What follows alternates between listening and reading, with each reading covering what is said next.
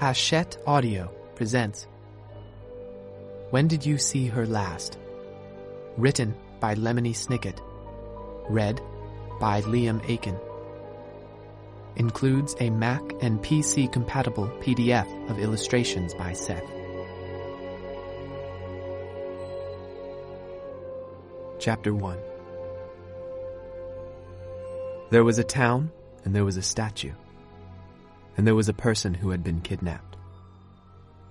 While I was in the town, I was hired to rescue this person, and I thought the statue was gone forever. I was almost 13, and I was wrong. I was wrong about all of it. I should have asked the question, how could someone who was missing be in two places at once? Instead, I asked the wrong question.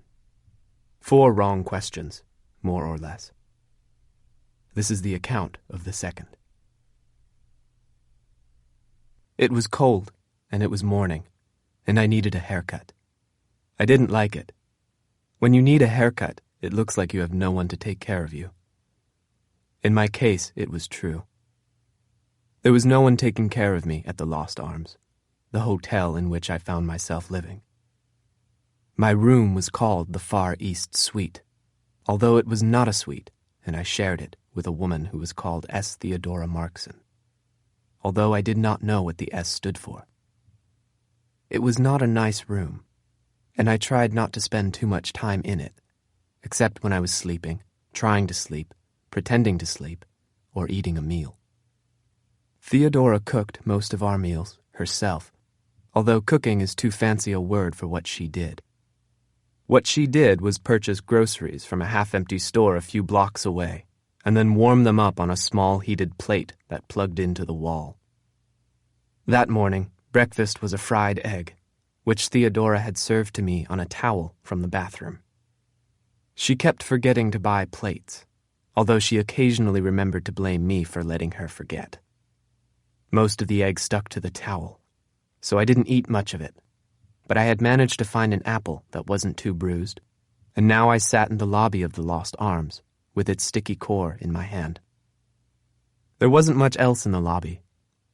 There was a man named Prosper Lost, who ran the place with a smile that made me step back as if it were something crawling out of a drawer.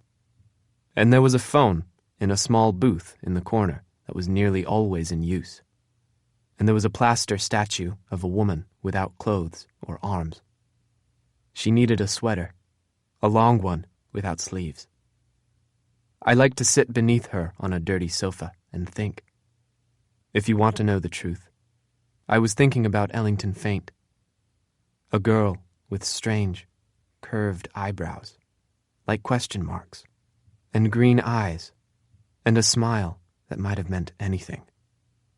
I had not seen that smile for some time. Ellington Faint had run off, clutching a statue in the shape of the abominating beast. The beast was a very terrible creature in very old myths, whom sailors and citizens were worried about encountering. All I was worried about was encountering Ellington. I did not know where she was or when I might see her again. The phone rang, right on schedule. "Hello?" I said. There was a careful pause before she said, "Good morning." "Good morning," she said. "I'm conducting a voluntary survey. A survey means you'll be answering questions, and voluntary means—" "I know what voluntary means," I interrupted, as planned. "It means I'll be volunteering." "Exactly, sir," she said. It was funny to hear my sister call me sir. "Is now a good time to answer some questions?" "Yes, I have a few minutes," I said. "The first question is, how many people are currently in your household?" I looked at Prosper Lost, who was across the room, standing at his desk and looking at his fingernails. Soon he would notice I was on the phone, and find some reason to stand where he might eavesdrop better. "I live alone," I said, "but only for the time being." "I know just what you mean." I knew from my sister's reply that she was also in a place without privacy. Lately, it had not been safe to talk on the phone, and not only because of eavesdroppers. There was a man named Hangfire, a villain, who had become the focus of my investigations. Hangfire had the unnerving ability to imitate anyone's voice, which meant you could not always be sure whom you were talking to on the telephone. You also couldn't be sure when Hangfire would turn up again, or what his scheme might be. It was entirely too many things to be unsure about. In fact, my sister continued, things in my own household have become so complicated that I am unsure I can get to the library anymore. I'm sorry to hear that, I said, which was code for being sorry to hear that. Recently, my sister and I had been communicating through the library system. Now she seemed to be telling me that it would no longer be possible. My second question is, do you prefer visiting a museum alone or with a companion? With a companion, I said quickly. Nobody should go to a museum alone. What if you could not find your usual companion, she asked, because he was very far away? I wasted a few seconds staring at the receiver in my hand, as if I could peer through the little holes and see all the way to the city, where my sister was, like me, working as an apprentice. Then you should find another companion, I said, rather than visiting a museum by yourself. What if there were no other suitable companions? She asked, and then her voice changed, as if someone had walked into the room. That's my third question, sir. Then you should not go to the museum at all, I said. But then I, too, was interrupted by the figure of S. Theodora Markson coming down the stairs. Her hair came first, a wild tangle, as if several heads of hair were having a wrestling match, and the rest of her followed, frowning and tall. There are many mysteries I have never solved, and the hair of my chaperone is perhaps my most curious unsolved case. But, sir, my sister was saying, but I had to interrupt her again. Give Jacques my regards, I said, which was a phrase which here meant two things. One was, I must get off the phone. The other thing the phrase meant was exactly what it said. There you are, Snicket, Theodora said to me. I've been looking for you everywhere. It's a missing persons case. It's not a missing persons case, I said, patiently. I told you I was going to be in the lobby. Be sensible, Theodora told me. You know I don't listen to you very well in the morning, and so you should make the proper adjustments. If you're going to be someplace in the morning, tell me in the afternoon. But where you are is neither here nor there. As of this morning, Snicket, we're skip tracers. Skip tracers? Skip tracer is a term which here means a person who finds missing persons and brings them back. Come on, Snicket, we're in a great hurry. Theodora had an impressive vocabulary, which can be charming if it is used at a convenient time. But if you are in a great hurry and someone uses something like skip tracer, which you are unlikely to understand, then an impressive vocabulary is quite irritating. Another way of saying this is that it is vexing. Another way of saying this is that it is annoying. Another way of saying this is that it is bothersome. Another way of saying this is that it is exasperating. Another way of saying this is that it is troublesome.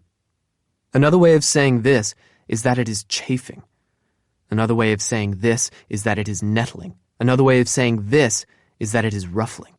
Another way of saying this is that it is infuriating, or enraging, or aggravating, or embittering, or envenoming, or that it gets one's goat, or raises one's dander, or makes one's blood boil, or gets one hot under the collar, or blue in the face, or mad as a wet hen, or on the war path, or in a huff, or up in arms, or in high dudgeon, and as you can see, it also wastes time when there isn't any time to waste. I followed Theodora out of the Lost Arms to where her dilapidated roadster was parked badly at the curb. She slid into the driver's seat and put on the leather helmet she always wore when driving, which was the primary suspect in the mystery of why her hair always looked so odd. We were in a town called Stained by the Sea, which was no longer by the sea and was hardly a town anymore. The streets were quiet, and many buildings were empty, but here and there I could see signs of life.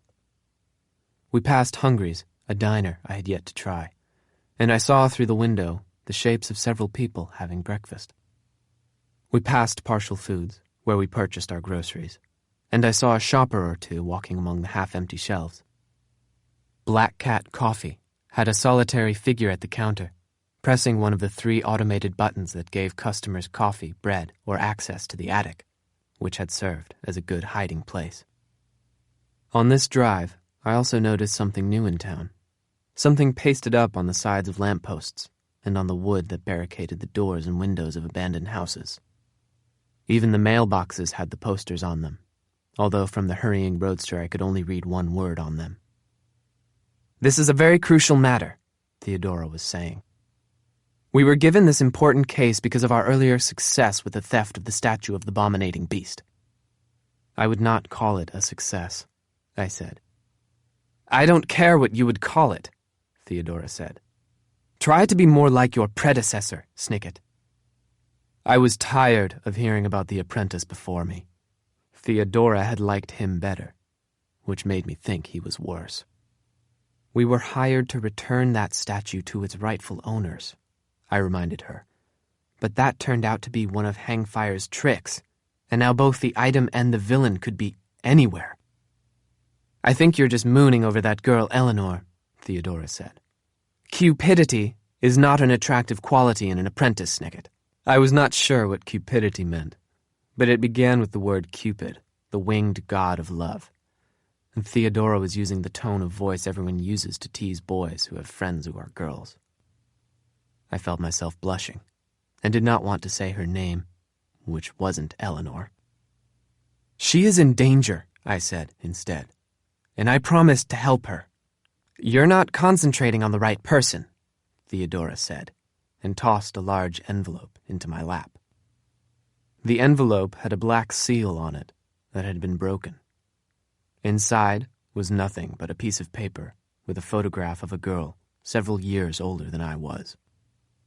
She had hair so blonde it looked white, and glasses that made her eyes look very small. The glasses were shiny, or maybe just reflecting the light of the camera's flash. Her clothes looked brand new, with brand new black and white stripes like a zebra that had been recently polished. She was standing in what I guessed to be her bedroom, which also looked brand new. I could see the edge of a shiny bed, and a shiny dresser stacked with trophies that looked as if they had been awarded yesterday. Most trophies I had seen had figures of athletes at the top of them. These had shapes that were bright and strange. They reminded me of illustrations in a science book, explaining the very small things that supposedly make up the world. The only things in the photograph that did not look brand new were the hat she was wearing, which was round and the color of a raspberry, and the frown on her face. She looked displeased at having her photograph taken, and also like she used her displeased expression quite frequently. Printed underneath the frowning girl was her name, Miss Cleo Knight, and at the top of the poster was printed another word in much bigger type. It was the same word I had read on the copies of the same flyer all over town. Missing. The word applied to the girl, but it could have applied to anything in town. Ellington Faint had vanished. Theodora's roadster sped down whole blocks that had been emptied of businesses and people. I realized we were heading toward the town's tallest building, a tower shaped like an enormous pen. Once, this town had been known for producing the world's darkest ink from frightened octopi shivering in deep wells that were once underwater. But the sea had been drained away, leaving behind an eerie, lawless expanse of seaweed that somehow still lived, even when the water had disappeared.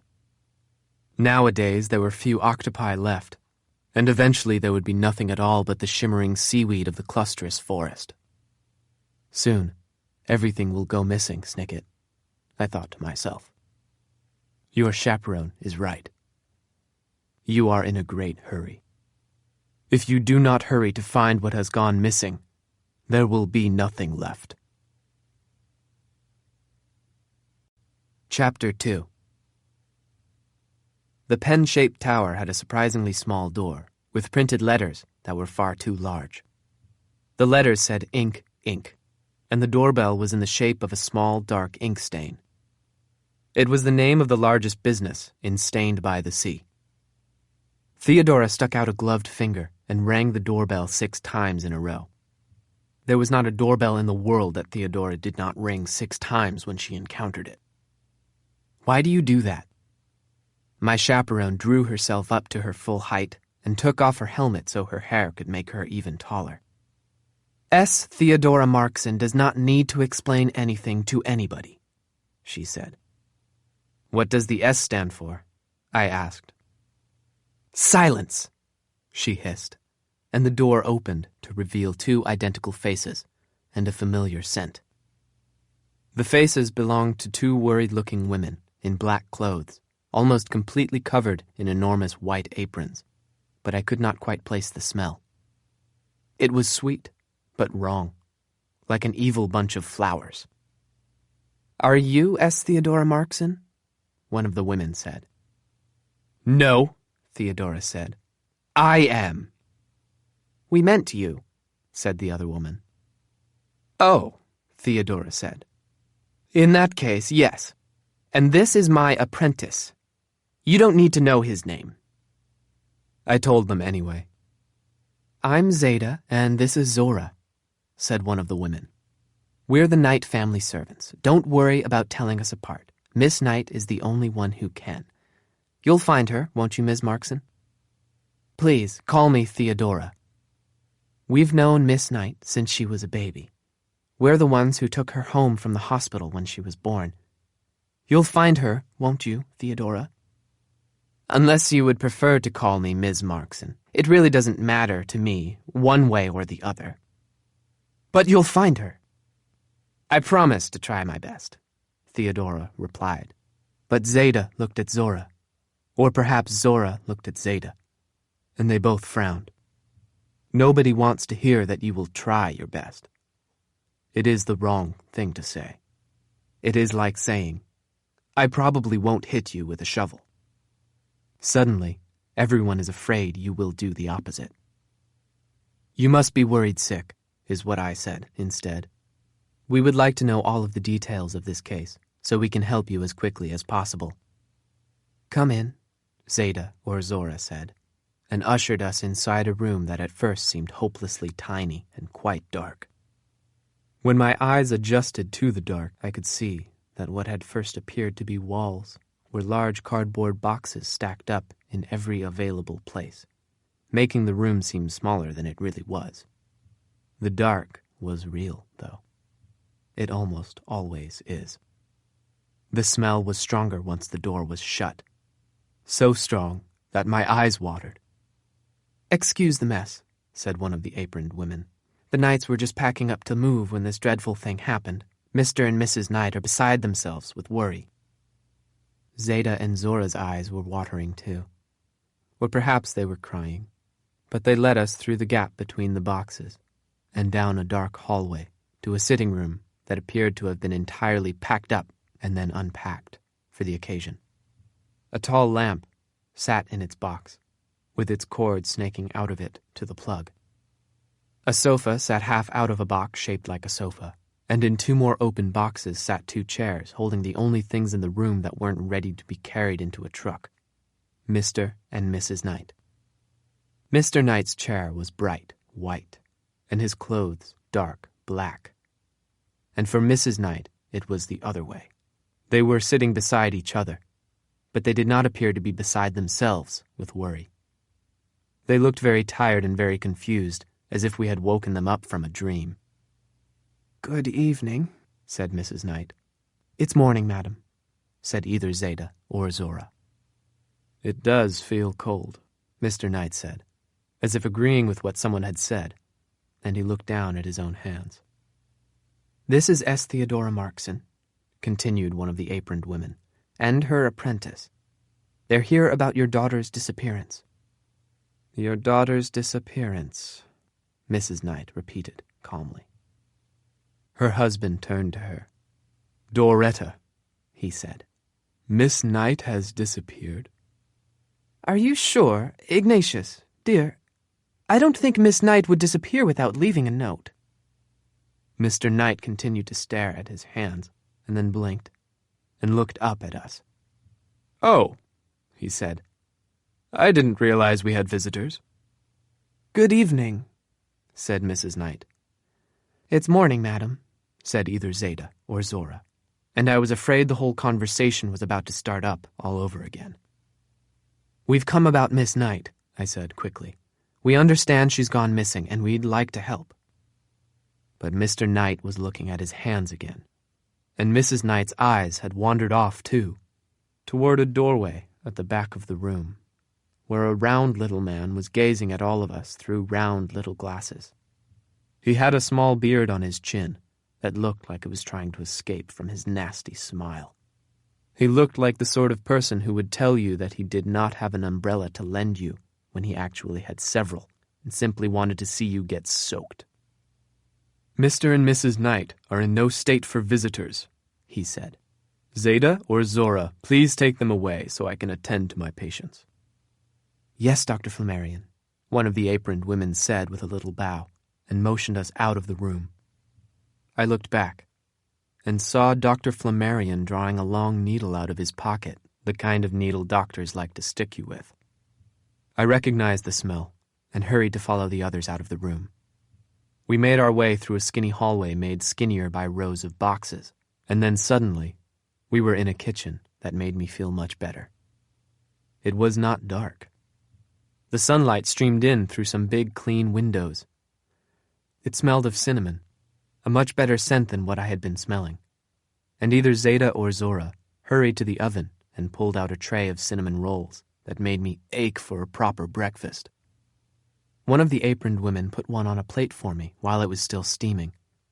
Anyone who gives you a cinnamon roll fresh from the oven is a friend for life. "What's wrong with the Knights?" I asked after I had thanked them. "Why are they acting so strangely?" "They must be in shock from their daughter's disappearance," Theodora said. "People sometimes act very strangely when something terrible has happened."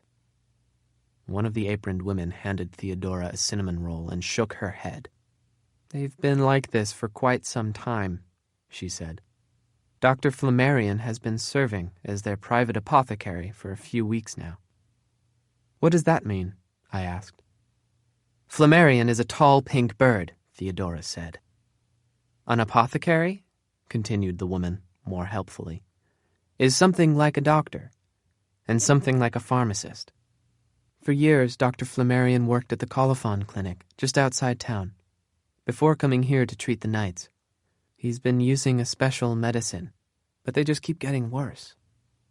"That must have been very upsetting for Miss Knight," I said. Zeta and Zora looked very sad. "It made Miss Knight very lonely," one of them said. "It is a lonely feeling when someone you care about becomes a stranger." "So Miss Knight has no one caring for her," Theodora said, thoughtfully. The cinnamon rolls were the sort that is all curled up like a snail in its shell, and my chaperone had unraveled the roll before starting to eat it, so both of her hands were covered in icing and cinnamon. It was the wrong way to do it. She was also wrong about no one caring for Miss Knight. Zeta and Zora were the ones who were beside themselves with worry. I leaned forward and looked first at Zeta and then at Zora, or perhaps the other way around. And then, while my chaperone licked her fingers, I asked the question that is the title of this audiobook. It was the wrong question, both when I asked it and later, when I asked the question to a man wrapped in bandages. The right question in this case was, why was she wearing an article of clothing she did not own? But this is not an account of times when I asked the right questions, much as I wish it were. "Miss Knight was with us yesterday morning," one of the women said, using her apron to dab at her eyes. "She was sitting right where you are sitting now, having her usual breakfast of Schoenberg cereal. Then she spent some time in her room, before going out to meet a friend." "Who was this friend?" I asked. "She didn't say. She just drove off, and she hasn't come back." She's old enough to drive? Yes. She got her license a few months ago, and her parents bought her a shiny new Dilemma. That's a nice automobile, I said. The Dilemma was one of the fanciest automobiles manufactured. It was claimed that you could drive a Dilemma through the wall of a building and emerge without a dent or a scratch, although the building might collapse. Mr. and Mrs. Knight give their daughter whatever she wants, the aproned woman said. New clothes, a new car, and all sorts of equipment for her experiments. Experiments? Miss Knight is a brilliant chemist, Zeta or Zora said proudly. She often stays up all night working on experiments in her bedroom. I imagine she learned that from watching you cook, I said. This cinnamon roll is the best I have ever tasted. Complimenting someone in an exaggerated way is known as flattery, and flattery will generally get you anything you want. But Zeta and Zora were too worried to offer me a second pastry. She probably inherited her abilities from her grandmother, the woman said. Ingrid Nummit Knight founded Ink Inc. when she was a young scientist, after years of experimenting with many different inks from many different creatures. Before long, Ink Inc. made the Knights the wealthiest family in town. But those days are over. Ink Inc. is almost finished, and so is the town. That's why we're leaving Stained by the Sea. When are you leaving? I asked. Whenever the Knights give the word. Even if Miss Knight doesn't come back? What can we do? Asked the other woman, sadly. We're only the servants. Then make me some tea, said an eager voice from the doorway. The bright kitchen seemed to grow darker, as Flammarion strolled into the room, took a cinnamon roll without asking, and sat down loudly. We were talking about Miss Knight, one woman said quietly. Very worrisome, the apothecary agreed, with his mouth full. But at least her parents are resting comfortably. They were shocked to hear of the disappearance. I gave them an extra injection of medicine so that they might pass the afternoon in a comfortable state of unhurried delirium. What medicine is it, Doctor? I asked. Dr. Flammarion frowned at me. You're a curious young man, he said. I'm sorry, Dr. Flammarion, Theodora said. She had finished her cinnamon roll and was wiping her fingers on the photograph of the missing girl. My apprentice has forgotten his manners. It's quite all right, Dr. Flammarion said. Curiosity tends to get little boys into trouble, but he'll learn that soon enough for himself. He offered me his nasty smile like a bad gift, and then said quickly, The medicine I gave them is called Bika-Baka-Buka. I've never been to medical school, and I'm never quite sure how to spell the word aspirin, but I knew that Bika-Baka-Buka is not a medicine of any kind. It didn't matter. Even without his revealing himself to be a liar, I knew there was something suspicious about Dr. Flammarion.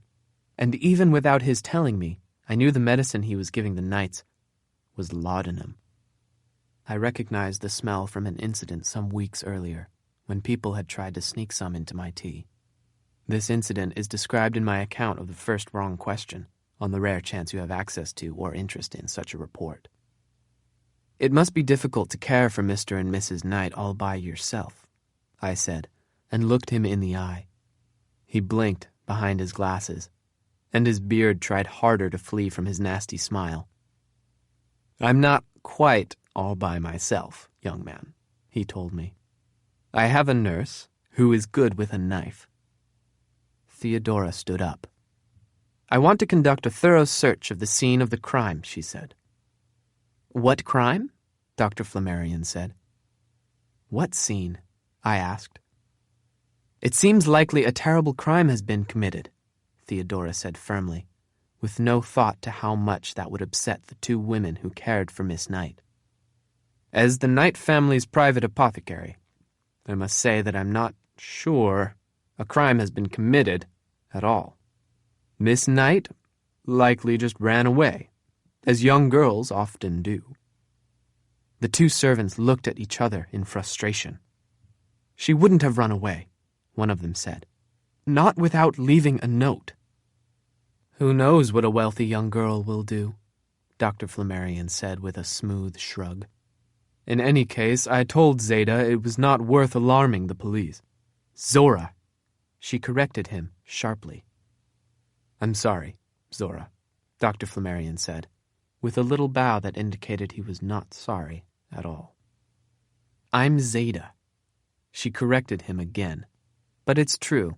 Dr. Flammarion stopped Zora from calling the police and suggested we call you instead. The good doctor made a good choice, Theodora said, in a tone of voice she probably thought was reassuring, and then stood up and made a dramatic gesture. Nevertheless, I would like to search the place Miss Knight was last seen. Take me to her bedroom. There was no arguing with S. Theodora Markson when she began to gesture dramatically. So I followed my chaperone as she followed Zeta and Zora through the packed-up house, with Dr. Flammarion close behind me, his breath as unpleasant as the rest of him. Soon we were in a room I recognized from the photograph, which Theodora put down on a brand-new desk in order to rifle through the clothing in the closet. There was no sense in it. This was not the place Miss Knight was last seen. It was simply the place Zeta and Zora had seen her last. The girl had driven off in a fancy automobile. It was likely someone else had seen her afterward. This room isn't packed up, I said. Miss Knight wants to do it herself, one of the women said. But she hasn't packed up anything but a few items of clothing. That made me ask a question that was closer to the right question than I knew. What was she wearing when she left? Zeta, or Zora, pointed to the photograph. See for yourself, she said. We took that photograph yesterday morning at her request. It was a lucky thing. Now that photograph is all over town. I looked at the picture again. Nothing seemed familiar, but the pink hat looked out of place. That's an unusual cap, I said. Do you know where she got it? Snicket! Theodora said sternly. A young man should not take an interest in fashion. We have a crime to solve. Dr. Flammarion smiled at me again, and I looked down at the desk rather than look at either my chaperone or the suspicious doctor. In the middle of the tidy desk was a plain white sheet of paper with nothing on it. No, Snicket, I thought. That's not right. Here and there were tiny indentations, as if something had scratched at it. I leaned down to the desk and inhaled, and for the second time since I entered the tall pen-shaped tower, I smelled a familiar scent. Or really, two familiar scents, mixed together. The first was the scent of the sea, a strong and briny smell that still came from the seaweed of the clustrous forest when the wind was blowing in the direction of Stained by the Sea. The second scent took me a moment to identify. It smelled in a certain way that was on the tip of my tongue until I breathed it in one more time. Lemony, I said, but I was not saying my name out loud. I took the piece of paper over to the bedstand, turned on the reading light, and waited a minute or two for the light bulb to get good and hot. While I waited, I looked around the room, and it occurred to me that Zeta and Zora were wrong. The night girl had started packing. She often stayed up all night in her bedroom working on scientific experiments, but there was not one piece of scientific equipment to be seen. At last, the bulb was warm enough. There are 3 things to know about invisible ink.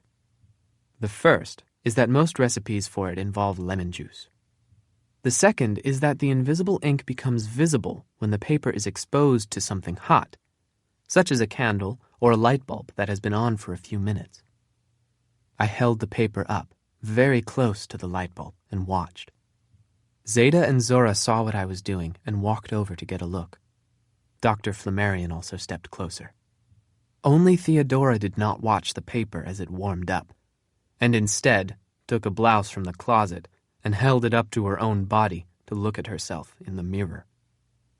No matter how many slow and complicated mysteries I encounter in my life, I still hope that one day a slow and complicated mystery, will be solved quickly and simply. An associate of mine calls this feeling the triumph of hope over experience, which simply means it's never going to happen. And that is what happened then.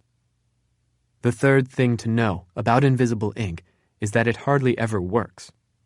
After several minutes of exposing the paper to heat, I looked at it and read what it had to say. In other words, nothing. But the curious thing was that the nothingness was finally a clue I could use. Chapter 3. "This is a fortunate day," Theodora said to me. With one gloved hand, she was steering the green roadster back toward the Lost Arms, and with her other glove, she was tapping me firmly on the knee. Nobody likes to be tapped on the knee. Practically nobody likes to be tapped anywhere. She kept doing it.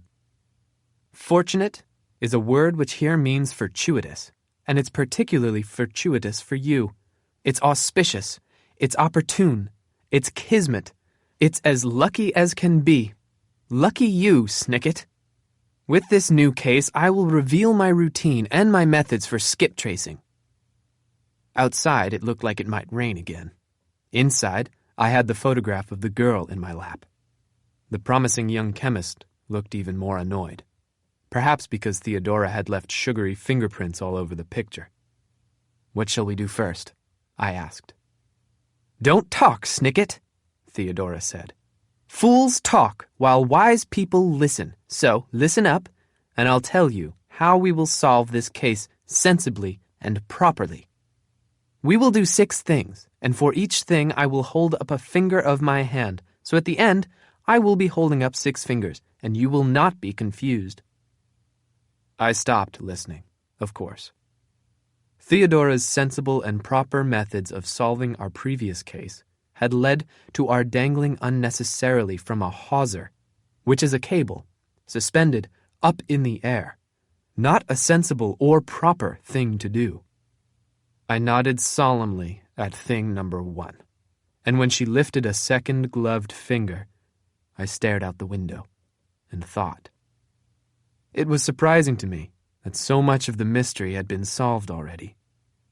Dr. Flammarion was giving Ignatius and Doretta Knight heavy doses of laudanum with his hypodermic needle, leaving them mumbling and half-conscious.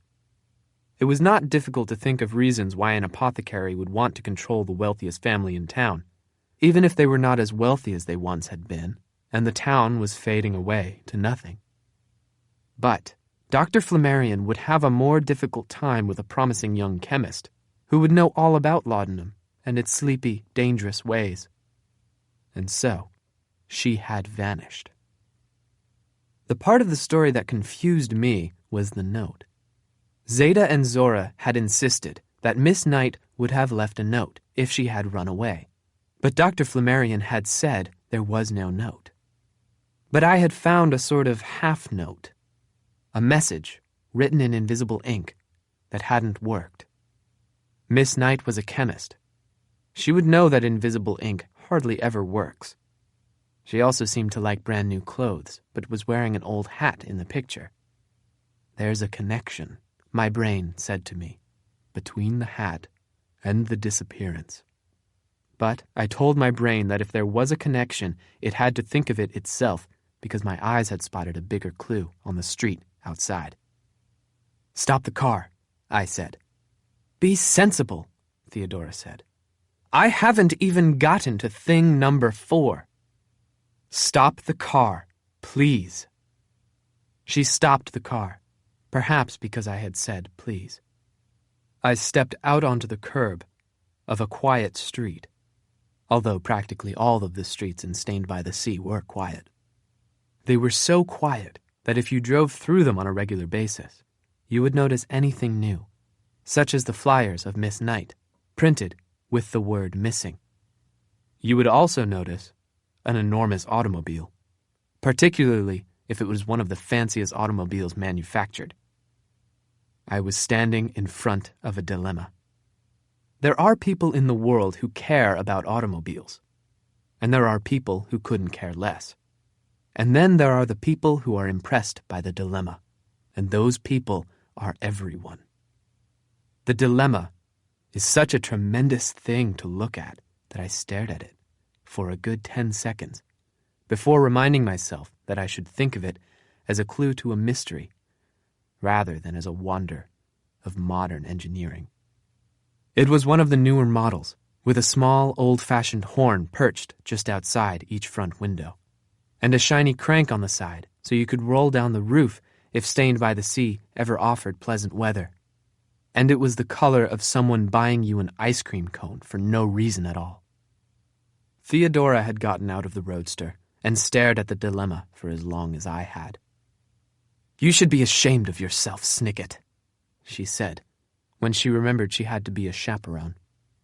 "You're supposed to be looking for Miss Knight, not getting distracted by automobiles, no matter how beautiful they are and how interesting to behold, and no matter how long you want to stand here staring at it because it's very beautiful and interesting to behold, and so you find yourself staring at it for quite some time because it is so beautiful and interesting. This car probably belongs to Miss Knight," I said, before she could continue. "Not many people can afford a new dilemma." "Then she must be nearby," Theodora said, turning quickly all the way around to look in every direction down the empty street. "I read once," I said, "about a person who parked their car and then went someplace else." "Don't be impertinent," Theodora frowned. "Where could she have gone?" I looked down the block.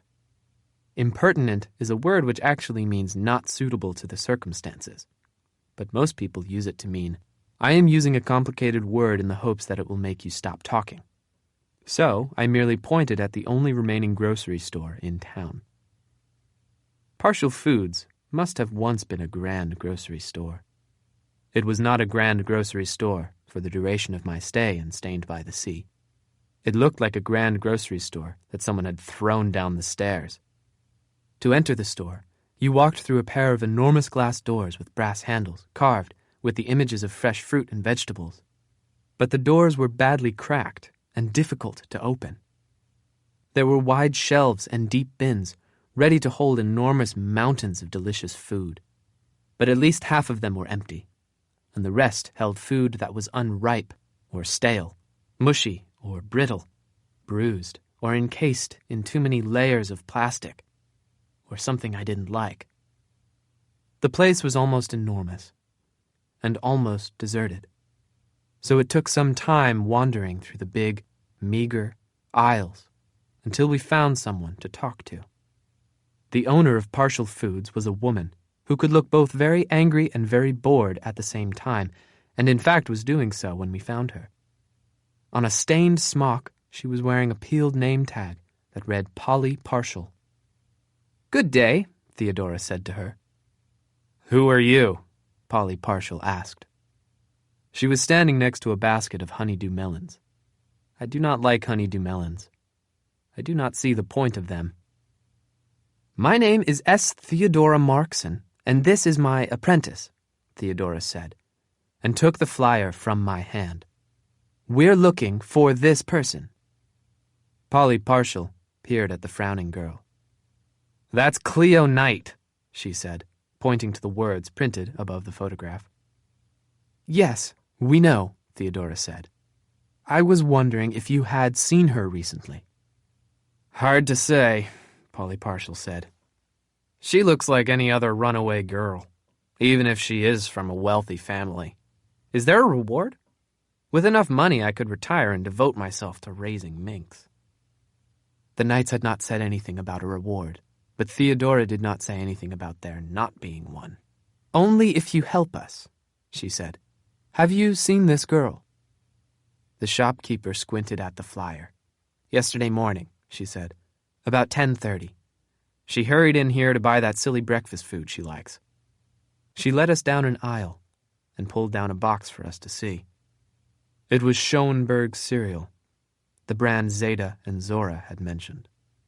12 wholesome grains combined in a strict sequence, the label read. I could not imagine who would eat such a thing. in a kitchen where fresh-baked cinnamon rolls could be had.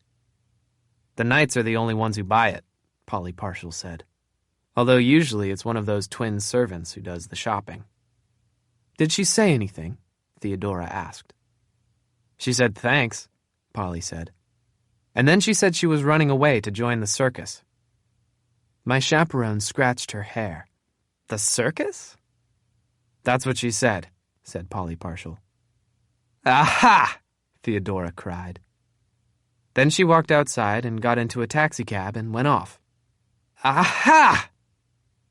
I didn't see anything to aha about, but I've never been an aha sort of person.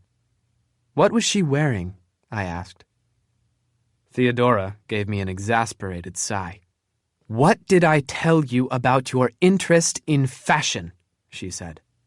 A young man who asks too much about clothing will find himself the subject of unflattering rumors.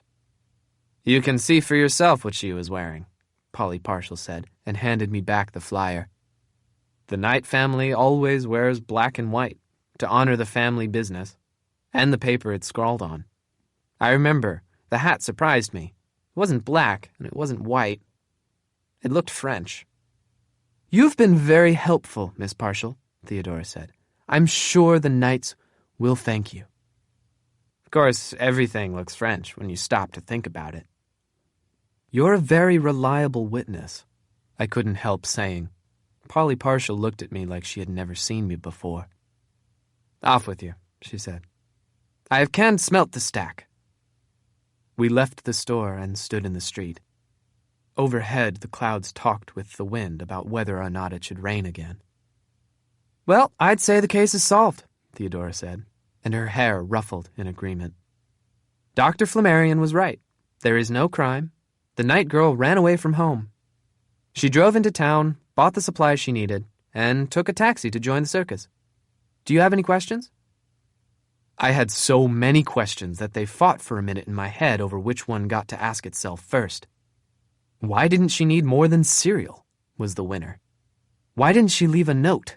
Was in second place, followed by, why wouldn't she run away in her car? Theodora waved her gloved hand at me like I was a bad smell. Be sensible, she said. There is no indication of a crime. I'm going to write the report myself, so I get full credit for solving the case. We should investigate further, I said. That's what you said last time, Theodora reminded me, putting on her helmet and opening the door of the roadster.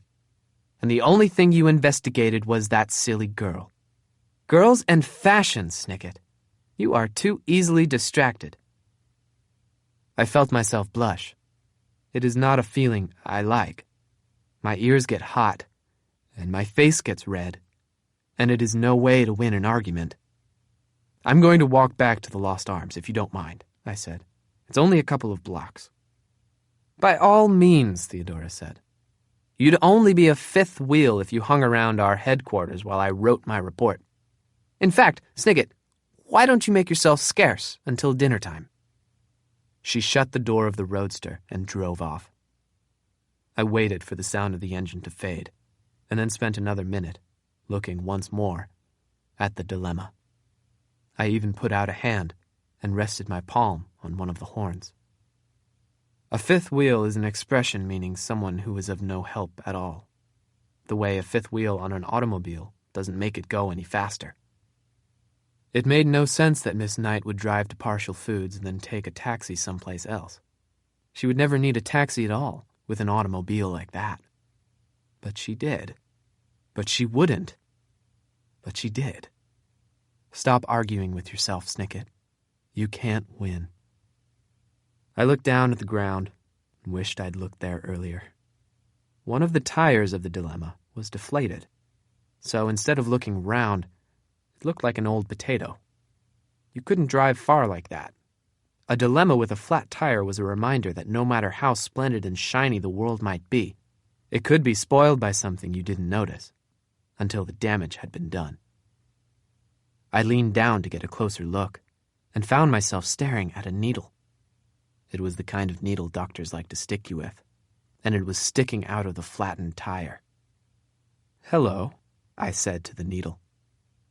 The needle didn't say anything, and neither did anybody else. I slipped the needle out of the tire. It didn't smell like anything, but you wouldn't have to inject a tire with laudanum. Flattening it would be enough.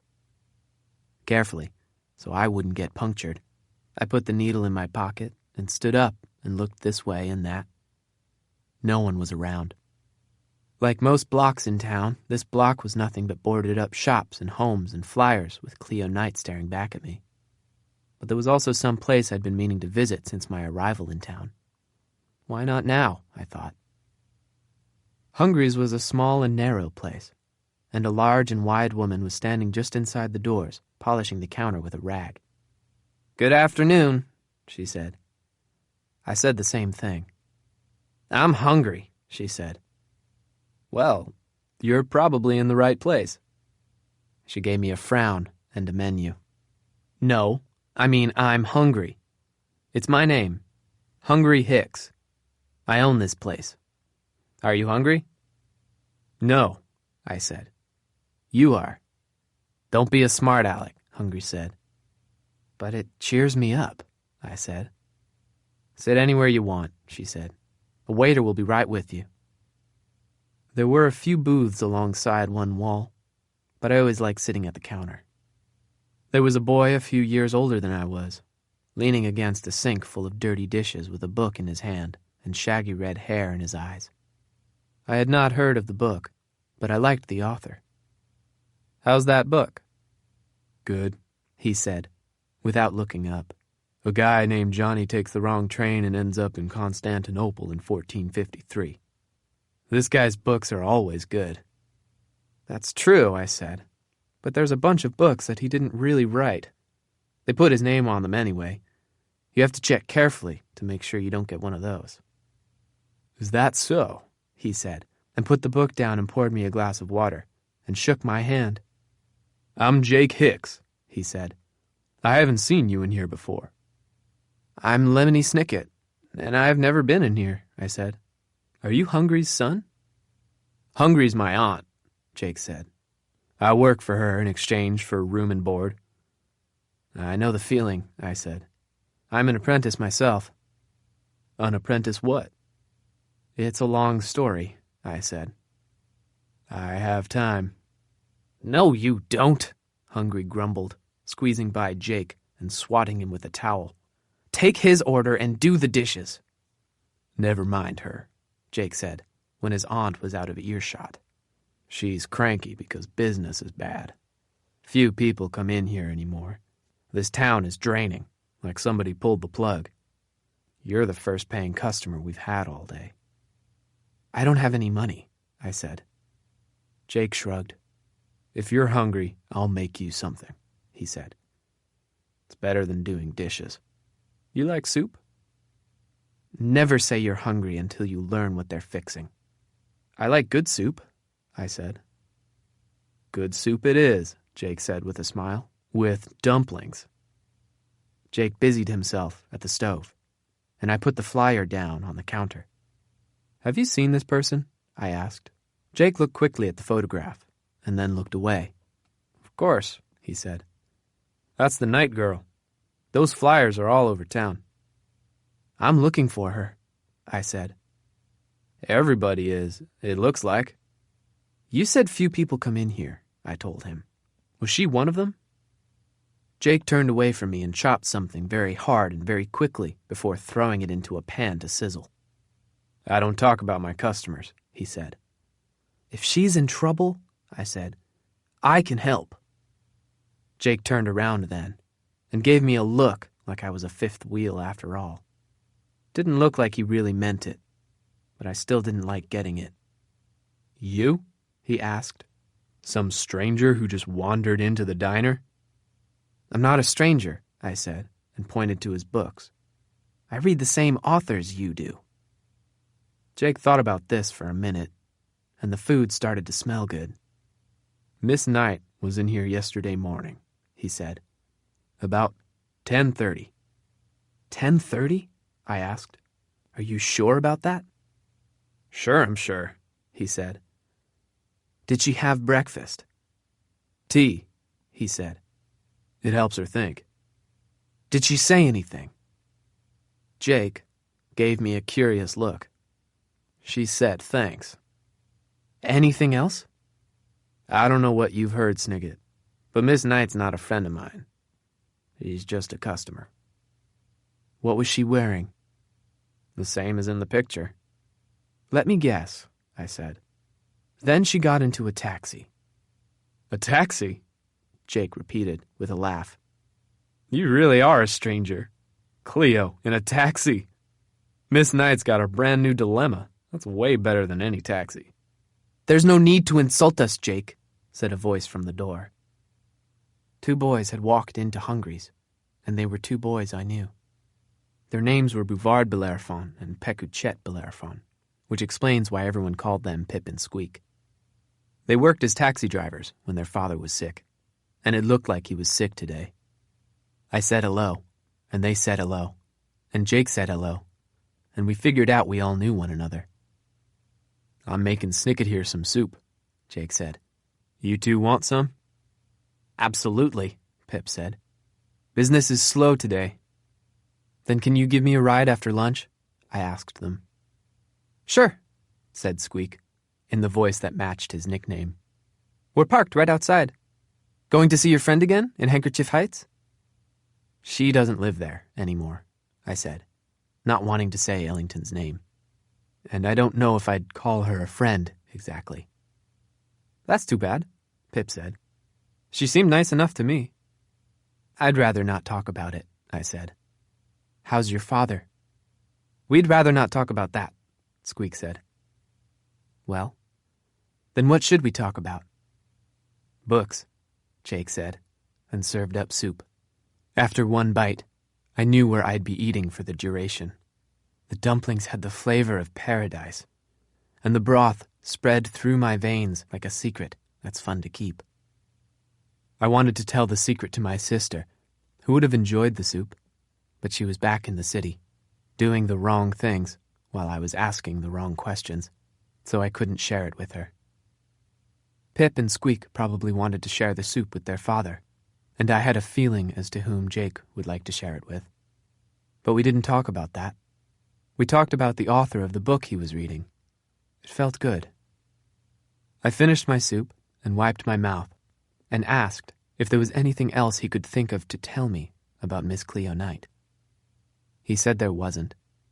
He wasn't telling me the truth, but I couldn't get sore about it. I wasn't telling everyone my business either. I stood up, and Pip and Squeak stood up, and we walked out of Hungry's to the cab.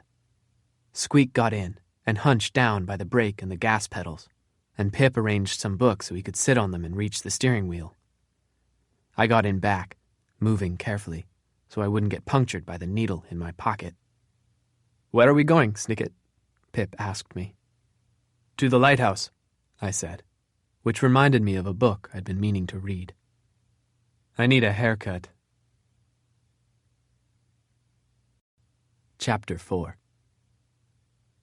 The lighthouse at the edge of Stained by the Sea probably seemed like a fifth wheel to most people who saw it. Once, it had towered over a cliff, overlooking the churning waters of the sea. But since the sea had been drained away, there were only a few remaining inkwells and the great spooky expanse of the clustrous forest under the lighthouse's watch. No ships could sail there, so there was no need for them to be guided by a beam of light. Furthermore, the lighthouse had once been the headquarters for Stained by the Sea's only newspaper, the Stained Lighthouse. But nowadays there was not enough ink for the news, and hardly any people to read it. But the lighthouse was not a fifth wheel, as there was someone who lived there who was still a fine journalist, even though the Stained Lighthouse had shut down. Her name was Moxie Malahan, and she was a friend of mine, although she didn't look very friendly as she opened the door. "What's the news, Moxie?" I said. She frowned at me in her usual brimmed hat, which today at least also seemed to be frowning. "Lemony Snicket," she said. It's rarely good when someone says your full name, except perhaps when it's at the end of, "I have a package for." I know I haven't been around lately, Moxie, I said. I was bored, Moxie said. You know there aren't many people our age left in this town. Don't get sore, I said. I've found us something I'm sure you'll find interesting. If it's something to do with that girl who took that statue, Moxie said, I'm not interested at all. Moxie had helped me out on my previous case and had seen Ellington Faint disappear with the abominating beast.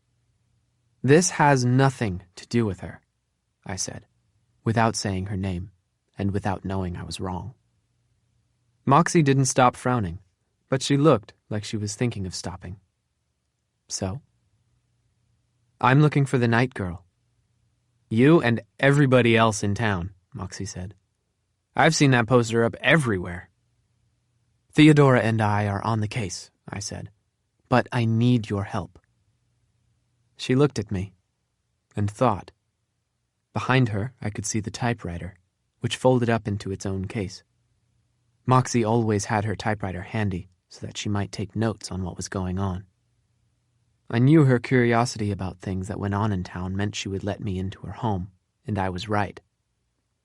Before I stepped inside, I called to the Bellerophon brothers and asked them if they'd mind waiting. They didn't, as long as I'd give them another tip if they gave me another ride. I said sure. The tip I'd given them for the ride to the Lighthouse was the tip about the author's books that aren't really written by the author. It was an old tip, as I had already given it to Jake Hicks. But it was the only tip I had handy. I followed Moxie into her kitchen.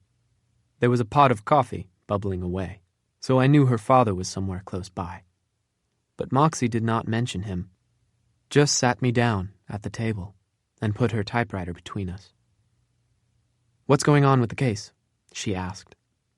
Where is Cleo Knight? When did she go missing? Who have you talked to? How about some tea? No, thank you, I said, answering only the last question. But I was hoping you could cut my hair. I haven't seen a barber shop in town. The last one closed, she said. But I'm not cutting your hair, Snicket, until you tell me what's going on. I'll tell you, I said, while you cut my hair. A haircut can help solve this case. Get a bowl, will you? She gave me a skeptical look. Being skeptical is a good thing for a journalist, because it means you don't completely trust anyone. I tried to give her an, it's good to be skeptical, but please don't be skeptical right now, look back. I don't know if my look was understood, but she fetched a pair of scissors and a small bowl, which she placed upside down on my head. It is my great hope that this portion of the story, should it ever be published, is not illustrated, as a person looks a fool with a bowl over his head. Moxie clicked the blades of the scissors together and started cutting, and I started my story. Cleo Knight woke up yesterday morning and had her usual breakfast of Schoenberg cereal, I said. She was wearing brand new clothes that were black and white, and an old hat that was somewhat pink. She ran away to join the circus and didn't leave a note. But that couldn't have happened because she's a brilliant chemist, not a circus performer, and the people who know her best say she definitely would have left a note. She was seen at Partial Foods by Polly Partial at 10:30 buying Schoenberg cereal and leaving in a taxicab. But that couldn't have happened because she'd driven there in her brand new Dilemma. That's a nice car, Moxie said. Mind the ears, I said.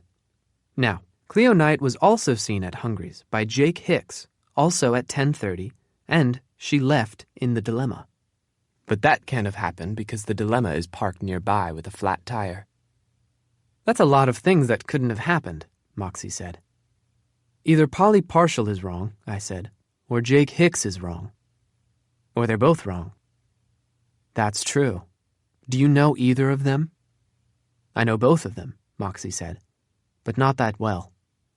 It's the Knights I'm thinking about, though. They must be worried sick. The housekeepers are worried sick, I said. Mr. and Mrs. Knight are in a state of unhurried delirium. I don't know what that means, Moxie said, moving around to the back of my head. It means their personal apothecary is giving them regular injections of laudanum, I said. It's a drug that makes you sleepy and strange. What do you know about the Knight family?" Moxie walked around to face me and frowned.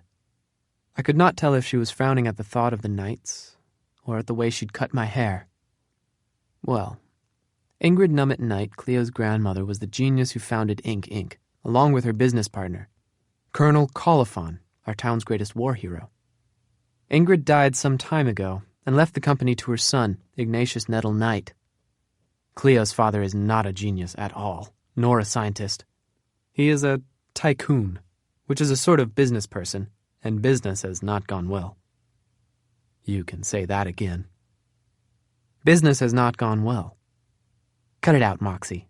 What happened to the business partner? Colonel Coliphon has suffered terrible injuries. War is terrible, I said. Yes, it is, Moxie said. But Colonel Coliphon was not injured in the war. He was injured at the unveiling of the statue in his honor. It was a huge statue, right in front of the library, depicting him untangling a child's kite from a tree, while a battle raged all around him. But there was an explosion at the unveiling, and the colonel suffered terrible burns. There was a special clinic built, way out on the outskirts of town, to help him with his injuries. The colonel was wrapped up in so many bandages he looked like a mummy. He's lived at the clinic ever since. I'm too young to remember, but I'm sure there was a picture in the paper. I can find it for you if you like. No, thank you, I said. I know what a mummy looks like. But back to the Knight family, please. How did Cleo's father ruin the business? It was his idea to drain the sea, so that Ink Inc. might harvest the last of the octopi whales. It turned out to be a very expensive plan. Expensive or not, if he hadn't done that, there'd be no ink in this town at all. That's what's going to happen anyway, Moxie said sadly, and put down her scissors. The last of the octopi live down in those wells. One day those enormous needles will find that they've poked the very last one, and then nothing will be left. I don't like to think about it. I don't like needles either, I said, and took one out of my pocket. What's that? Moxie asked. A different sort of needle, I said. The kind a doctor might use. You shouldn't carry a hypodermic needle around in your pocket, Snicket. That's true, I said. It could puncture me. This needle's big enough to puncture a tire. Such as the tire of the dilemma, Moxie said. Is that where you found it? You're a very good journalist, Moxie. Yes, Moxie said, but I'm not a very good barber. She took the bowl off my head and held up a frying pan, shiny enough so that I might look at my reflection. It was nothing I would want to see illustrated, but it was not so very ghastly. You look like Stu Mitchum, she said. Thank you. That's not what I meant. What I mean is, how are you going to use that haircut to stop that doctor? Stop Dr. Flammarion? Don't you suspect him? Well, he's suspicious, I said. But why would he kidnap Cleo? To get ransom money from the Knights. They're in such a state of unhurried delirium that he could steal whatever he wanted without going to the trouble of kidnapping. Besides, most of the ink money is gone. Moxie sighed and gave me a careful look. Is this Hangfire's work? Well, I said, it's wickedness. But exactly what kind of wickedness is what I'm going to find out. You and Theodora? She asked me. Theodora believes the circus story. What do you believe? I believe I need to go back into town, I said. I believe I need to go with you. Moxie, don't argue with me, Snicket. I want to find out what's going on. Now, sweep up your hair while I take some notes. I found a broom, and Moxie turned to her typewriter. I swept, and she typed furiously. Some people are so sentimental that they keep locks of hair from people they love, but nobody wanted what I was sweeping. I thought of Ellington Faint's missing father, and wondered if he'd left anything behind that she kept, for sentimental reasons. Moxie typed even faster, as if she knew what I was thinking about and it annoyed her. I dumped my hair into the trash, and she closed her typewriter. "Let's go," Moxie said. "Don't you have to tell your father you're going out?" "I'm going out," she called to her father. And we walked out of the lighthouse and up to the waiting taxi. "Back into town, Snicket?" Pip asked, as his brother crawled down to the pedals. "Partial foods, please," I said. "And if you like stories about strange happenings, allow me to recommend a book about a girl named Amanda, who is either a witch or a stepsister, or both." Pip started up the motor and handed me a scrap of paper. "Sounds good," he said. "Write down the title for me, will you?" "He will, if you answer a question," Moxie piped up. "Pip, did you and your brother take Cleo Knight anywhere yesterday morning, say, about 10:30? It is difficult to actually kick yourself in the back of an automobile, so I just imagined doing it for failing to ask this question myself. "Cleo Knight's never been in our cab," Squeak said from the floor. "And I can't say I blame her, with a dilemma like that." Then Polly Partial was lying, Moxie murmured to me, and Jake Hicks was telling the truth. I put a picture of Polly Partial in my head, and then one of Jake Hicks right next to it. The grocer was an unpleasant person, but she didn't seem like a liar. Jake Hicks, on the other hand, seemed like a decent fellow who read good books and cooked good soup. But even though I didn't know what the truth was, I knew he hadn't told me it when I asked about Cleo Knight. "It's good to know who are the bad guys and who are the good guys," Moxie continued, but I shook my head. "It is often said that people do things because they are good or evil, but in my experience, that is not the case. Ellington Faint, for example, had lied to me and stolen, but not because she was an evil person. She was a good person, forced to do bad things in order to free her father from Hangfire's clutches. My sister, for another example, was certainly a good person, but she was soon to commit a crime with one of the items in the museum. As far as I could tell, people didn't do things because they were good or evil. They did things because they could not think of what else to do. And the only thing I could think of was finding out what was going on in this town. "Here we are," Pip said, tapping his brother to put on the brakes. "Partial foods. Want me to wait again, Snicket?" "No, thanks," I said, and handed him the scrap of paper. "Can you read that long word? It's headless." Pip nodded at me, but he was looking somewhere far past the windshield. Moxie and I got out of the car, and the Bellerophon brothers drove off down the empty street. "Stay close," I told the journalist, "but you don't want to be seen with me right now." Moxie opened up her typewriter. "Why not?" "Because I'm about to be arrested," I said, and strode into the supermarket. It looked tired, as usual, with a few customers here and there among the aisles of exhausted food. I paced through the place for a few minutes, and Moxie paced along with me, although always in a different aisle and always with a look on her face like she was searching for a particular item. She was good at it. I found Polly Partial soon enough, wheeling a large stack of canned soup toward a remote corner of the place. "Hello," I said. "Nice to see you again." Polly frowned. "I don't remember you."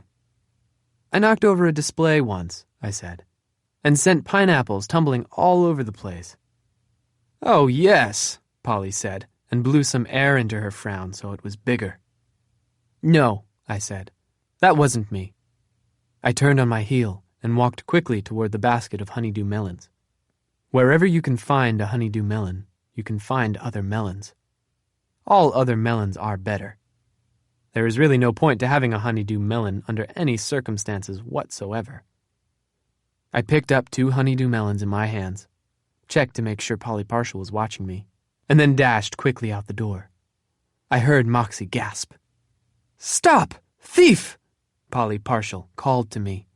"Stop or I'll call the police!" Of course I didn't stop. The police were who I wanted called. Chapter 5. I heard the police siren sooner than I would have thought. I'd had just enough time to kneel down next to the curb and quickly hide the honeydew melons under the dilemma.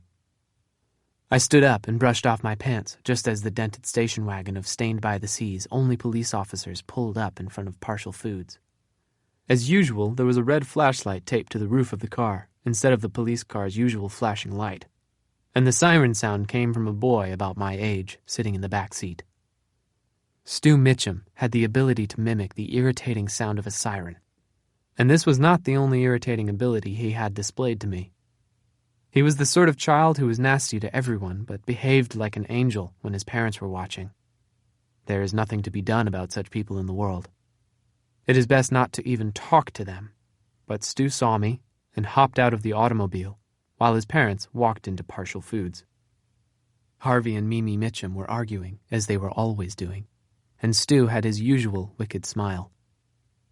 "I thought you'd left town, Lemon Drop," he said to me. "Stained by the Sea doesn't have room for idiots." "Really?" I said. "I heard they could get jobs as police sirens." "I'm glad you think police work is so funny," Stu said. "My parents got report of a young thief at Partial Foods. You wouldn't know anything about that, would you?" "I'm just here to admire this dilemma," I said. "And of course to chat with a charming person such as yourself." "Call me charming again and I'll slug you," Stu growled. But then he had to give me a wide, friendly smile because the officers Mitchum were coming back out of the supermarket. "Mommy, Daddy," Stu said, and ran to the officers. "I missed you so much." "What a sweetheart," said Mimi Mitchum, as her son gave her a large, false hug. "We missed you too, Stewie. But we have a crime to solve." "An important crime," corrected her husband. "All crime is important, Harvey.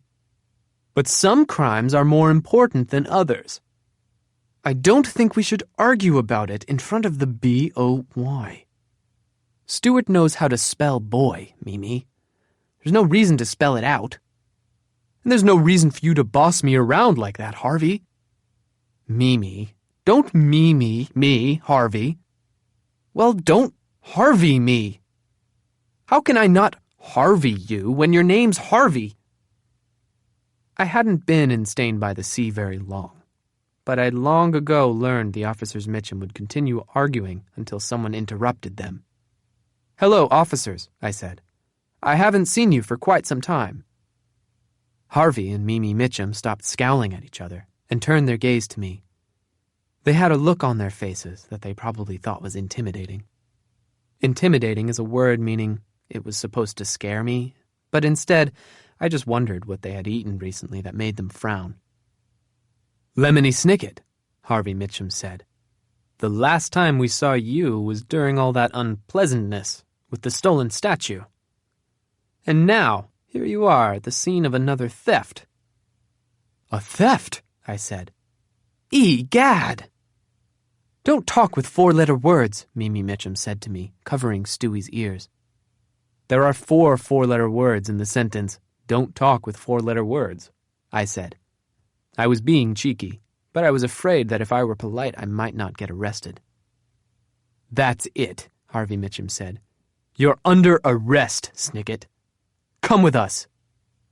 He grabbed my arm, and then Mimi Mitchum said that she ought to be the one taking my arm, because he had taken the arms of the last 3 people they had arrested.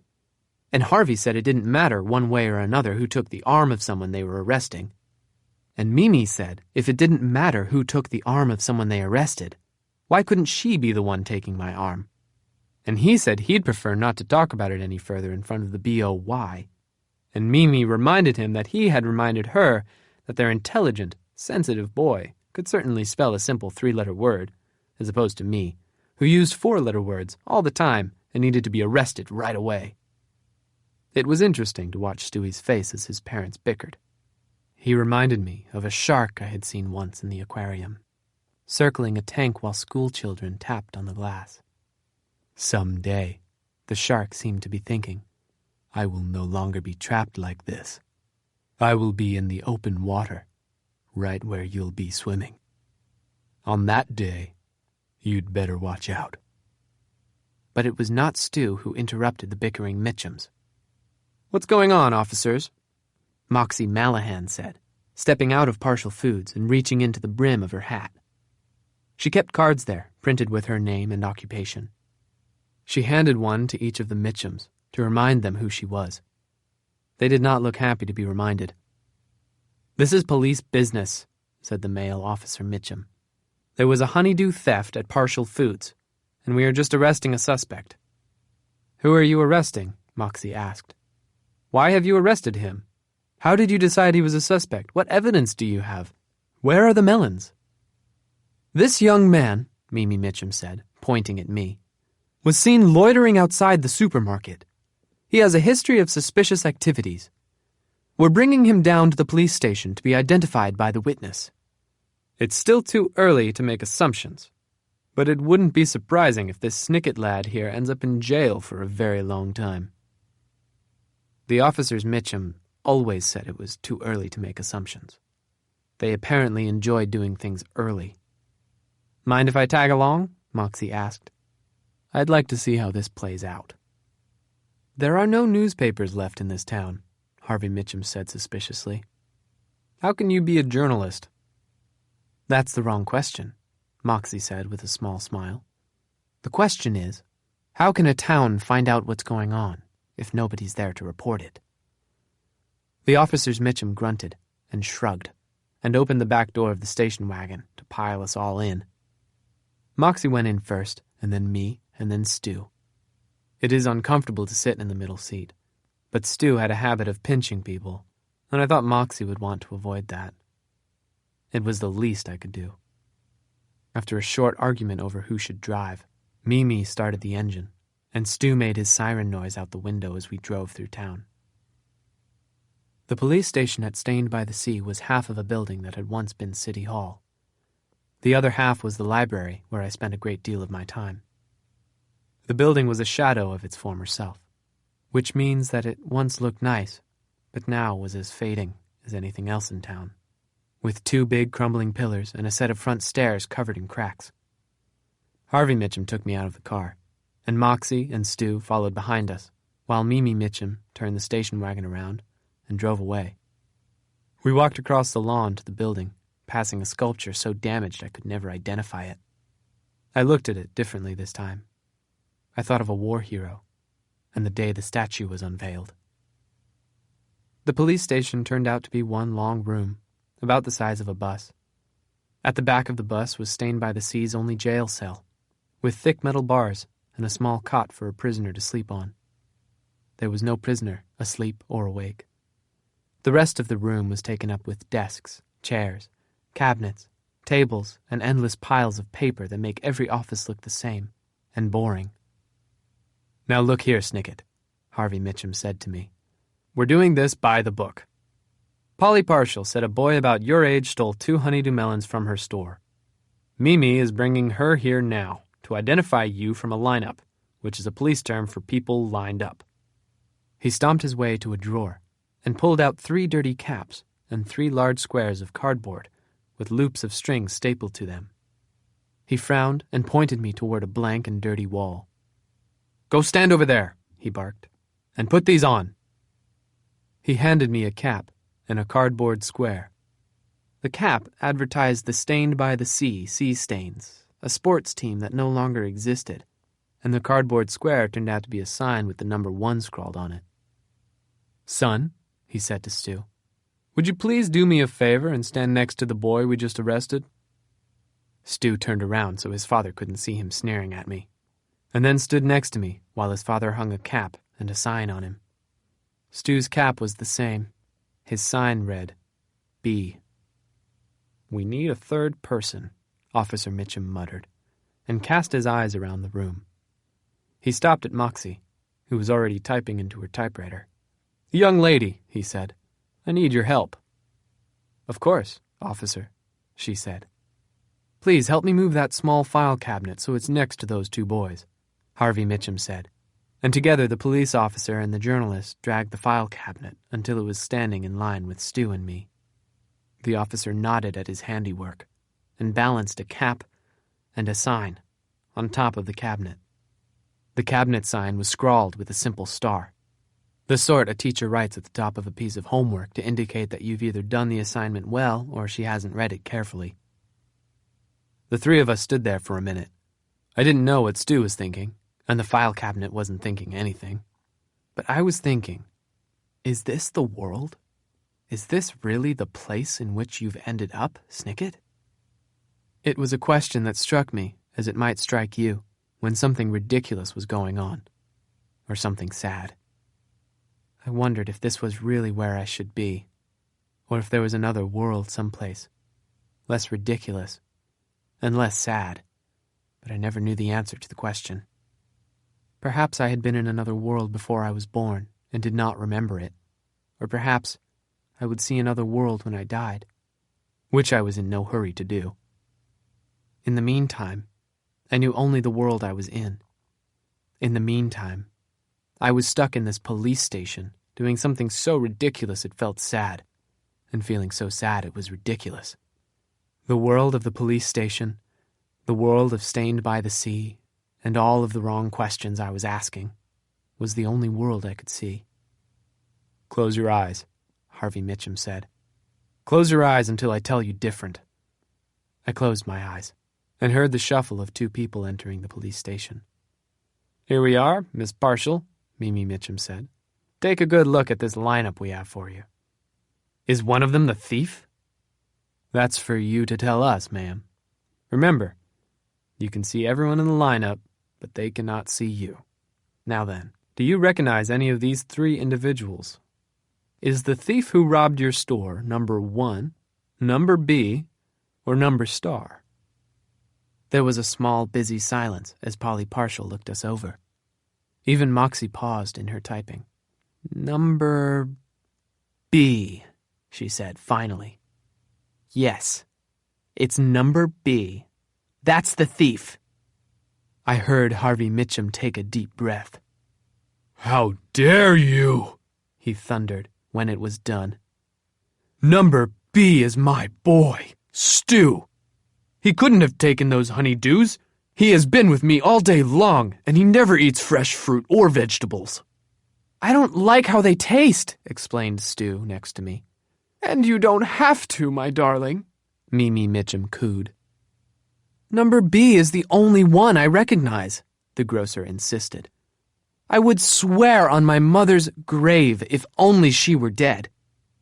"We're very grateful for your help, Miss Partial," Harvey Mitchum said, in an ungrateful voice. "My wife will drive you back to your store." "Why should I have to drive her?" asked the female officer Mitchum. "Why don't you drive for a change?" "Because you have the keys to the car, Mimi. So now I have to drive and hold the keys to the car? Why don't you just put your feet up on the desk as usual if I'm doing all the work of the Stained by the Sea police force?" "I don't put my feet up on the desk." "Of course you do. You take them down when I walk into the station, but you can't fool me, Harvey. I have eyes like an ostrich." "Ostriches don't have particularly good eyes. I think you mean an eagle." "Don't tell me what I mean."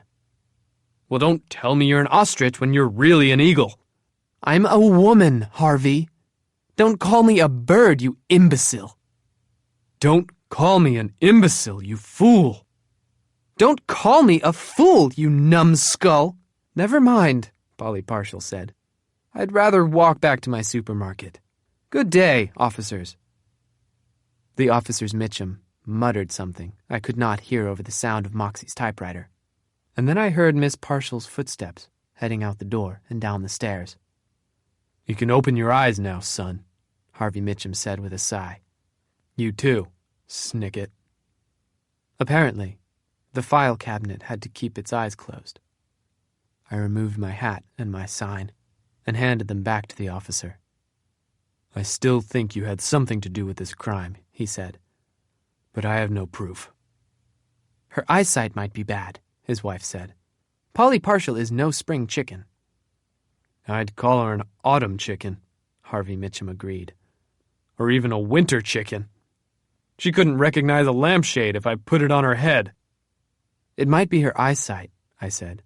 "Or it might be that she sees so many people come in and out of her store that she can't tell them apart." The point is that she's not a reliable witness." "You're right," Harvey Mitchum admitted, and sat down at one of the desks. "Well, at least we solved one crime today. That's not bad." "True," Mimi Mitchum agreed. "We did manage to close the Knight case." She took a handkerchief out of her pocket, licked one corner of it, and tried to rub some dirt off Stu's squirming face. Moxie and I shared a look. "That missing girl?" I asked. "Miss Knight is not missing," Harvey said, and put his feet up on the desk. "We noticed the posters around town and wondered why nobody had called us. But we ran into your associate, Theodora, and she told us that there was no crime. Miss Knight was seen running away to join the circus." "The person who saw her couldn't recognize a lampshade if I put it on her head." Mimi looked sharply at Harvey and pushed his feet off the desk, before looking just as sharply at me. "What do you mean?" she demanded. I looked over at Moxie, and the journalist tipped her hat at me, gave me a little shrug. I knew what the shrug meant. It meant that the officers Mitchum were not good police officers, but they were good people. They would try to help someone in trouble. They would fail, but at least they would try. Even if the trouble was only a couple of stolen melons that nobody should eat. Cleo Knight was probably in much worse trouble, and so I should tell them what I knew, even if I thought they would be of little assistance. That was a lot to put into a shrug, but it is like that with good journalists. It is like that with good friends. Polly Parshall saw somebody buying cereal and getting into a cab, but it wasn't Cleo Knight. Miss Parshall didn't recognize me when I got a haircut, and she couldn't tell your son from a file cabinet. Stu was sticking his tongue out at me, but his parents were listening closely. "Then where is the Knight girl?" Mimi asked. "There are two people who might know," I said. "One is Jake Hicks, who works at Hungry's. He saw her that morning, too, and his story makes sense so far. The other is Dr. Flammarion." Harvey Mitchum frowned and put his feet up again. "Flammarion?" "The Knights hired him as their personal apothecary. He's injected the Knights with so much laudanum they're scarcely aware their daughter is missing." "So what?" Mimi said. "The Knight family's medical care is their own business, and if their spoiled teenage daughter wants to join the circus, there's nothing we can do about it." "She's a brilliant chemist, not a spoiled teenager," I said. "If she'd run away, she would have left a note for everyone in that household who loved her." "Maybe," Harvey said. "Maybe," I agreed. "And maybe the law ought to investigate a missing girl." "How can we do that?" "You could get the idea to go ask Dr. Flammarion some tough questions about Cleo Knight's disappearance." Mimi stood up straight and pushed her husband's feet off the desk again. "I've just had an idea," she said. "Let's go ask Dr. Flammarion some questions about Cleo Knight's disappearance." "Some tough questions," her husband agreed. "Of course the questions will be tough, Harvey. What did you think I meant? Go ask him some easy questions?" "How should I know what you mean? You talk nonsense half the time." "Well, you talk nonsense 2/3 of the time." "There's no way you can calculate something like that." "Can we go with you, officers?" Moxie asked, snapping her typewriter shut. "Absolutely not," Harvey Mitchum said. "Stay away from this case. That goes for you too, Snicket. I appreciate your bringing this matter to our attention, but from now on, this investigation will be carried out in an orderly and mature way. Stuart, I'll need you to make your siren noise." "Of course, Daddy dear," Stu said, and we all walked out of the station. Mimi Mitchum shut and locked the door, and Stu took the opportunity to extend his foot in hopes of tripping me as we walked down the stairs. Moxie had seen this trick before and swung her typewriter low and hard against Stu's knee. He howled loudly. She apologized, sweetly. He was still howling when the Mitchums led him across the lawn. "That was a nice trick, Moxie," I said, "with the typewriter." "So was yours," she said, "with the haircut." Are you really going to stay away from this case? Of course not, I said. It's my job to find Cleo Knight. What is this job exactly? She asked. Who do you work for? Where did you come from? How long will you stay? When will you leave? Why are you investigating things in this town? It's a complicated story, I said. I have time and I have a typewriter, Moxie said. Tell me the whole thing. I took a deep breath of fresh air. I thought of my sister, who was probably deep underground, far from even the smallest breeze. In my line of work, I said, people who learn the whole thing tend to end up in grave danger. I don't want to lead you into the same predicament. Moxie cocked her head at me, and her brown hat cocked along with her. Then where are you going to lead me, Lemony Snicket? She asked. Not far, I said, and I walked to the other side of the building, to the library door. Chapter 6. A library tends to look like the problem you're using it to solve. The library of Stained by the Sea had never looked so big and confusing to me. The books and shelves seemed to be in the middle of an argument. Nobody was winning. Apologies for the mess. It was the deep voice of Dashiell QWERTY, but I couldn't see him anywhere.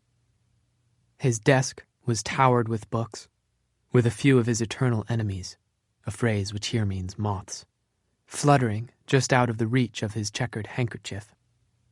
We've had some recent concerns, so the library is taking some precautionary measures. What concerns?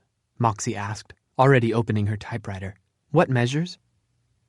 QWERTY moved a few books aside so he could face us. He called himself a sub-librarian, but I considered him to be not only a proper librarian, but a good and proper librarian. He was dressed in his usual leather jacket, decorated with pieces of metal, and his hair, as usual, looked frightened of it. A few books have gone missing, he said, and there have been some threats. Who made the threats? I wish I knew, he said. In any case, I'm completely reorganizing the shelves, and in a few days, a sprinkler system will be installed, so we don't have to worry about fire. In the meantime, if you're looking for a good book to read, allow me to recommend a book I like, called Despair. The plot concerns two people who do not look at all alike, but nevertheless hatch a nefarious plan. It sounds interesting, I said, although my associate and I have a number of things to research. QWERTY gave me a familiar smile and made a wide gesture with his hand and the sleeve of his leather jacket. I liked the gesture. It was not like Theodora's dramatic gestures, which seemed designed to make you look at her. This was a gesture designed to make you look around the library, and I liked what he always said when the gesture was through. Make yourself at home, he said, and Moxie and I shared a smile, and thanked him, and headed off down the crowded aisles.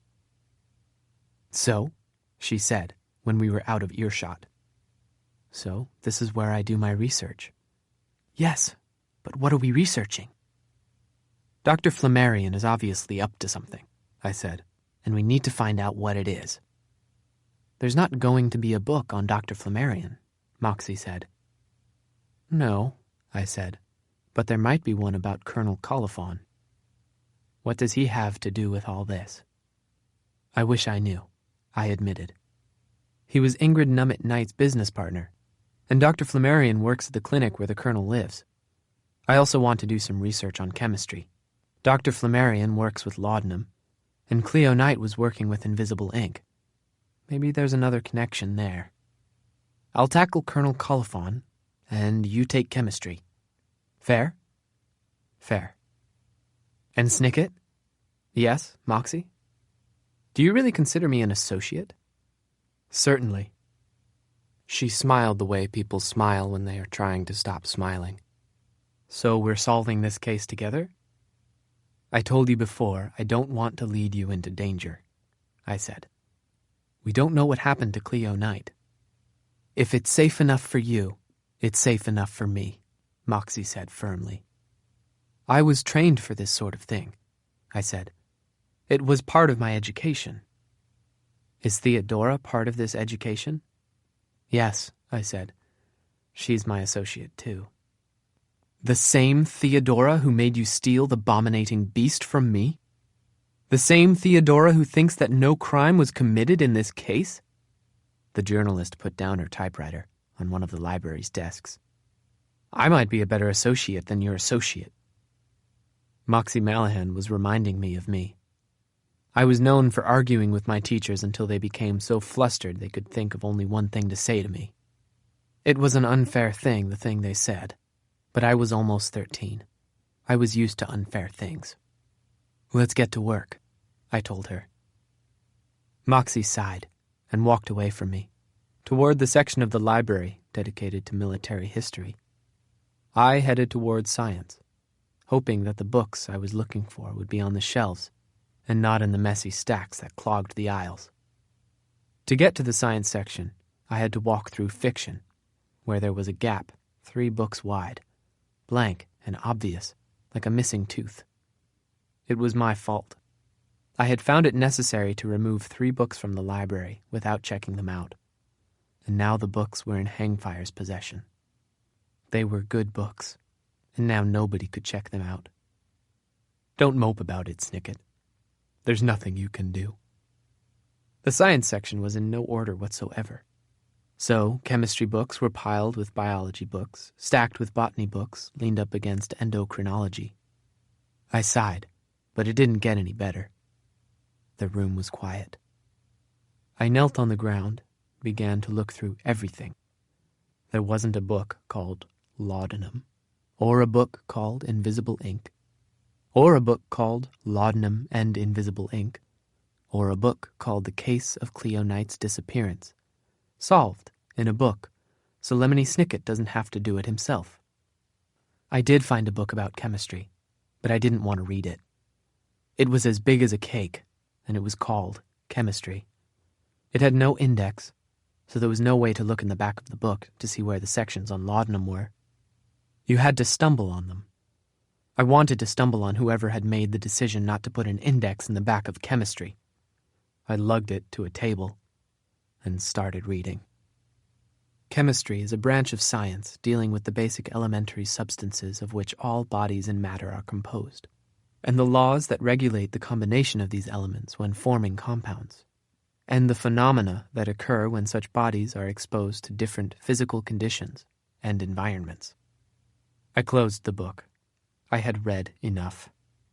Cleo Knight would die peacefully in her sleep at age 102, surrounded by her great-grandchildren, before this book would help me with the case. I allowed myself a moment of melancholy instead. It was late afternoon. Just a moment, I told myself. Just one moment of melancholy. I thought of my sister, in a tunnel underneath the city. It would be dark there, although she would likely have a lantern or a torch. She would frown in the way she does when she is concentrating very hard. She is measuring her steps, making sure that she ends up directly under the museum of items. Then I thought of my parents. I thought of how they looked in the shade of a tall tree one long ago afternoon. The wind was blowing hard, and we were foolishly hiking. The wind caught a heavy branch of a tree and sent it tumbling down. You could hear it coming, thrashing through the leaves for what seemed like a long time. My mother leapt, a great, long, surprising leap, and blocked the branch with her arms, sending it rolling into the underbrush. I remembered the sound. She had been just in time. "We take care of our own," my mother said, while my sister and my brother and I all stood gaping at the branch that would have ruined our day. "We Snickets take care of our own." I was not taking care of our own. My sister was alone, and I was in a library, indulging in melancholy. Indulging means doing something that is really not necessary. I stood up and found Moxie. "What does teetotaler mean?" she asked me. "A person who doesn't drink alcohol," I said. "Colonel Coliphon is a teetotaler," she said, although I can't imagine that will help us any more than anything else. He fought bravely in the war, but I got sidetracked a little reading about that. I thought the war was a simple matter, with one side good and the other evil. But the more I read, the less clear it was. I think that's true of all wars. Maybe. In any case, the town of Stained by the Sea honored him with that statue. Here they are at the groundbreaking ceremony. She turned the book around on the desk, and I looked at a large photograph of a crowd. The caption told me that politicians, artists, scientists, tycoons, naturalists, veterans, and other citizens were gathering in front of City Hall for the first day of work on the statue honoring Colonel Coliphon. The place looked a lot better in the photograph than it did now. The pillars were smooth, and the lawn well tended. And there was a tall, broad tree about to be cut down where they were going to erect the statue. Stop thinking about trees, Snicket. Stop thinking about your family. There were several men and women in firefighter uniforms, and there was a small brass band from the Wade Academy, which was once a top-drawer school, but now sat empty and abandoned just outside town, on offshore island. I thought I saw the officer's Mitchum in the crowd, looking much younger, and there was Prosper Lost, rubbing his hands together. There was a young woman who looked like she might have been Polly Partial some years ago, and there was a man who looked like he might have been Dr. Flammarion, beardless, and laughing with a group of other men and women. Of course, most of the people in the crowd were unknown to me. Some of them looked happy, and some of them didn't. I didn't know why I was looking at them. "Is there anything about what happened later?" I asked. "What about the explosion?" "There's not much," Moxie said. "As far as I can tell, Colonel Coliphon spends all his time in the Coliphon Clinic, holed up in his special attic hospital room, or wandering the grounds. See? Here's a photograph of him sitting by the clinic swimming pool. He really does look like a mummy. A mummy on the back of a monster. Take a good look at that bench." I took a good look at the bench where the colonel was sitting. The abominating beast, Stained by the Sea's legendary monster, stared back at me from the photograph. "It looks like that bench is made from the same wood as the statue Hangfire's after," Moxie said. "Same wood, same beast. There must be a connection. If there is, I can't find it. Or there might be something, but I missed it because the library is in such disarray." "Do you think the newsroom and the Lighthouse might have some old articles about all this?" "It's possible," Moxie said. "The stained Lighthouse is in disarray, too. Many issues of the newspaper have gone missing. My mother took some when she left town, and I'm afraid my father doesn't do a very good job of looking after things." "You must miss her." "Every minute, Snicket. Of every hour. Of every day. What about you? What did you find?" "Chemistry is a branch of science dealing with the basic elementary substances of which all bodies and matter are composed, and the laws that regulate." Moxie held up her hands. "Boredom is not black licorice, Snicket," she said. "There's no reason to share it with me." "I think I'll ask the librarian for help," I said. "He's busy, but he's good." "I'll type up a few more notes," Moxie said, and I nodded and headed toward the librarian's desk. At first I thought that Dashiell Quirty had left the library, as I thought I caught a shadow across the door, but then I saw him brushing the spine of a fancy-looking book on oysters, using a soft, thick brush and fierce concentration. "Excuse me," I said, "but I haven't found what I'm looking for." "A common complaint." "I need information on laudanum, or other sleeping draughts, or a history of chemical espionage, and anything on Colonel Coliphon, and the explosion that wounded him, and the clinic founded in his honor. You would do well to be less particular, QWERTY said, waving away a moth. With a library, it is easier to hope for serendipity than to look for a precise answer. Serendipity? Serendipity is a happy accident, QWERTY said. In a library, that could mean finding something you didn't know you were looking for.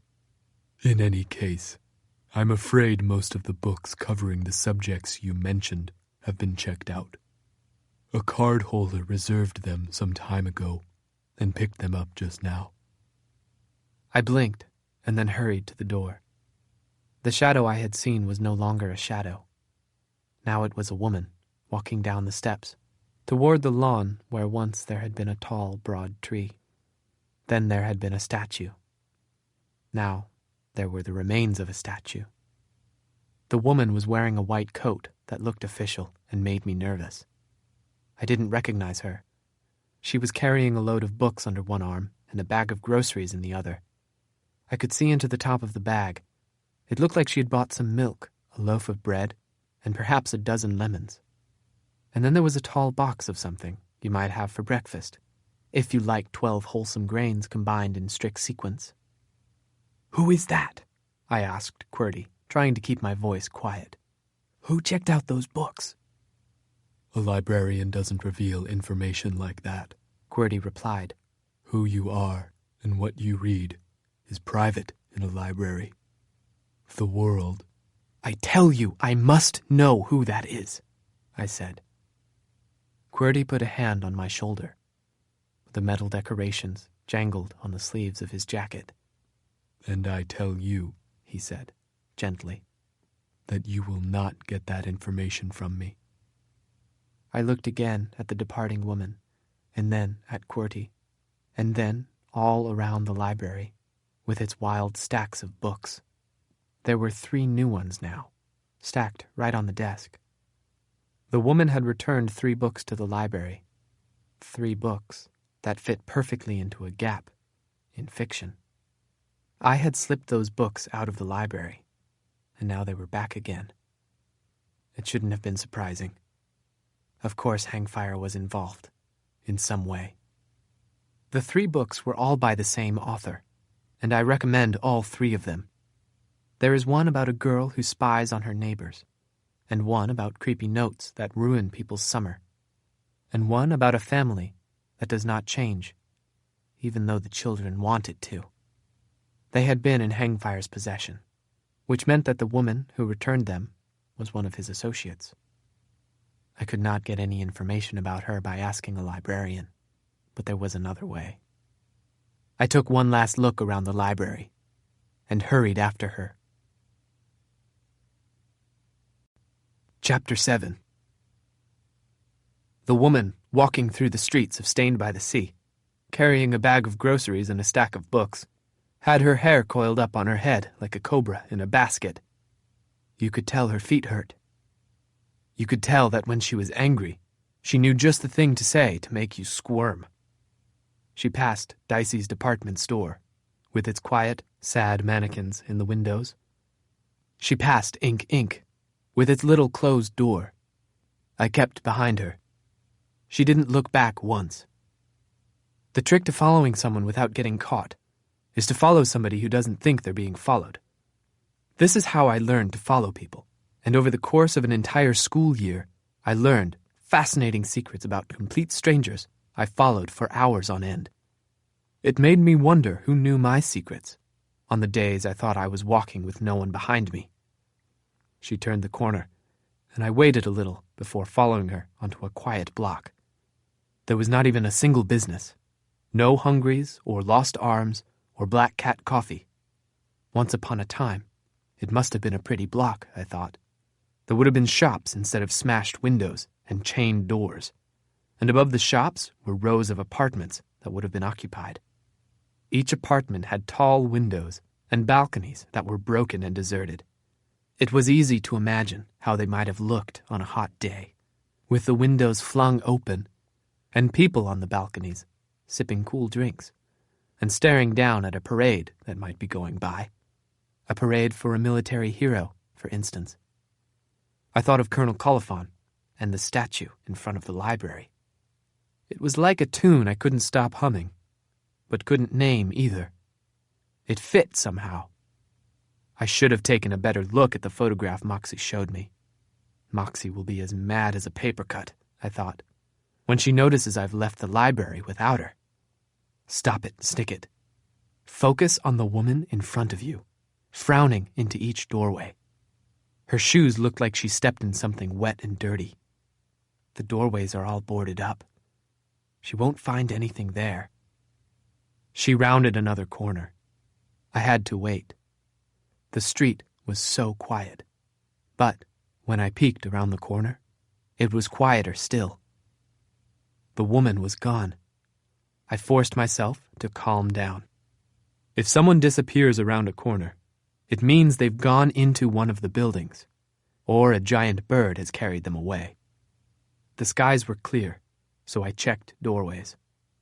There was an abandoned restaurant with round tables that were too small to eat at comfortably. I peered through the cracked window and read some words on a chalkboard. Le gomme, which was French for who knew what. But the door was nailed shut, tight as a coffin. Before long, all doors in town would be that way, with the knights abandoning their ink business and moving to the city. Across the street was another closed business. The broken sign read, "Where are you?" which didn't look like French. The windows were covered in black cloth, like someone had drawn curtains. The door was shut, but there was something fluttering under it, stuck in the crack where the door tried to meet the ground. It was white, a single piece of paper. I walked over and tugged on the corner of it. It slid out of the door. Missing, it read. It was one of the posters for Cleo Knight. If it was stuck in the door, that meant the door had been opened recently. Perhaps just moments before. I dropped the flyer, and it flew, the wind carrying it down the street in a hurry. I reminded myself of a lesson I'd learned in my training. Do the scary thing first, and get scared later. I pushed at the door, and it creaked slightly. I would have to open it very slowly. A little creak here, a little creak there. Probably no one would hear it, because probably no one would be anywhere near the door.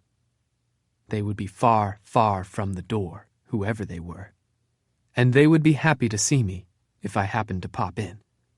So why are you waiting outside? I asked myself. Get scared later.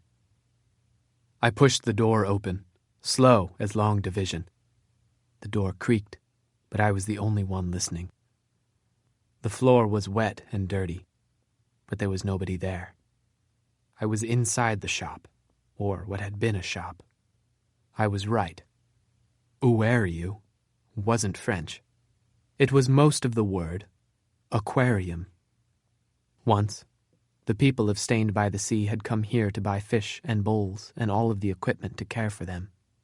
Perhaps some of the fish had come from just off the shores of the town, when it was still a sea, rather than the lawless landscape of the clustrous forest. But now the fish were gone. A few cracked tanks sat dirty on shelves, but most had been taken away. Containers of food, and little plastic castles that people enjoy thinking fish enjoy, were forgotten in piles. The only sign of life was a solitary bowl, placed on the dusty counter next to a dusty cash register and an empty coffee mug. Inside were a handful of what looked like tiny black tadpoles, swimming in murky water. There was a chunk of something pale green for them to nibble on, and a large chunk of wood that rose up at an angle, as if to give the tadpoles something to climb. I peered at the tadpoles, but they showed no interest. There was a trail of footprints across the muddy floor, and through an open door in the back to a dark staircase leading up. But I already knew where the woman had gone. I could hear her footsteps overhead. I thought for a minute, and grabbed the mug before going quietly up the stairs. The tadpoles didn't watch me go. They had other thoughts. The stairs stopped at the door to an apartment, as I thought they would, and then curved on upstairs to another apartment. There wasn't a welcome mat, but I wouldn't have felt welcome anyway. I held the mug up to the door, with the open side next to the wood, and then pressed my ear to the other side. An empty glass works better, or a stethoscope if you have one handy, but no one has a stethoscope handy. "I bought all the lemons at the supermarket," the woman was saying, and I heard her thunk down her bag, a loud sound over another, fainter one. "Thank you," said another voice. It was the voice of a girl. "You can put the lemons in the refrigerator, along with the milk. I'll chop them up later." "You'll do no such thing," the woman said, and I heard the lemons roll out onto a table. "Well, at least let me help you," the girl said. "You're doing so much work, Nurse Dander." "And you're not doing any," Nurse Dander said sourly. I heard the high-pitched sound of metal scraping against metal, and then a sequence of noises in a strict row. Chunk, rattle, chunk, rattle, chunk, rattle, chunk, rattle. "I thought you'd need all sorts of scientific equipment," she said. Chunk, rattle, chunk, rattle. "But you've just set up a bunch of bowls and glasses from the kitchen. Looks like cooking, not chemistry." "Cooking is a lot like chemistry," the girl said. The voice felt a bit wrong. I couldn't exactly say how. It was a high voice, except on certain words, and it was suddenly quite low. Some of the words came out almost too clearly, and some were all muttery, as if she were chewing on a marble. "I hope so," the nurse said. "Chunk, rattle, chunk, rattle, chunk, rattle. He'll expect results. And quickly." "Has he been here?" "That's none of your business. Chunk, rattle, chunk, rattle." "I think he has." "He goes wherever he wants, whenever he wants. Chunk, rattle, chunk, rattle.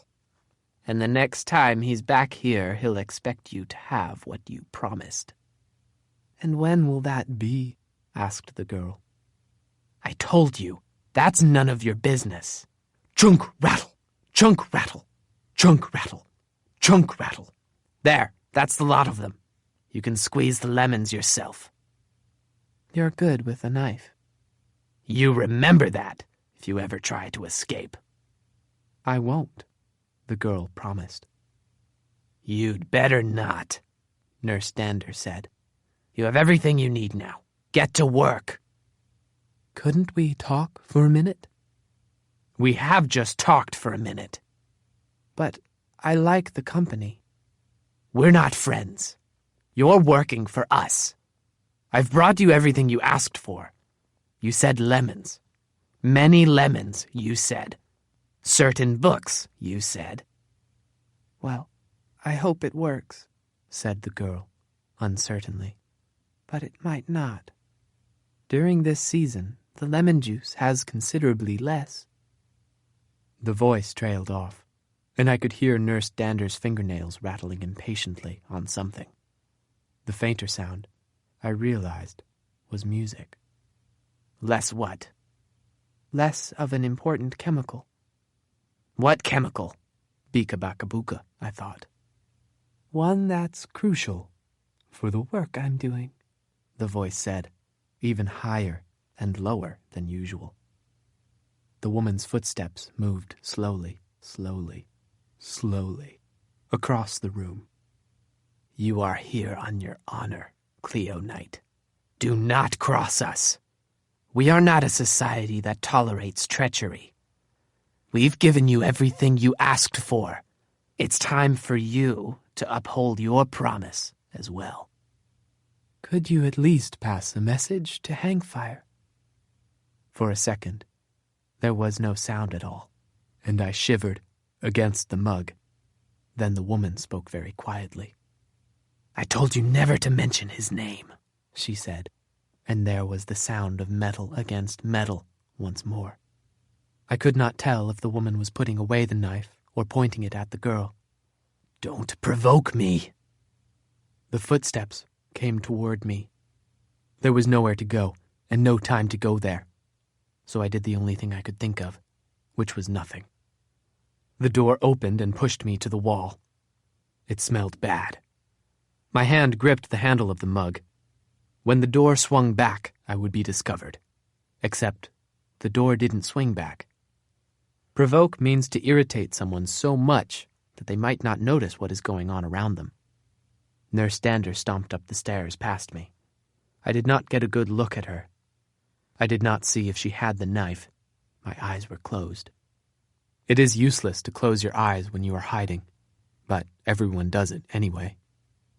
I reminded myself to breathe, and myself thanked me as the door slammed shut. The girl locked it.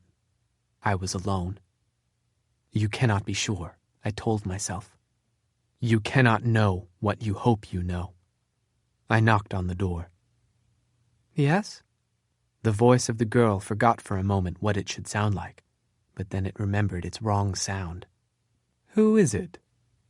Delivery, I said, also using a fake voice. For Miss Cleo Knight. There is no one here by that name, the voice replied. Perhaps I should try upstairs, I said. No! I could hear the girl's hands scurry around the lock, making sure I couldn't get in. There's no one in the building named Cleo Knight. I'm sorry, I said. I misread the label. It's a different name. What name? I said the first name that came to mind. There's no one here by that name either. I wouldn't think so. It's the name of an author from Sweden. I heard the hands around the lock again, but slower this time. She wrote a book about a girl with a long name and long braids who has adventures with her neighbors. It's more interesting to have adventures with other people, don't you think? The voice didn't say anything. I mean, you wouldn't want to be alone if you were in dangerous circumstances. The voice saw no reason to break its silence. There are other books about her, too. There's one where she goes to the South Seas. Doesn't that sound fun? Go away, the voice said, very quietly. You're not very good at disguising your voice. Neither are you. This is asinine, I said. Open the door. Asinine is a word that sounds like you shouldn't say it, so when you do say it, people often gasp. This makes it a delicious way of saying not very smart, which is all it means. There was no gasp from the other side of the door, but the lock clicked, and the door opened, and I walked inside. It was a shabby apartment. There was a badly leaning lamp, and a long wooden table someone had pounded with something. Now it was covered in bowls and glasses, with a stack of books at one end, and a great number of lemons, all cut in half. There was a large pile of papers on a rickety chair, and there was a sofa piled with lumpy pillows and ugly blankets, for someone to sleep, or try to sleep. The only handsome thing in the room was a small box with a crank on its side, and a funnel on top, with music coming out of it.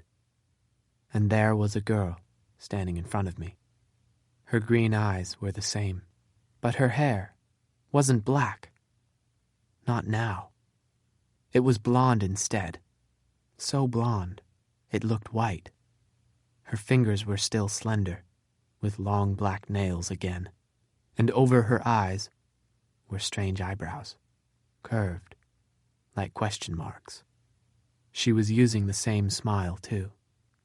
It was a smile I liked. It was a smile that might have meant anything. Now you can be sure, I told myself. Now you have found her. And now you can say her name. Ellington, faint. Chapter 8. Lemony Snicket, she said right back to me. We stood and faced each other. I hadn't known Ellington Faint very long, and you couldn't quite say that we were friends. We both found ourselves in Stained by the Sea on mysterious errands. We had both stolen the same statue, and we were both searching for the same villain, and now the Cleo Knight case had thrown us together again.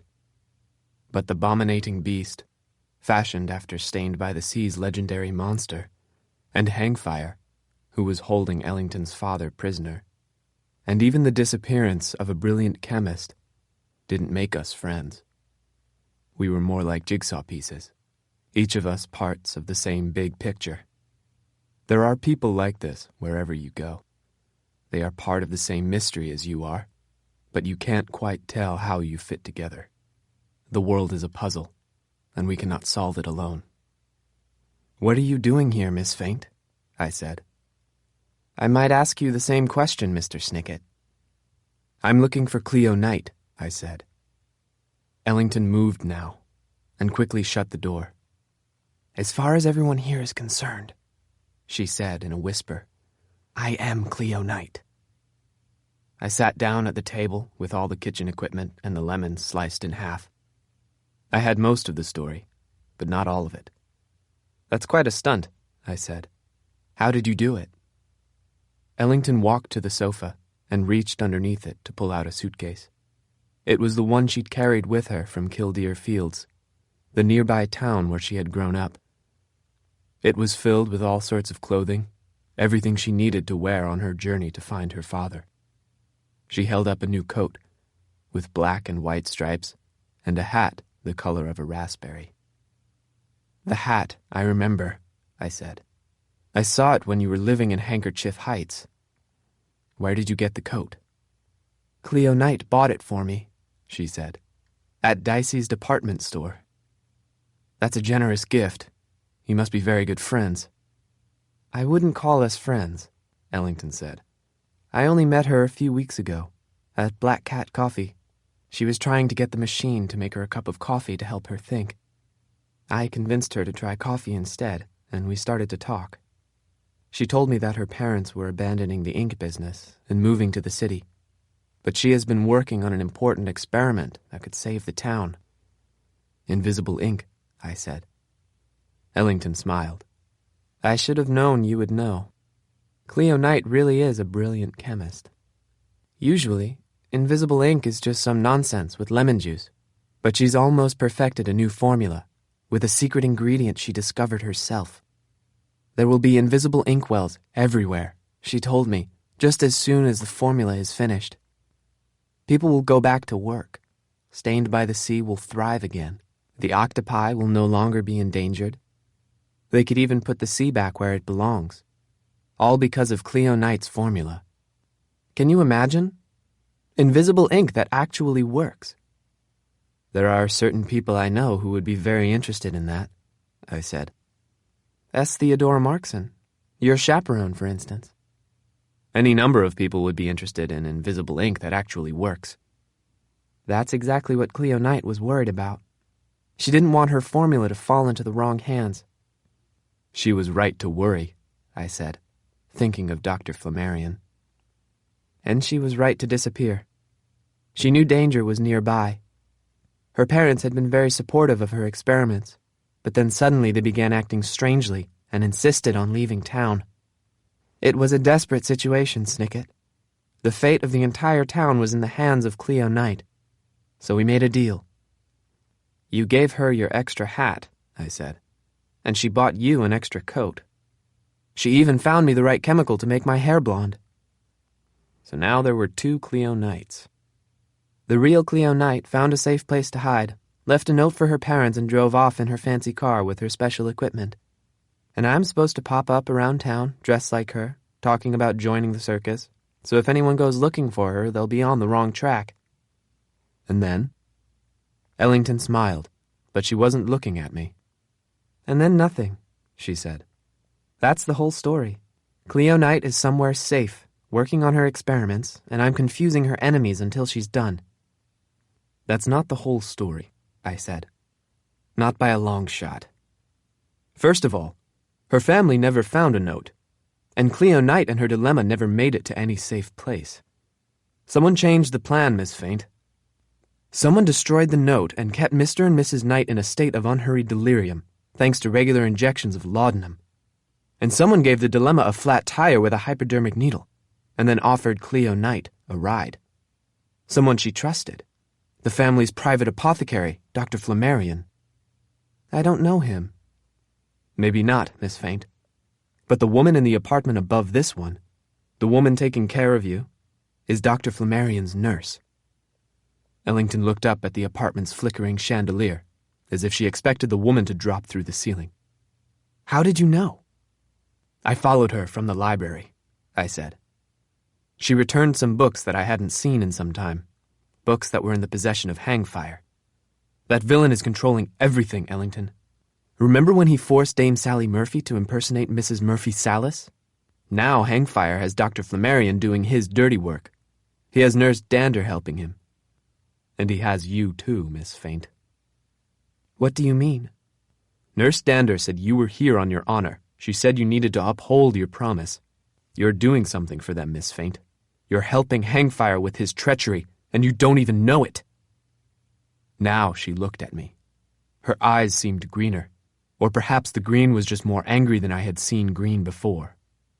She pointed one furious finger at me, her fingernails as black as the nights in the Far East Suite when it was very, very late and I still couldn't fall asleep.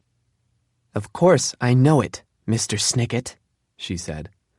Do you think I came to this place by accident? When I was in the attic of Black Cat Coffee, I found a package. It was addressed to my father in care of an organization I had never heard of. She reached into a pocket and pulled out a badly wrinkled label, which she spread out on the table. Together we frowned at it. Armstrong Faint, care of the Inhumane Society. There was no more to the address. There had been quite a few packages the last time I was in that attic. I hadn't thought of them as clues. What's the Inhumane Society? I said. Ellington's eyebrows gave me their best curl. You don't know? She said. I thought you were a member, Mr. Snicket. No, I said, carefully. My organization is different. For a second, neither of us said anything, although our secrets were arguing in the air above us. I stayed in that attic for 2 days, she said, finally. I came out of hiding only to eat bread and drink coffee. Where did you hide? I asked. There's a cupboard, she said. That's larger than it looks. I looked for you over and over. I know you did, Mr. Snicket, she said. I kept thinking you were going to pick up the package. You think I know where your father is? Ellington did not smile, but she looked like she had thought of smiling. We're not exactly friends, Mr. Snicket, she said. You just dropped into a tree one evening, and ever since I've had the feeling that we're part of the same mystery. I did not like to think about my ridiculous fall into a tree, though I often thought about Ellington finding me there and bringing me down. I promised I would help you find him, I reminded her. If I knew where he was, I would tell you. She gave me a small nod. In any case, it wasn't you who picked up the package. It was Nurse Dander. I followed her here, but I was afraid to go further. The abandoned aquarium looked so eerie, and I didn't know what I would find inside.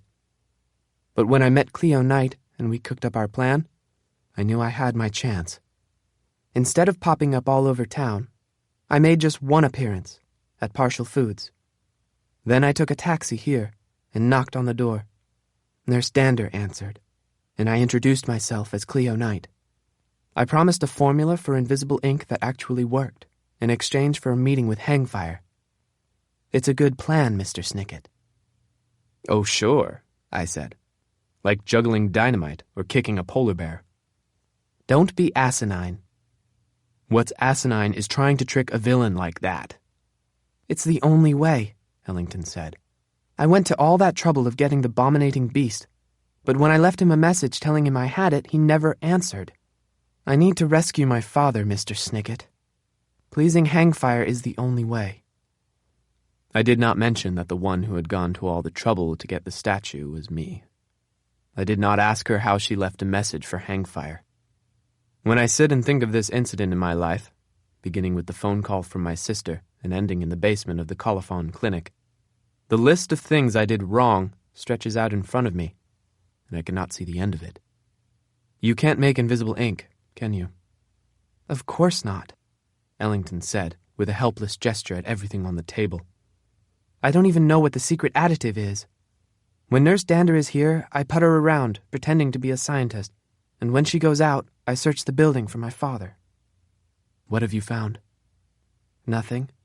Nurse Dander's apartment is ordinary, and the rest of the apartments are empty. It's a mystery why there's furniture in this one. I haven't seen Hangfire, but I think he's been here. How could you know? You've never seen him. It's just a feeling I have, she said, looking across the shabby room. Someone else will get a feeling too, Miss Faint. Someone will get a feeling you're tricking them. But everyone thinks I'm Cleo Knight, the brilliant chemist. Everyone trusts her. But the real Cleo Knight is in Hangfire's clutches, I said. He will tell Dr. Flammarion, and Dr. Flammarion will tell his nurse, and his nurse is good with a knife. Ellington looked at me now. Her eyes widened beneath her eyebrows, and her fingers curled up like talons on the table. We both stared up at the chandelier, listening for any sound from Nurse Dander's apartment, but all we heard was the record Ellington was playing. It wasn't a tune I knew. I could hear a trumpet and a trombone, with a piano and some drums tapping along. It sounded carefree. Everyone was having fun, wherever they were where the music was happening. What do I do? She asked me, quietly. Don't get scared now, I said. You are a marvel of a girl, Miss Faint. You follow people in the street and disguise yourself as a brilliant chemist. You knock on the doors of villains and trick them. If you were in that Swedish book, it would say that you could whip your weight in wildcats. Actually, wildcats frighten me. My father and I saw one once on a hike, and it still gives me nightmares. I tell stories too, I said, when I'm nervous. We need to get out of here, Miss Faint. Leave everything behind, particularly the library books on chemistry. They're boring. How can I leave? Ellington said. Nurse Dander will hear you. She can hear you, I said, but she can't know you're you. She's seen all these clothes, Ellington said. She searched my suitcase when I got here. I took off my coat. She hasn't searched me, I said. Take this. The sun is going down, she said. It's cold outside, Mr. Snicket. So I'll shiver, I said. I've shivered before. She looked down at the table and traced her father's name with a black fingernail. So have I, she said, and put on my coat. She rummaged in the suitcase for a few hairpins, and in moments had her long hair pinned up on top of her head. It felt private to watch her do that. I had never seen my sister or my mother when they did whatever they did to their hair. It was a secret. What do you think, Mr. Snicket? Do I look like a boy? No. From a distance, maybe. How is this going to work? It's easy, I said. I learned how to do it. From your organization? Yes, I said. Ellington looked around the room. I don't like leaving these things behind. Which things do you mean? My phonograph, my papers, and... The music kept at it. Don't worry, Miss Faint, I said, when the pause was over. I'll bring it to you. We can't be seen leaving together, and you shouldn't have it with you in case you're caught. But I'll take it out of here, and I'll meet you. Where? You know where. Corner of Caravan and Parfait. You promise? I promise.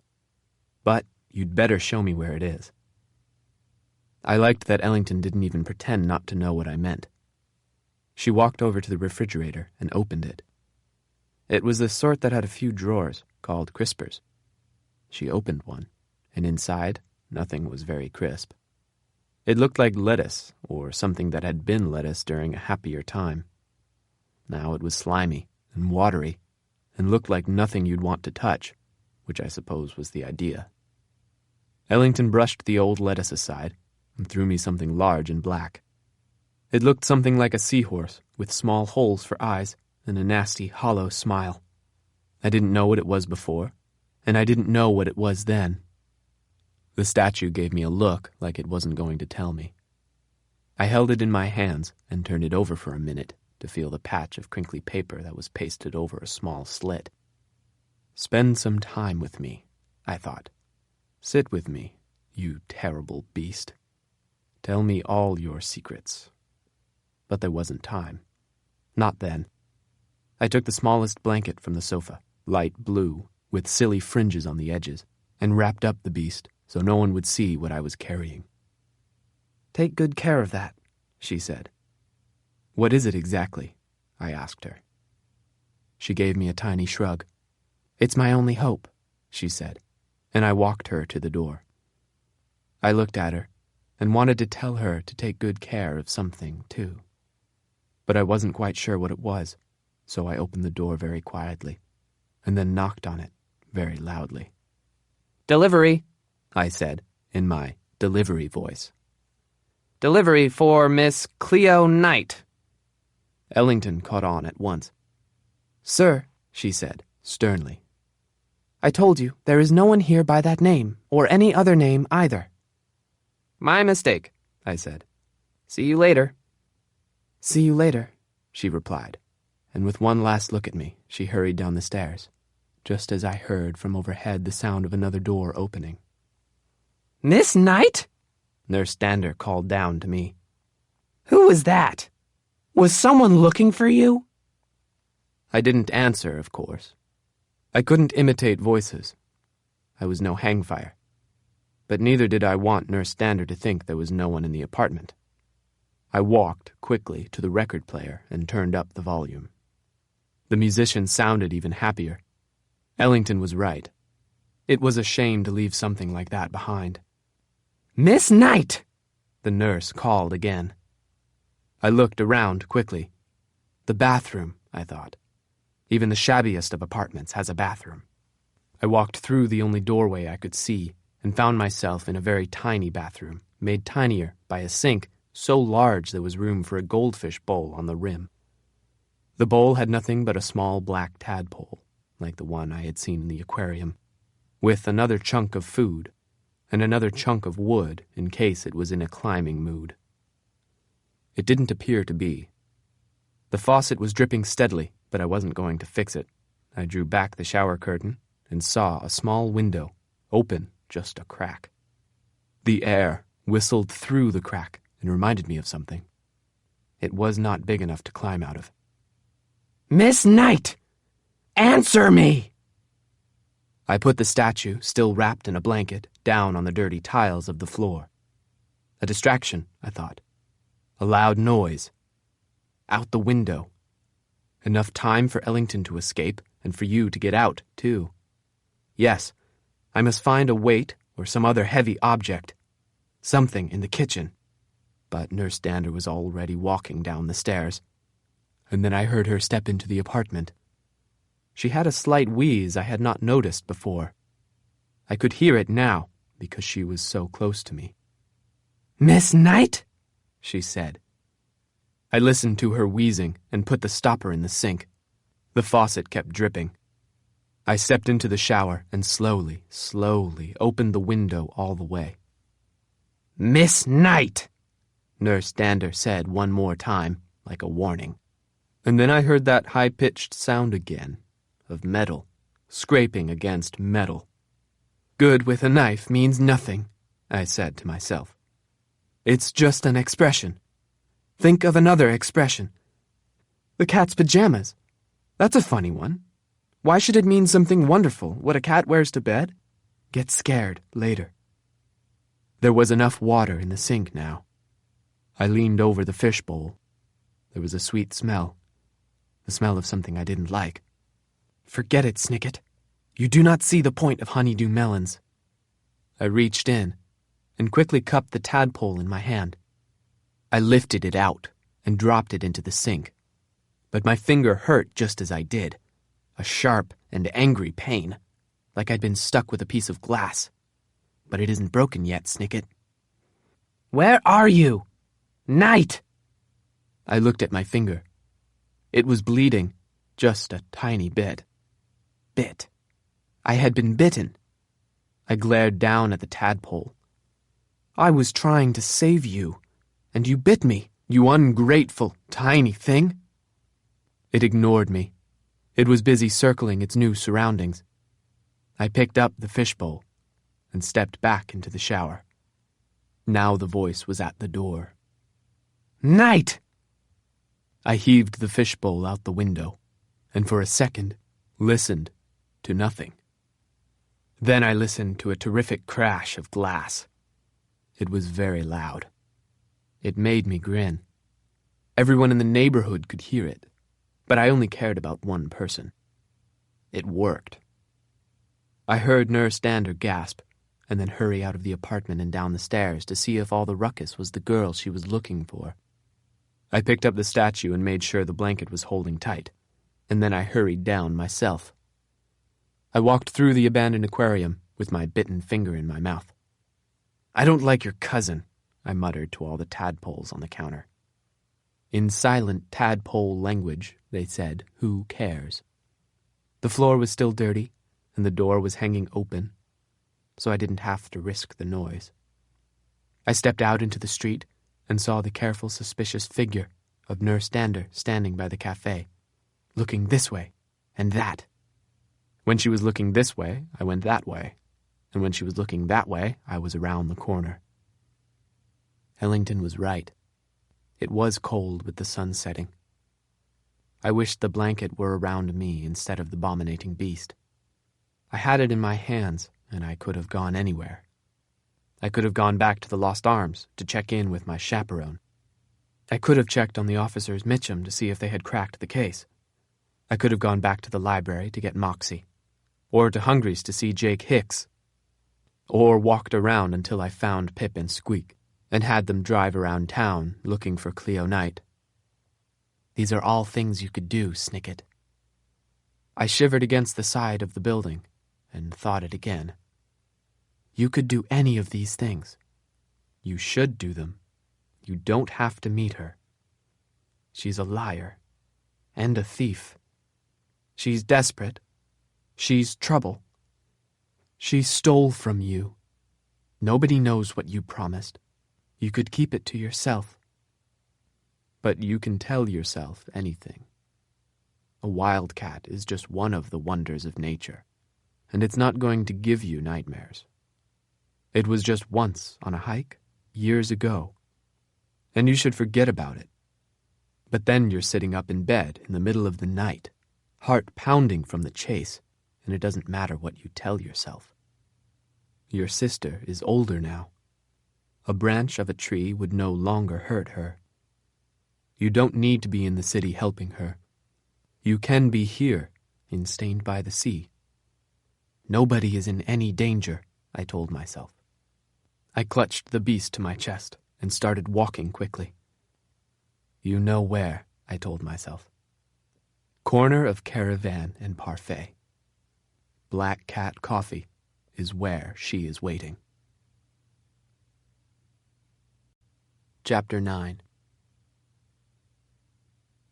If this account can be called a mystery, then Black Cat Coffee is a mystery inside a mystery. There were certainly mysterious things in the establishment. The shiny machinery in the center of the room, which produced bread or coffee, depending on which button you pressed, always worked perfectly, but I never saw anyone attending to it. The attic was a place where you could retrieve packages, but I never saw anyone delivering them. The player piano played tunes I couldn't identify. But these aren't what I mean.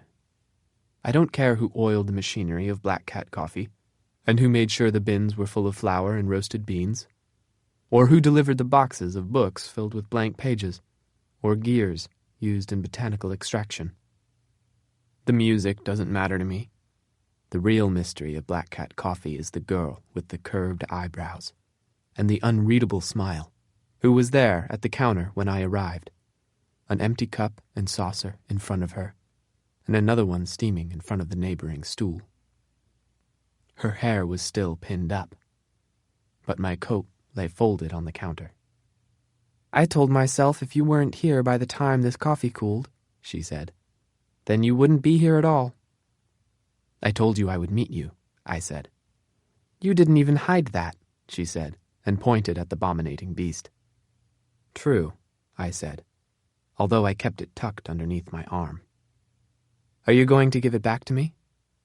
"Are you going to tell me what it is?" "It's a statue of an imaginary beast. It's more than that, and you know it. I only know that Hangfire wants it." "Then why hasn't he gotten it from you?"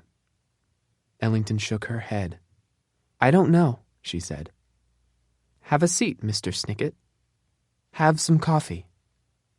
She patted the neighboring stool, and I sat down, but pushed the coffee away. "You know I'm a teetotaler when it comes to coffee." "You would like it if you tried it." "I prefer root beer." "I've looked all over this town for root beer for you," she said. "I even checked for it yesterday when I was fooling the woman at Partial Foods. They don't carry it." "I know," I said. "It's one of the many drawbacks of this town." She sipped my coffee. "What are the others?"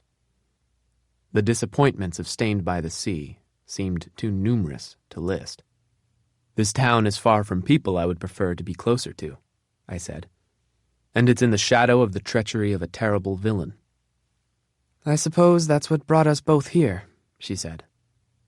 "No," I said. "I'm here because my chaperone is here." "But why is she here?" "It's complicated," I said. "Like a story so long that you end up getting lost in it.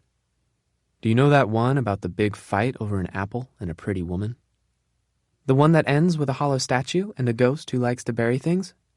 My father was reading me that when he disappeared." She finished the coffee and turned the cup upside down on the saucer.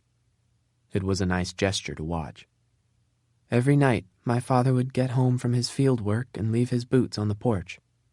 It was during the floods, and his boots got so muddy there was no use washing them.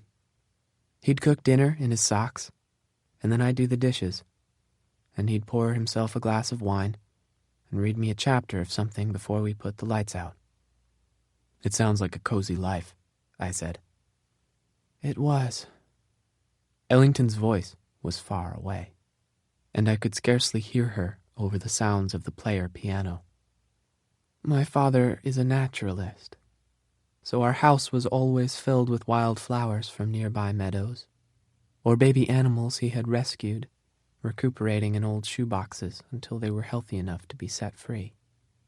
And he was a lover of music, so he would wind up the record player first thing in the morning so we'd have music with our breakfast. Then one night, I didn't hear his boots on the porch, and now that music is all I have."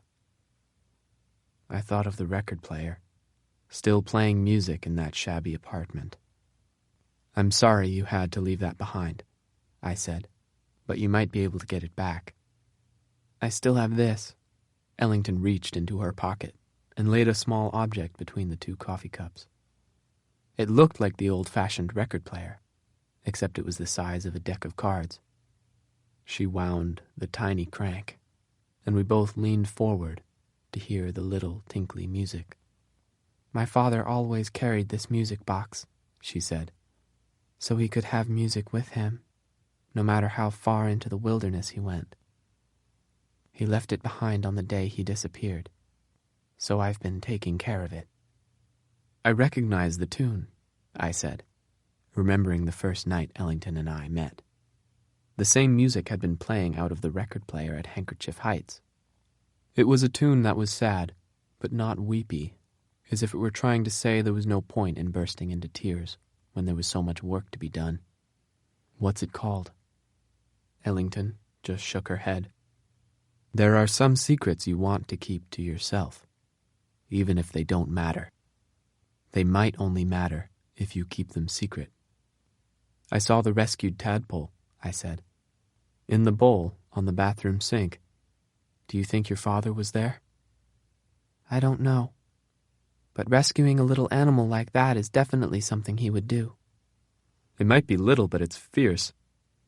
I held up my finger and showed her the tiny scab where I had been bitten. "That looks like it hurts." "It hurts as much as it looks." "If my father were here, he could fix that," Ellington said. "He would pluck the right herbs growing from cracks in the sidewalk and concoct something that would work in no time. He's a brilliant scientist." Stained by the Sea needs brilliant scientists, I said. Perhaps soon your father and Cleo Knight will be working side by side to stop this town from disappearing completely. In the meantime, Ellington said, with a sigh, we're alone, and it's difficult. Don't you find it difficult to be alone, Mr. Snicket? I put down the bundle I was holding, the mysterious statue covered in a blanket. I don't know, I said. I was taught not to mind.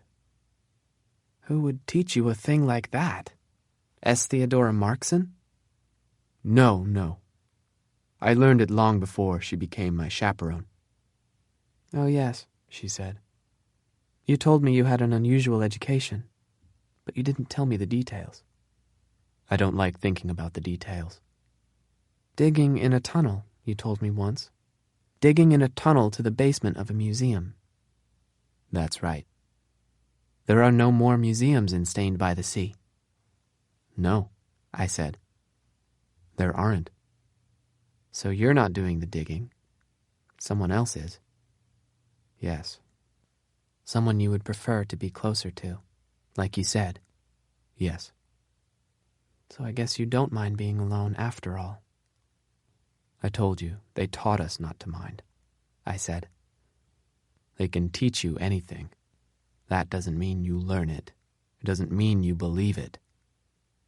Then can't you go and help whoever is digging that tunnel? No, I said. I need to stay here. Why? Because of Theodora? Because of you, I said. I promised to help you. Don't you remember, Miss Faint?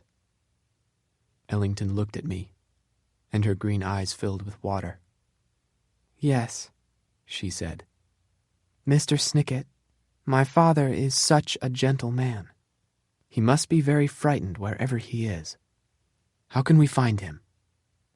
If we find Cleo Knight, I said, I think we'll find your father.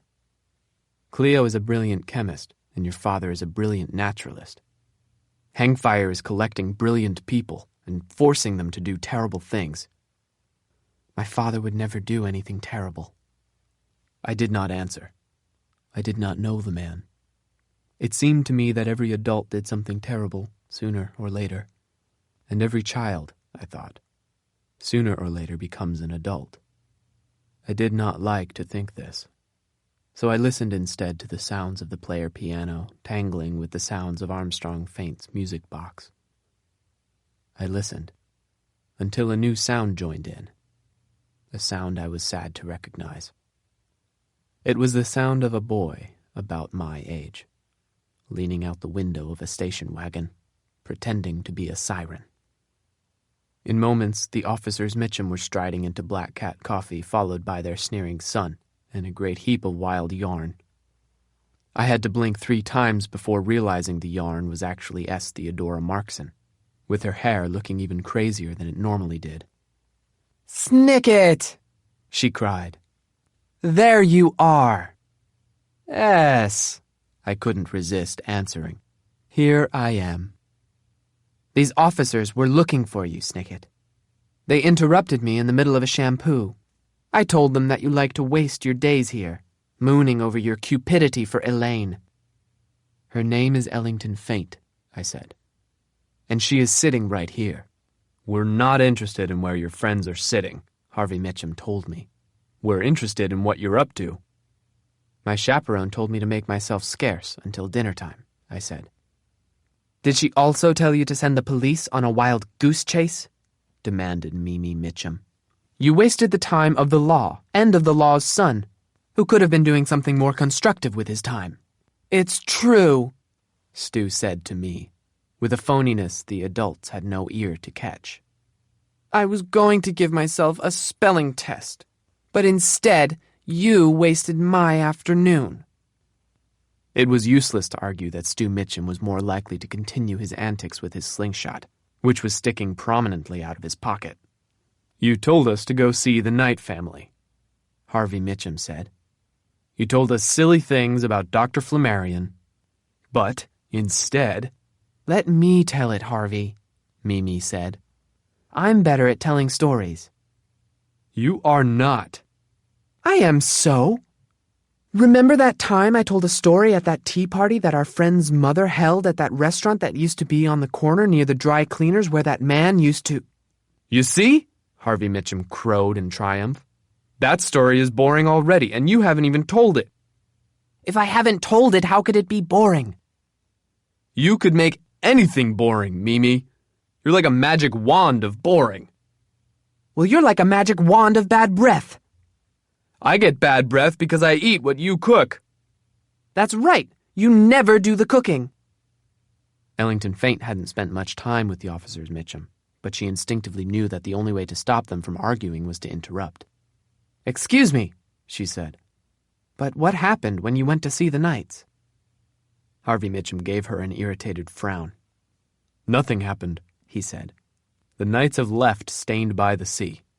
The entire Inc. building is boarded up, like almost every other building in town. I thought of what Zeta and Zora had said. What could they do if Mr. and Mrs. Knight gave the word to leave? They were only the servants. Are the housekeepers gone? Everyone's gone. You led us to an empty building, Snicket, and we went to your chaperone to find out why. I'll tell you why, I said. Because I'm trying to solve the Cleo Knight case. There is no Cleo Knight case, Theodora said firmly. As I told the officers, no crime has been committed. We know that the Knight girl ran away to join the circus, and we know that her parents moved out of the city. We know no such thing, I said. I turned to the officers. Did you find Dr. Flammarion? Did you talk to him? Mimi Mitchum shook her head at me in that way that no one likes to have a head shaken at them. In the first place, she said, Dr. Flammarion is a respected apothecary. And in the second place, well, there's not really a second place. The case is closed. But Miss Knight's car is still parked in front of Partial Foods. Be sensible, Snicket. Miss Knight was seen leaving Partial Foods and getting into a cab. That wasn't Miss Knight, Ellington said calmly. That was me. You? Harvey Mitchum said sternly. Yes. I was playing a trick on that grocer. So you and the Snicket lad were fooling us together. Mr. Snicket knew nothing of this, Ellington said, until he ran into me here. I once had a pair of pants that fit me like Ellington's story fit the truth. They fell down as soon as I took a few steps.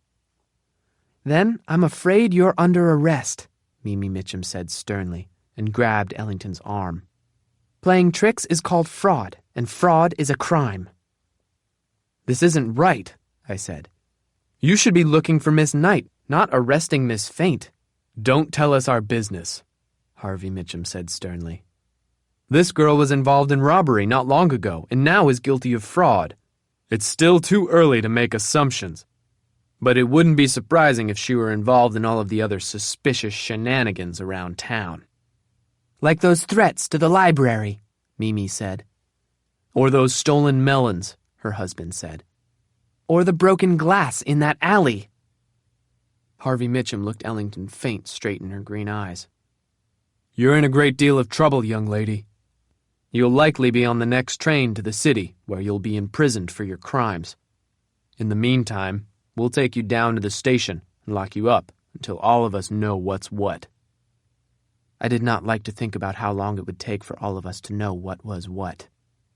My own chaperone did not yet know how to acceptably style her hair, and she'd been growing it for years. The officers Mitchum marched Ellington out the door, and I put on my coat and tucked the abominating beast under my arm before following them.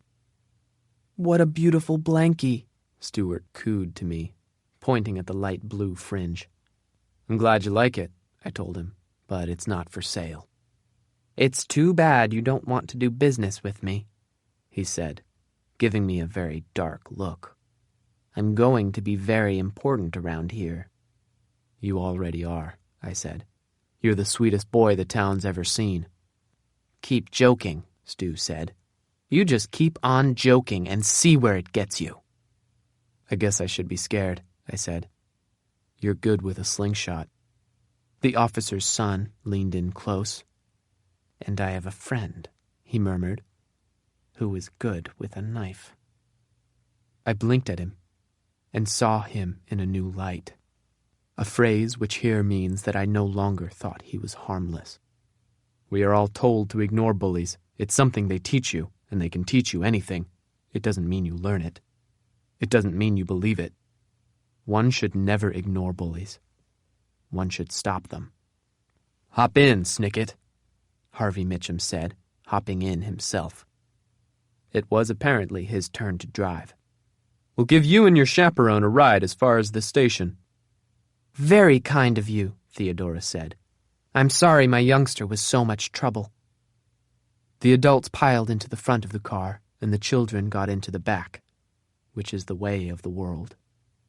Stu leaned his head out of the window and started sirening, and Ellington looked straight ahead and did not say anything to me. I let her think things through and listen to the adults. "The difficulty of caring for children," they said. "Disobedience," they said. "Authority." "A difficult age." "When they were children, they never would have dared to do what children do nowadays without batting an eye." If their grandparents were alive to see this, they would roll in their graves. I began to listen to the sputter of the station wagon instead. It made more sense. The Mitchums parked, and we walked across the lawn past the statue that had melted in the explosion. We walked up the steps and into the station. The station looked even less impressive than it had that morning. Maybe it was because that morning I'd thought the police might do the right thing. They led Ellington faint to the far end of the room and put her in the cell. I watched her sit down on the cot, and Stu took this opportunity to kick me in the calf while nobody else was looking. He kicked hard. I wished I had the biting tadpole handy. The adults were still shaking their heads over the sad state of today's youth, so I went to Ellington and looked over her situation. "It's an ordinary enough pin tumbler lock," I said to her in a quiet murmur. "You can do it with one of your hairpins. Think of the lock as containing a tiny chest of drawers. If you open all of the drawers at the exact right moment, the lock will open." She gave me a tiny nod. "I won't be able to do it," she murmured back, "unless you lure them away." "The police are onto my tricks," I said. "But I'll try to give them a real reason to leave the station. In the meantime, at least you're safe." "Anything is safe," she said, "if it's locked in here." I stepped back, just slightly. Ellington stood up from the cot. "Give it to me," she said. "It's the best place for it." "Come along now, Snicket," Theodora called to me. "We've been in these officers' hair long enough." It was impossible not to smile when Theodora said the word hair. Ellington smiled too. "She'll ask you what it is," she said. "She won't notice," I said. "She'll notice." "Well, then I'll tell her." "You won't tell her." But Theodora had reached me. "What's that?" she said, frowning at what I was holding. I looked at Ellington Faint. Ellington Faint watched me. "It's my security blanket," I said. "Security blanket?" Theodora repeated with a frown. "Be sensible, Snicket. It's not proper for someone of your age to have a security blanket. Give it to me." "I thought I would give it to Miss Faint," I said, "in case she found it difficult to be alone."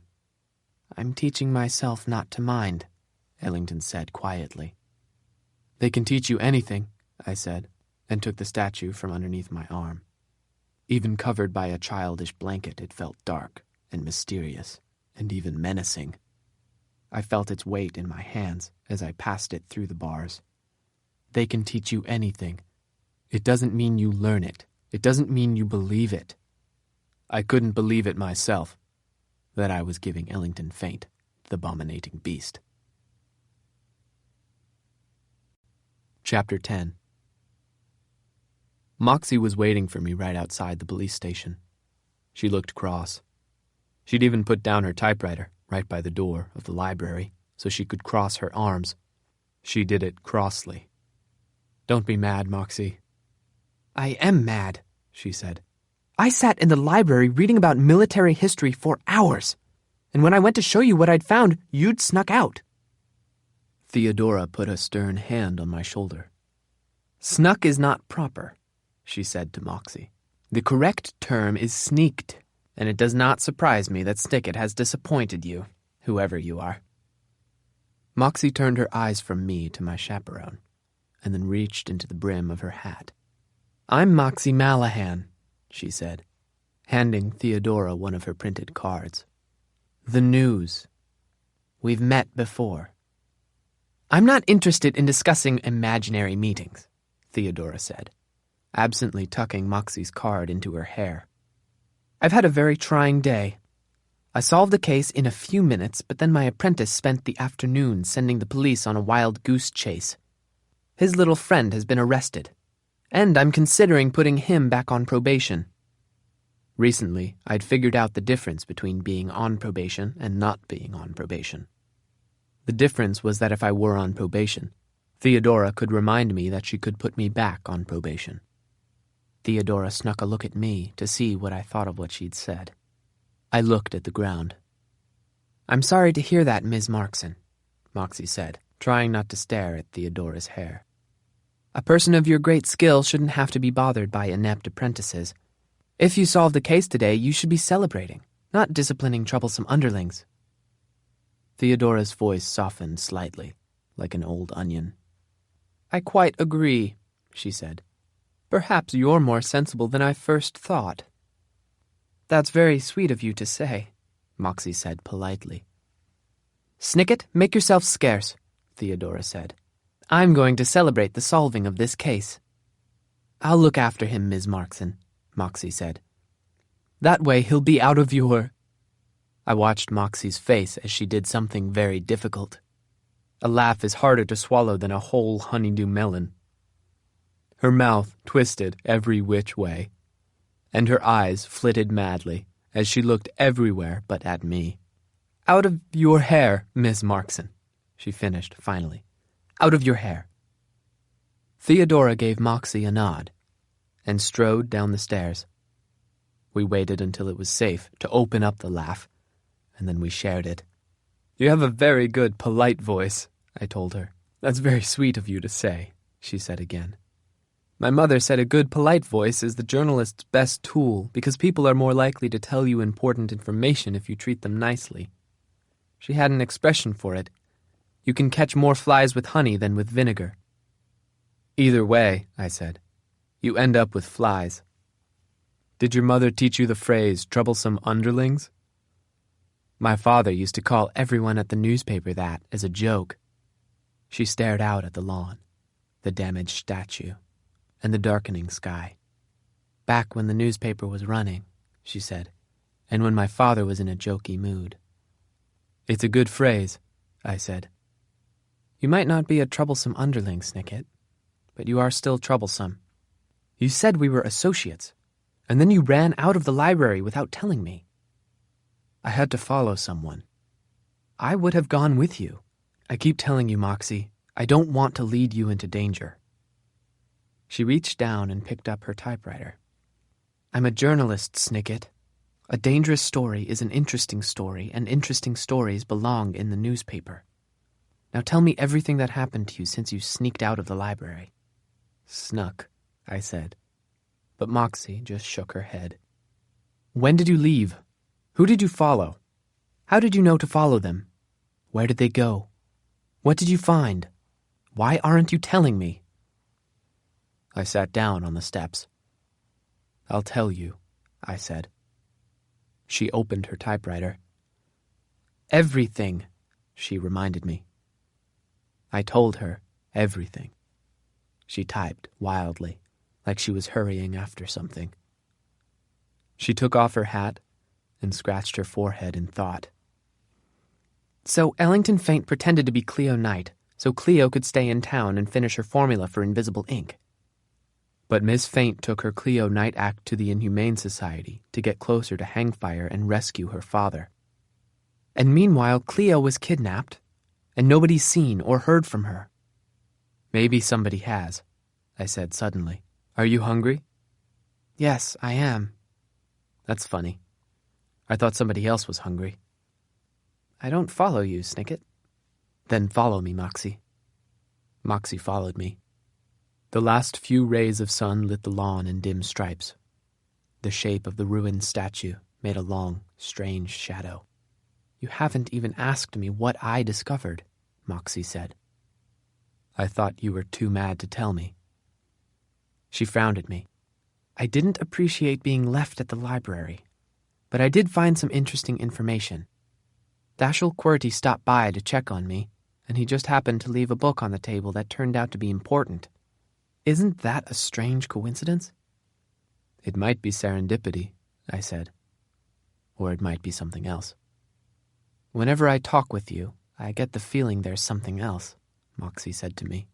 You're chasing mysteries, Snicket, but you've been a mystery yourself since you arrived in town.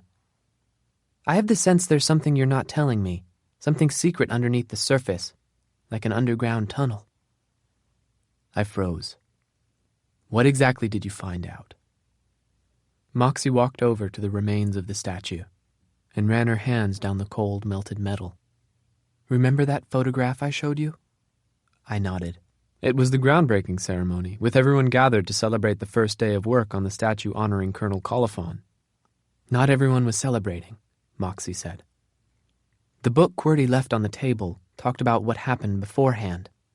There was a fierce argument over the statue, and after the groundbreaking ceremony, the argument only got fiercer. There were people who thought that the war was nothing to celebrate, and that Colonel Coliphon shouldn't be honored for so much bloodshed. The tree that was uprooted was home to the Farnsworth pulp-eater moths, and people were angry that no one had thought of what would happen to those rare and endangered creatures. At first, there were only a few people who thought this way, and they began to make trouble.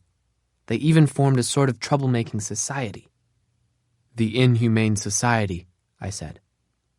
Moxie blinked at me. I knew it, she said. I knew you'd know. I didn't know, really, I said.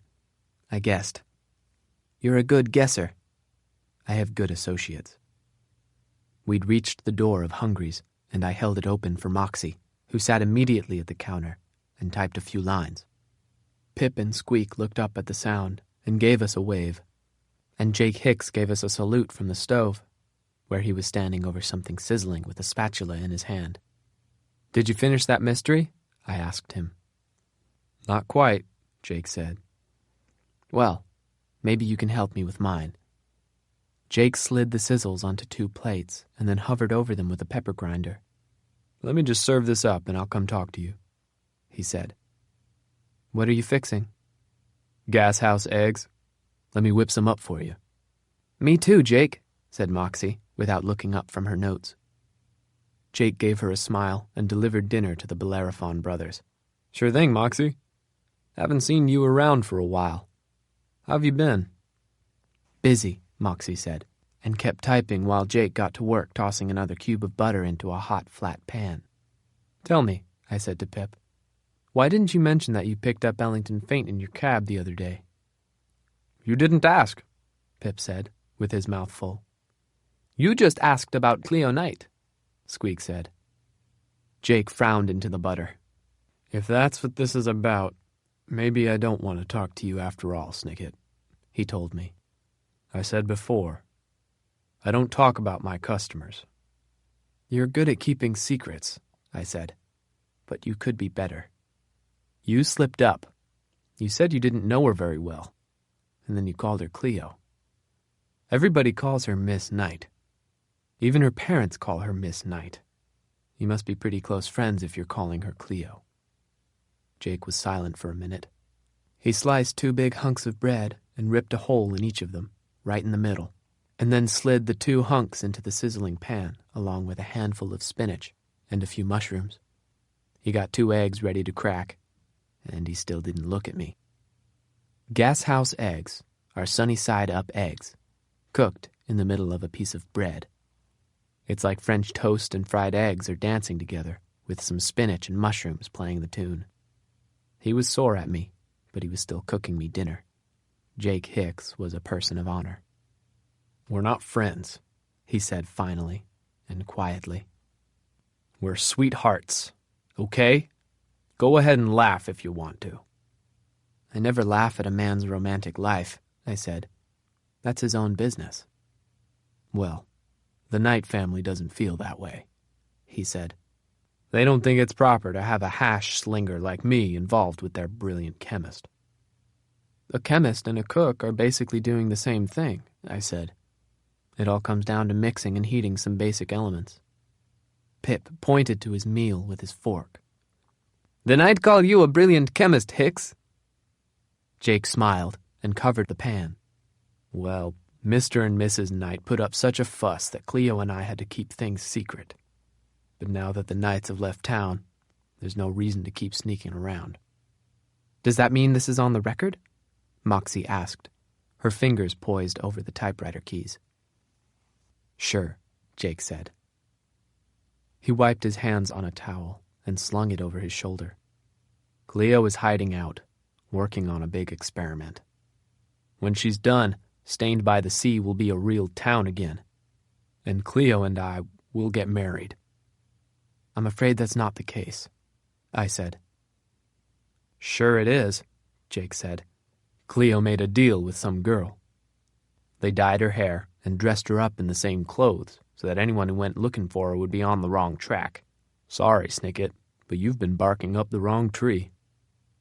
I barked up that tree and found a bird anyway, I said.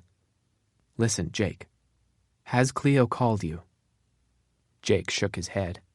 She said it might be a little while, he said. I'm not nervous about it, though. Cleo's not afraid of anything except heights and not finishing her formula. I looked at him and asked him the question that is the title of this audiobook. Yesterday morning, right outside this diner, Jake said, pointing with the spatula. He uncovered the pan, and the steam rose into his face.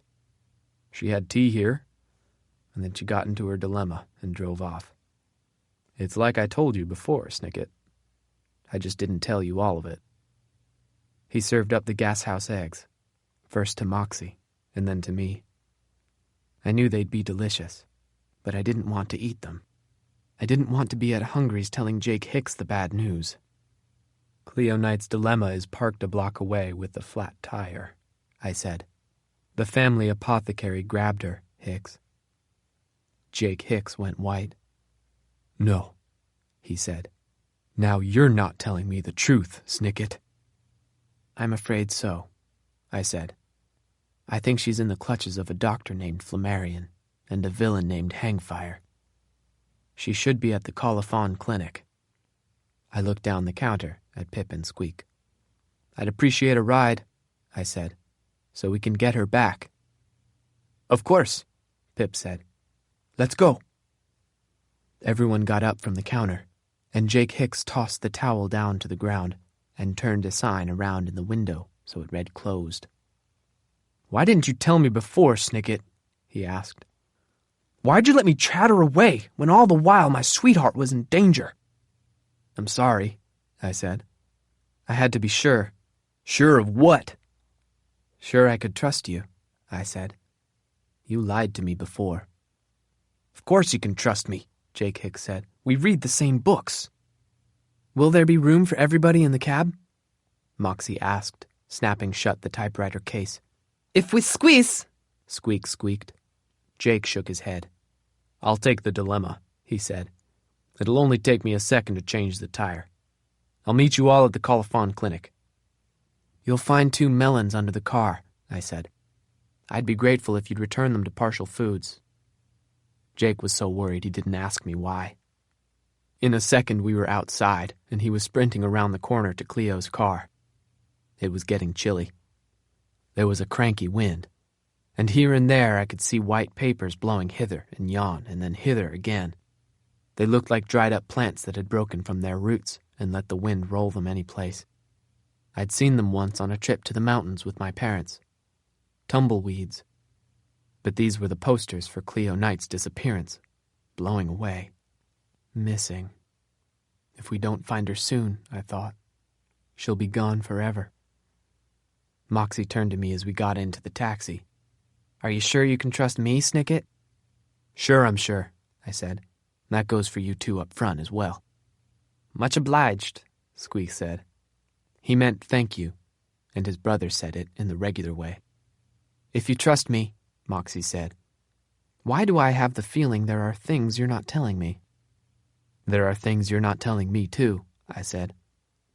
There are things everyone isn't telling everybody. That ended the chit-chat. The taxi rattled its way through the streets and then along a long, straight road out of town. I kept my eyes forward. Nobody spoke. The Bellerophon brothers didn't even ask for a tip. Had they asked, I would have told them about a book I was thinking about on the drive. It was a book about a girl named Kit, who acquires a reputation for witchcraft. It gets her into a lot of trouble, but she does manage to find someone she can trust. His name is Nathaniel, and he names a ship after her. The ship is called The Witch, but I couldn't remember the name of the author. I also didn't want to think about who liked this book more than I did, someone whose name was also Kit. She and I had something in common about now. We were both heading for the wrong place, an enormous, dark place that looked like it was going to swallow us up. In my case, it was tall iron gates, much taller and fiercer than gates usually need to be. On one gate it said colophon, and the other said clinic. The gates were already open, wide open, like a hug from someone you don't like. We went in through the gates. It was night now, and the gates closed behind us with a deep clang as soon as we drove through, like they weren't tall and fierce to keep people out, but tall and fierce to keep people in. The Bellerophon brothers stopped the cab. It was dead quiet. In my sister's case, it was probably worse, I told myself. But do you think she's as scared as you are? What do you think, Snicket? Do you think you can be as brave as she is? I didn't feel brave. I stared out at the night, where all my questions might be answered, but the shivers on my spine told me I was nowhere near brave enough. Chapter 11. The Colophon Clinic didn't have to look wicked to be a wicked place, but it did. It was made of black stone, with small, narrow windows cut into it here and there, as if someone had taken a knife to the building. To get to the front door, you had to go up a set of broken stairs, growing slick black moss in the cracks. There was a tower stuck into the top, very tall and very thin, and there were sharp-looking shingles all over the roof. I don't know why wicked places generally look wicked. You'd think they'd look nice to fool people, but they hardly ever do. Even the sky was helping out by looking like it would rain. Even the bushes, even the flowers on the bushes, looked like they wanted to hurt somebody. Pip peered at the place doubtfully through the windshield. "This doesn't look good, Snicket." "No, it doesn't," I said. "You can let me out here in the driveway. I'll see you back in town." "Oh, sure, I'll let you out," Pip said. "See you back in town," he says. "Let you out in front of a place like this and see you back in town. Sure, that's something nice guys like me and my brother would do. Nothing wrong with leaving a guy all alone in a dangerous place. Maybe on our way back into town we can find a puppy to run over because we're such nice guys." "We're staying here, Snicket," Squeak translated, crawling up to sit next to his brother. "The gate's closed behind us anyway." "And you know you're stuck with me," Moxie said. "You look like I could talk you out of that," I said. She smiled and frowned and shook her head. "What's going to be in there?" Pip asked. "I have no idea," I admitted. "Maybe Cleo Knight. Maybe Dr. Flammarion and his needles and Nurse Dander and her knives. And maybe the whole inhumane society with a trained cackle of vicious hyenas. We won't know until we go in." "You're not much of a detective, are you?" "I'm not a detective at all," I said. It was something they told us again and again over the course of our childhoods, from the day we could understand what the words meant to the day we graduated and were sent out into the world. It looks like I'm solving mysteries, but I'm not. I'm just poking around. What we do, my associates and I, is like wandering the stacks of a library. We don't really know what we'll find. We just hope it will be helpful. That's a strange job, Pip said. It's more of an occupation. It's a strange occupation, then. Admittedly, it's sometimes hard to find volunteers. Why would anybody volunteer to do something like that? Why do you drive this cab? You know why, Snicket, Squeak said. We do it because our father is sick and can't do it himself. I do what I do for basically the same reason. I don't understand, Moxie said quietly. I brushed my hands on my pants, like I was getting rid of something stuck to me. Who else is going to do it? I said. Let's get to work. They closed the gates, which means they saw us coming. But they don't know how many of us there are. It would be foolish to walk in altogether. Who has a watch? I have my father's, Moxie said, rolling up her sleeve to show me. I have my father's too, Squeak said. Moxie and I will go in together, I said. Wait 10 minutes and then walk in yourself. Ask for your money for the trip out here. Be loud and rude about it, okay? Okay, Pip said. We'd better synchronize our watches, Moxie said, and held her wrist next to Squeak's. They adjusted their watches so the times matched up exactly. It's precisely 3 minutes until 8 o'clock, she said. Now, at 7 minutes after, expect the Bellerophon brothers, Squeak said. Lie low until then, I said, and got out of the car. The rain dropped its first few tries. Moxie and I started toward the steps. I remembered a lesson of mine and walked over to the bushes and quickly picked a good handful of flowers. Do you have a ribbon, Moxie? What? A hair ribbon? A length of string? Anything like that? I have my typewriter ribbon, Moxie said, gesturing to her case. But I can't type without it, and they're very hard to find in town. Never mind then, I said. I held the flowers in my hand in a rough bouquet. They might fool somebody, and they might not. I was dressed well enough. We walked up the steps. One of my feet slid in a path of slick moss, leaving a muddy smell on my shoe. A drop of rain hit the moss and sizzled. I had not seen rain sizzle on moss. It made me stop. Moxie took my arm. Come on, she said. Remember what you told me back at the Salis mansion. Get scared later, Snicket. The doors were heavy and glass, and it took the two of us to open one of them.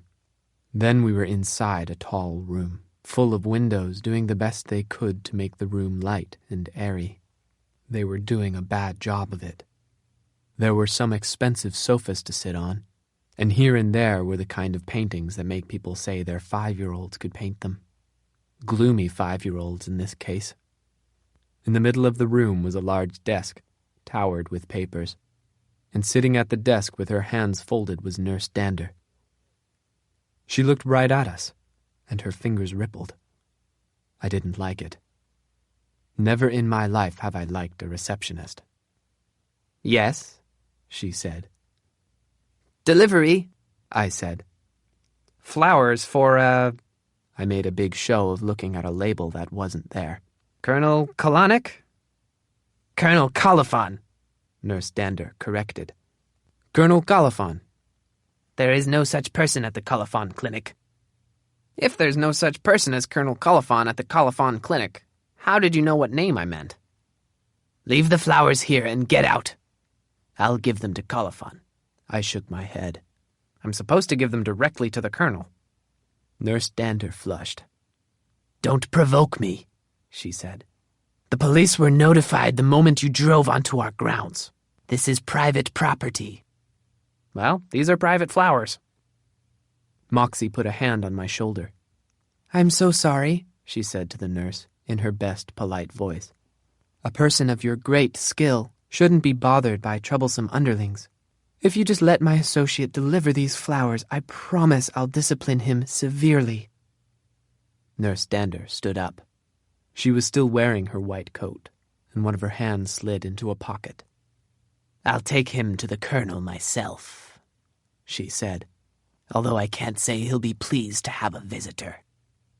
"I'll wait here," Moxie said, and put down her case on the heavy desk between two large piles of papers.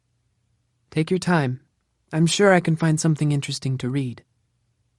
Nurse Dander took her hand out of her pocket and put it on top of one of the piles of papers. I looked at the top sheet. I recognized it. I recognized it from a small cottage near the sea, when Stained by the Sea had a sea, and from a shabby apartment above the abandoned aquarium. They were Ellington Faint's papers, the written record of her search for her father. They were important to Ellington, and now they were in the hands of one of Hangfire's associates. The nurse looked from the papers to me, to Moxie. I couldn't help feeling sorry for her, just a little bit. She'd been told to make sure nobody entered the building, and to make sure nobody took the papers on the desk. She couldn't do both. "I'll find my own way," I said. Nurse Dander didn't answer, but kept her eyes on Moxie. This is the dangerous part. I wanted to tell her. This is why I didn't want to have you along. But the journalist looked calm. She was opening her typewriter case and paused only to tap her fingers a couple of times on the face of her watch as I walked by the desk and turned a corner to begin my exploration of the clinic. She was right. There probably wasn't much time. I had no watch. Everything my father had given me, I had left at a train station some time ago. One way to mark time, if you have no watch, is to whistle or hum a piece of music you know by heart. If the piece of music is 5 minutes long, then when it's over, 5 minutes have passed. Of course, you have to know how long the tune is. I didn't know how long this one was. I didn't even know what it was called. But I knew it by heart, from hearing it on Ellington's old-fashioned record player, and from the music box her father had left behind. I liked the tune. It made for good company. A clinic is very much like a hospital, and something is wrong when a hospital is empty. When I walked past the desk, I found myself in a hallway that looked like a painting of a hallway. No one was there. No doctors, no patients, nobody visiting anybody sick. There was a clean smell in the air, but it was not pleasant. Somebody had scrubbed at everything, and then the whole place had been painted. An empty wheelchair sat against one of the walls, and a few doors hung gaping open. I didn't hear anything. I looked through the first door and saw a small bed. I didn't like it. It was an ordinary hospital room, but the bed was too small. I could fit in it, but it wouldn't be comfortable. There was nothing else in the room, but something metal on the floor. From the doorway it looked like a snake, wound around one of the legs of the bed. I stepped closer. It was a chain, thick and cold in my hands. One end was attached to the bed, and the rest curled on the floor, ending in a curved metal shape. It looked like the letter O, hinged so it could open into the letter C. I opened it and closed it, opened it and closed it. A device like this is called a shackle. It's an old word, but that doesn't mean that people don't use such contraptions anymore. I don't know what I expected, I said, but I didn't expect this. The shackle didn't answer me. I started whistling the tune all over again. The next 3 rooms were the same story, and it was not a story I liked. Like an underground tunnel, Moxie had said. And I thought of my sister, also walking alone in an empty place. The hallway curved this way and that, and all of the rooms looked identical. My shoes dirtied the clean floor a little, marking my path with bits of black moss. Finally, I reached a large open room. The tall windows running from the ceiling to the rug told me this place was the back of the clinic. and I could see some tall, close trees, swaying a little in the rain, and dropping leaves into the swimming pool, with its dark, wooden bench that I recognized from a photograph. At the far end of the room was the beginning of a winding staircase, narrow metal step after narrow metal step, leading up to the tower. Cleo Knight was afraid of heights, I remembered.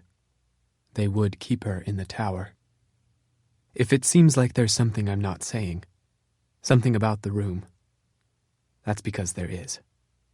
The room had 3 very long tables, banked by very long benches. On the tables were long glass rectangles. It took me a few seconds.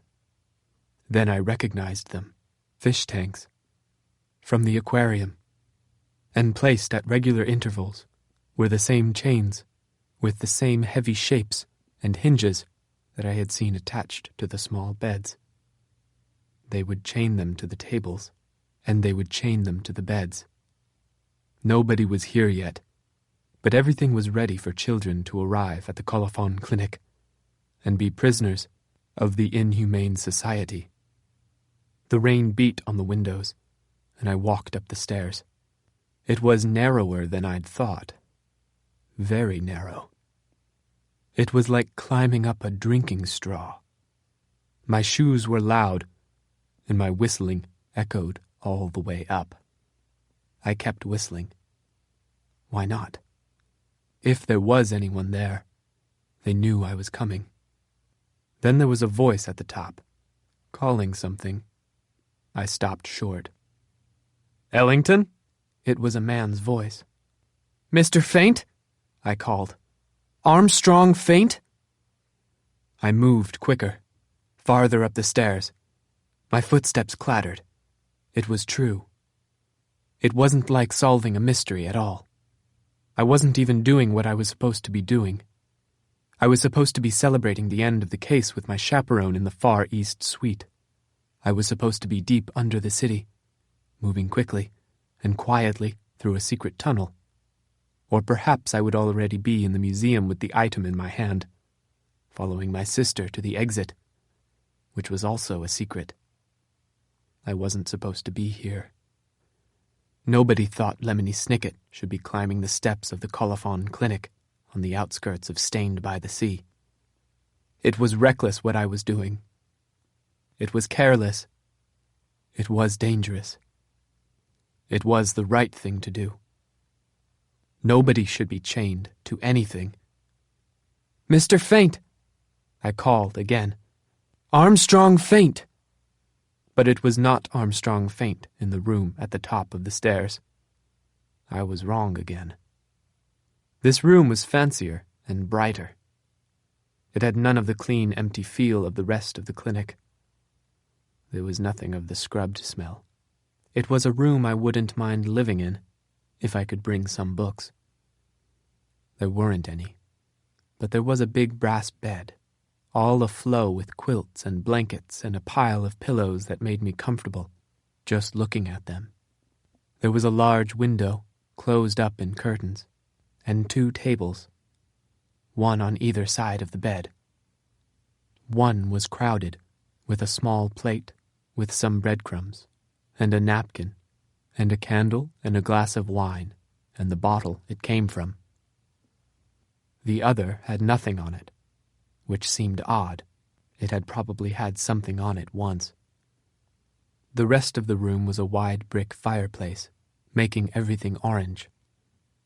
It was a nice fire, but the room was still cold.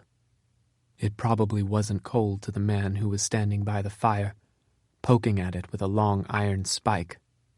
He'd gotten up from a big, elegant chair with a matching ottoman, a little wooden thing with a round red cushion built into it, where he'd been putting up his feet. He was dressed in a military uniform that looked old but clean. It was dark gray, and over his heart was a row of medals and honors in different shapes and colors. But instead of shoes, he was wearing a pair of curvy slippers, and everywhere his skin should have been, his face, his neck, his hands, There were bandages, wound round and round him, like a mummy. "Colonel Colophon," I said. The colonel gave me a stiff nod and sat down in his chair. His posture was bad, probably from his injuries. He moved the ottoman away from him and gestured for me to sit down. "I thought you were somebody else," he said, in a faint, hoarse voice, made even fainter through the slit in the bandages. "I don't often get visitors." "I'm here to deliver these flowers," I said. It was strange that I turned out to be doing what I had said I was doing. I'd lied, and now it was true. The colonel took the flowers in one of his bandaged hands. "But that's not the only reason you're here," he said. "I know the look of a young man who has a question on his mind." "The question on my mind," I said, "is whether or not you've seen a young woman. Her name is Cleo Knight, and she's a brilliant chemist." "As you probably know," the colonel said, "the man who runs this clinic has been trying for a very long time to restore me to health.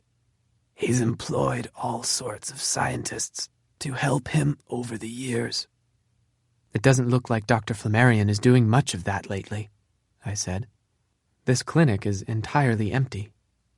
His bandaged head gave a slow nod. "This clinic used to be a bustling place," he said. "But now I'm the only patient left, and Dr. Flammarion had to take a job as someone's private apothecary." "He is working for the Knight family," I said. "It's their daughter, Cleo, who has disappeared, and I came looking for her." "I see. Have I been helpful to you at all?" "You've been very helpful, Colonel. A number of things that had looked sinister now have very simple explanations. But you still haven't answered my question, Colonel Colophon. Was Cleo Knight here?" He looked at me, and then at the fire, and a cold breeze seemed to rustle through the room. "Yes," he said, finally. "She would come here from time to time to study chemistry with Dr. Flammarion. Sometimes she would help as he tried a new treatment on my burns." I asked the question one last time, the one that is the title of this audiobook. "Just yesterday," the colonel replied. "She'd had a flat tire, and Dr. Flammarion drove her out here to say goodbye to me.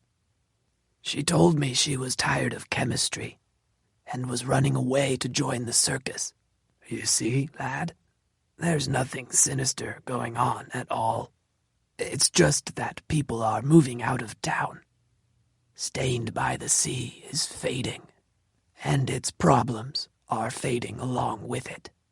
There's nothing here to concern yourself with." I nodded. "That's a good story," I said. "It answers all of the questions I asked you. But I guess I was asking the wrong questions, wasn't I?" The slit in the bandages frowned. "What do you mean?" "I mean, I should have asked you why you called the name you did when I was coming up the stairs whistling that tune." "What name?" "You know what name." "You must have misheard me, lad." "You heard the tune," I said, "and you thought you knew who was whistling it. You were afraid that a certain girl had found you at last. You were afraid that she was bringing you the item you asked her to steal, and you'd have to let her father go free." "I don't know what you're talking about." "But you don't want to let Armstrong Faint go free," I said. "Or Cleo Knight. You and your society aren't done with them. You have a wicked plan." The man tossed the flowers into the fire. "How dare you call me wicked?" he snarled hoarsely. "I'm a war hero." "You almost had me thinking you were," I said. "Colonel Colophon is a teetotaler. You should have hidden that glass of wine, hang fire." Now his voice changed, now that I'd told him who he was.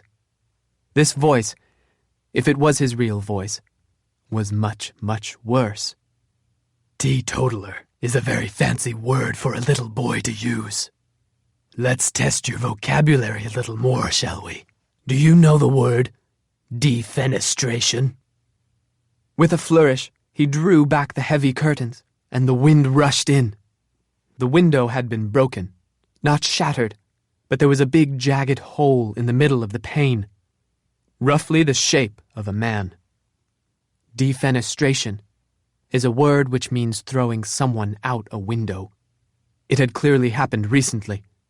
Hangfire hooked his bandaged fingers around my neck and dragged me to peer out through the jagged hole at the rain and the trees and the dark waters of the swimming pool where the real Colonel Colophon had fallen. The waters were troubled, churning in the rain like a storm at sea. Listen, he hissed in my ear. Listen carefully, Snicket. Through the sound of rain and the wind in the trees, I heard another sound. It was a sort of rumbling, or a sort of hum. Hangfire pushed me closer to the window, and I struggled against him. It was a tense dance. My mossy foot slipped on the carpet, and when my hands grabbed at his coat, one of his metals poked my finger right where the tadpole had bitten me. The sound grew louder. Do you hear it? He hissed. Dilemma, I managed to say. Don't be ridiculous, he said. It's no dilemma for me to destroy you, Snicket. That's not the sort of dilemma I mean, I said, and his eyes widened beneath his bandages. A dilemma can refer to a difficult choice, of course. But the sound I had heard over the rain and the wind was the engine of a fancy automobile, the sort that can crash through a wall and emerge without a dent or a scratch, although the building might collapse. I had heard this many times, but had never seen it tested until tonight. The dilemma emerged through the trees, skidded around the swimming pool, and crashed into the back of the Colophon Clinic. It was something to see. Like all big accidents, it looked wrong somehow, as if it were impossible that it had actually happened. But it had happened. It rattled the roof. It shook the entire building. It sent a large crack down the wall with a noise like someone's leg breaking. It knocked the villain to the floor. I stood up, freed from Hangfire's grasp. There he is, I thought. And here you are. The villain got to his feet and backed away from me, toward the broken and chilly window. One of his hands reached up to his face, and he unpeeled one of the bandages slightly. I didn't like looking at it. Then Hangfire stood on his tiptoes and reached up over his head. He stuck the edge of the bandage on a jagged edge of broken glass, like he was hanging a hat on a hook. Then he spread his arms out wide, took a step back from me, and another. In 3 steps he was out the window. The bandage unraveled as he fell, and when I leaned out, I saw him grasping the unfurling bandage and dragging his feet against the cracked outside wall of the clinic, slowing and softening his fall. The building kept shaking and kept creaking. It was too dark to see his face, of course. Like all villains, he was a coward and would not face me unmasked. I saw the dim figure of Hangfire let go of the bandage and jump the rest of the way, landing at the edge of the swimming pool. The bandage made a little rustle as it unwrapped, the sound a spider might make when it spun a web, if you got close enough to hear it. The water splashed, like one of his shoes had fallen in, or perhaps something had splashed out of the water. I couldn't see. He paused for a moment and ran nimbly into the trees. There he goes, I thought, and here you are. You are out of his clutches. Now you've got to rescue everyone else. Chapter 12. No one was after me, but I still ran all the way down the stairs. The sound of the rain grew louder as I hurried, until at last I was in the room with all of the wooden tables. The tables were still there, the benches were still there, and the fish tanks, and the shackles. but where the window had been was now a wonder of an automobile, shiny with raindrops, having come to a stop in a pile of broken glass. They were right, the manufacturers of the dilemma. Not a dent, not a scratch. But Jake Hicks, unhooking his seatbelt and opening the door of the car, looked as shaken as the building. "Where's my sweetheart?" he asked me, shouting over the rain. "Some people park their cars," I said, "and walk through the door."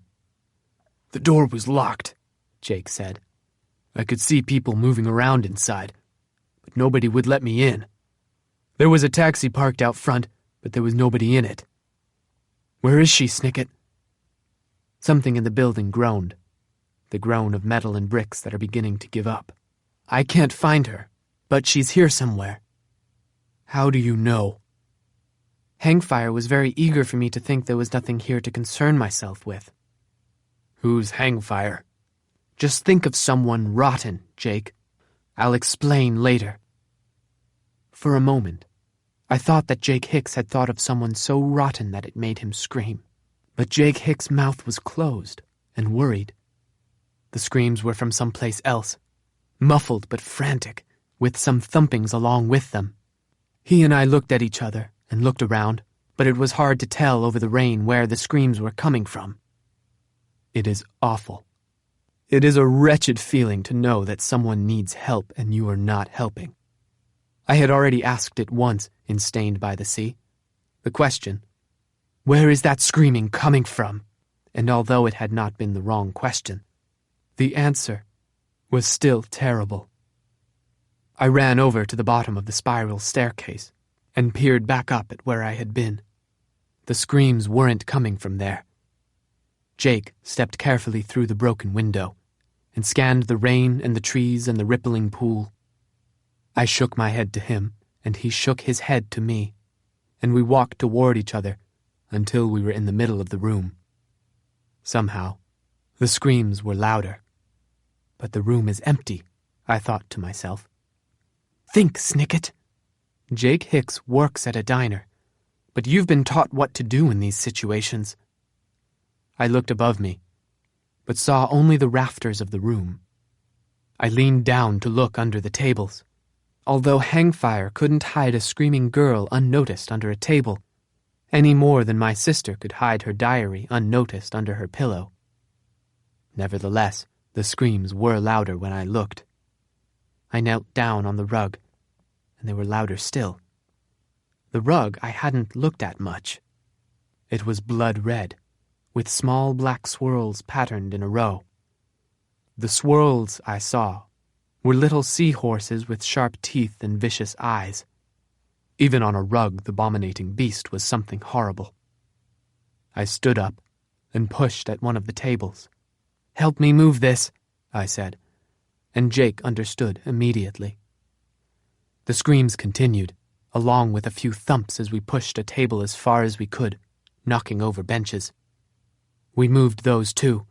The rug was very large, and we had to move all the furniture to the walls quickly. Fish tanks shattered to the ground. We didn't care what happened to anything. I'd never done something like that, and even under the circumstances, it was a little fun. I understood bullies better. I understood why you'd want to push things around without caring if you caused any damage. The screams were quite clear now. "Help!" is what the screams were saying. "Hang on, Cleo!" Jake called with his hands cupped to his mouth. We kicked a few more benches into a corner, and then the rug was clear, and Jake and I rolled it up together. The rug was thick, and didn't want to be rolled up. We rolled it up. Then there was only the wooden floor, pale and dusty, with a large hatch in the middle of it. It was metal, with a circle of bolts along the edges, and a big dark ring you could pull to open it. Over the ring were 2 initials etched into the metal. It takes a long time to etch letters into metal, and it made me furious. The reason it made me furious was that I knew my sister was probably standing in front of a hatch with etched initials, perhaps at the very same moment. They were different initials, but there in the rainy room, With the screams and thumps below us, it didn't matter. It felt the same. Adults etching initials into a hatch and then shutting a hatch so nobody could reach the important secrets. The noble people. The secret formula that might save the town. The hatch was the problem. The hatch with the initials I.S. etched into it, for Inhumane Society. And I was going to get it open. I knelt down and tugged, and Jake knelt down and tugged with me. The ring was big enough for both of our hands, and then all 4 of our hands tugging together. It was like tugging on the world. It did not move. "Cleo!" Jake shouted every so often, and the screams continued. "Help! Help! Someone help me!" I did not shout anything. I was afraid I would shout my sister's name. We tugged and tugged, and finally Jake Hicks looked at me. "It's not budging." "I know it's not budging," I said. "We need to pull harder." "Maybe it opens from the inside." "No, the handle is here." Jake looked at me and rubbed his eyes a little bit. "But how do you know it's possible, Snicket? How do you know we can do it?" "Hangfire did it," I said. "We need to open this hatch, Jake. We need to open it now." "My aunt always says that if you put your mind to it, you can do absolutely anything," Jake said. "Is that true?" "No," I said. "It's nonsense. But we can open this hatch. Come on now, Hicks. On the count of 3. It is never 7 that you count to before you do something difficult. It is never at the count of 2. It is always at 3, and it is strange.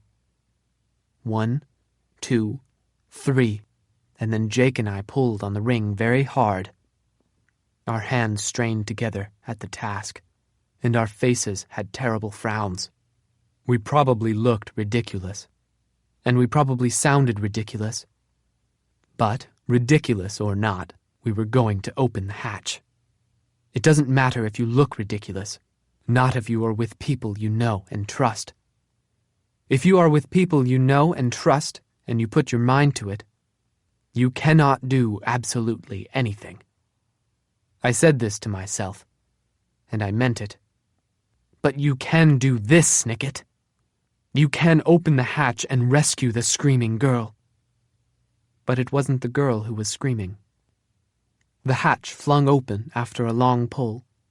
Just flung open with a loud, easy clang that rang in my ears. It was so quick, it was as if the hatch had been joking about being difficult to open.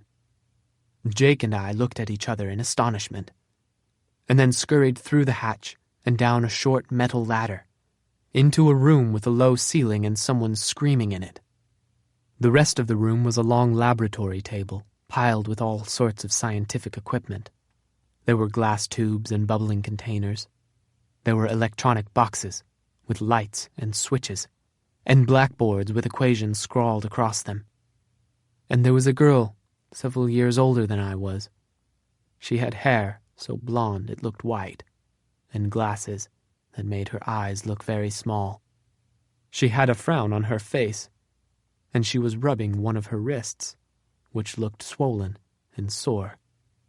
I could see, snaked on the surface of the table, another shackle with the letter C wide open at the end of it. She wasn't looking at me. She was looking into the corner of the room, at the person who was screaming. It was Dr. Flammarion, quivering and stumbling with fear at the girl who was frowning her way toward him. And the girl was Cleo Knight, of course. The real Cleo Knight.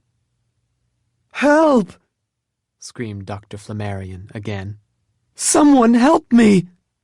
Jake hurried to his sweetheart. "Hello, Cleo," he said. "I missed my Miss Knight. I'm glad to see you." "I'm glad to see you too, Jake," Cleo said. Although she hardly looked at him, her eyes were locked in a glare at the shivering figure of the apothecary. She moved calmly, but it was too calmly. "I'm sorry I didn't get in touch with you earlier," she said, in a calm and even voice. but I was chained up in a basement and forced to continue my experiments. I had it worse than that girl in that book who goes to live with that family, the Reeds, and everyone is cruel to her. It's a wonderful book, I couldn't help saying, and I reminded her of the title. This guy's name's Snicket, Jake said.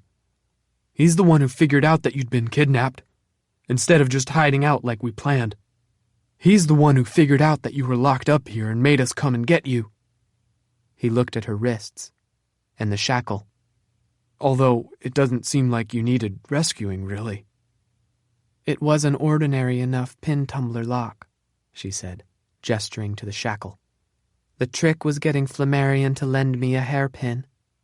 But of course I needed you to come, Jake. I needed someone to open that hatch.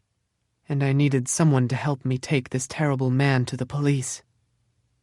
The building groaned again, and Dr. Flammarion squealed another cry for help.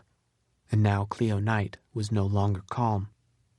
In 2 quick steps, she tipped over the laboratory table and sent everything crashing to the floor. There was a shattering of glass and the squawking of electrical devices, and a puddle of liquid hissed and steamed on the floor. But Cleo Knight didn't even flinch. A word for the usual reaction people have to a loud noise or an unfortunate event. I didn't know what I had expected to find when I found this brilliant chemist. I suppose I had thought she might be quiet and shy from all the time she spent in her bedroom working on a formula for invisible ink. But instead she kept walking toward the quivering man in the corner and pointed a finger at him, as furious as the bruise on her wrist. "You're a monster," she said. It was an angry voice and a quiet voice, and it made me flinch. "You drugged my parents until they couldn't think straight," she said. "You destroyed the note I left for my parents and Zeta and Zora. You vandalized my car and lured me into your clutches. You locked me down here and made me work on invisible ink so you could fill this clinic with children and continue your treachery. But that story is over now, Flammarion. You'll never get your hands on my formula. And I'll never rest until Stained by the Sea is a proper town again." When I was 8, one of my instructors took us out to the woods to spend several nights. A friend of mine captured her first bat, and my brother learned how quickly wasps can get angry. But what I gained was a lesson the instructor taught me, that a wild animal, when cornered, may suddenly and desperately defend itself. This is why I try not to spend any more time outdoors than is absolutely necessary. Dr. Flammarion stopped his whimpering and turned around to face all of us with a wide smile full of unbrushed teeth.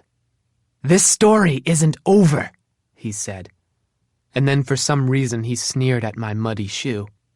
"You have no idea what you've gotten into. You call me a monster, but you have no idea what monsters are coming. You'll never get your hands on Armstrong Faint. You'll never get your hands on Hangfire. And before long, we will get our vengeance on your puny, careless town. Now get out of my way. You're just some uppity children, and I'm a fully grown adult, with a friend who is good with a knife, and we are miles away from the police or anyone else who can help you." And then there was the sound of a siren. It was a wonderful sound, over the rain, even though I knew it was not a real siren, and not a wonderful person making the sound. It is surprising whom you are happy to see when you are in a basement with a madman. The siren grew louder, and I heard the familiar rattle of the Mitchum station wagon. Cleo grabbed one of Dr. Flammarion's arms, and Jake Hicks grabbed the other. They dragged him up the ladder, and I walked behind them. It felt something like a very strange wedding ceremony, and the reception was held in the wrecked dining room, with the wind and the rain as guests, the officers Mitchum as the rabbi, and Stu Mitchum as a sneering flower girl, following his parents through the broken window to behold us. "What is all this?" Harvey Mitchum asked sternly. "This," I said, "is Cleo Knight. She had been planning to work in secret on an important formula. And this is Dr. Flammarion, who abducted her so he could get the formula for himself. His accomplice, Nurse Dander, is around here somewhere. She has been provoked, and might be dangerous. Mimi Mitchum peered at Cleo. "Is this true?" she demanded. "Of course it's true," Cleo said, and gave Flammarion a shove toward the officers. "Nobody would make up something like that." "In that case," Harvey said sternly to the doctor, "you'll be on the next train to the city, where you'll be imprisoned for your crimes." "My turn," Mimi said sharply. Her husband frowned at her. "What?" "It was my turn to give the speech about being on the next train to the city. You got to say it to that Ellington girl." "Mimi, what difference does it make?" "If it doesn't make a difference, then—" A piece of plaster fell from the ceiling to crumble at my feet, and the Colophon Clinic gave another mighty groan, as if it, too, were tired of the Mitchums' bickering. "Might I suggest we leave?" I said. "This building may very well collapse." For once, the Mitchums did not argue, and soon Dr. Flammarion was the one in chains at last. He glared at the ground. Stu smirked at him. We hurried back through the empty halls of the clinic to the front door. I didn't like the idea that this corrupt doctor would soon be cellmates with Ellington. Except she's not there, I thought. The police were lured away, and Ellington Faint has picked the pin tumbler lock and is out of jail by now.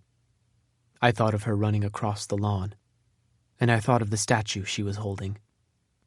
It will be a while, I guessed to myself, and I guessed correctly. It will be a while before you see her. And indeed my finger was entirely healed the next time I saw Ellington Faint, although I had other troubles. At the front door it first looked like the Bellerophon brothers were riding a horse, but then I realized that they were sitting on Nurse Dander, Pip on the top half and Squeak on the bottom half, with their hands grabbing her thrashing arms and legs. "We're happy to see you," Squeak said. "It looks like you did good work," I told him. Pip shook his head. "Don't worry about us. Worry about Moxie. She's hurt." "Bad? If it wasn't bad, I wouldn't mention it." He nodded toward the far end of the room, and I ran to the girl lying on the floor. Her hat had come off, and she was pale, with her eyes closed. There was a long red line down her arm, and it took me a moment to realize that it had been made with Nurse Dander's knife. The weapon lay on the ground, next to Moxie's typewriter. Anyone who thinks the pen is mightier than the sword has not been stabbed by both. I knelt by her and tried not to look at the wound. "Moxie." Her eyes fluttered open. "You were right, Snicket," she said, with a smile, and then a wince, and then a frown. "This is dangerous work." "Does it hurt a lot?" "That's the wrong question," she said, and closed her eyes again. "The question is, can you save me?" "This girl needs a hospital," I said to the others. "This is the only hospital around here," Jake Hicks said, but Cleo hurried to Moxie and took a look. "She'll be all right," the chemist said firmly, and in one swift gesture, she tore one of the sleeves off her shirt. It was a new shirt, I could tell, one of the many fashionable items worn by the daughter of the wealthiest family in town. Now it was a bandage, and Cleo tied it expertly around Moxie's arm. "See what you can find in those rooms we passed," she said firmly to her sweetheart, and Jake hurried back out of the room. Moxie opened her eyes. "You're Cleo Knight," she said weakly. "What did Dr. Flammarion want? Who was behind the plot to kidnap you? When will—" "Shh," Cleo said. "This is Moxie Malahan," I explained, "a journalist and an associate of mine." "I'll answer all of your questions, Moxie," Cleo promised, "as soon as we fix up your arm." There was a rush of cold air, and I saw that the officers Mitchum had opened the front doors of the clinic.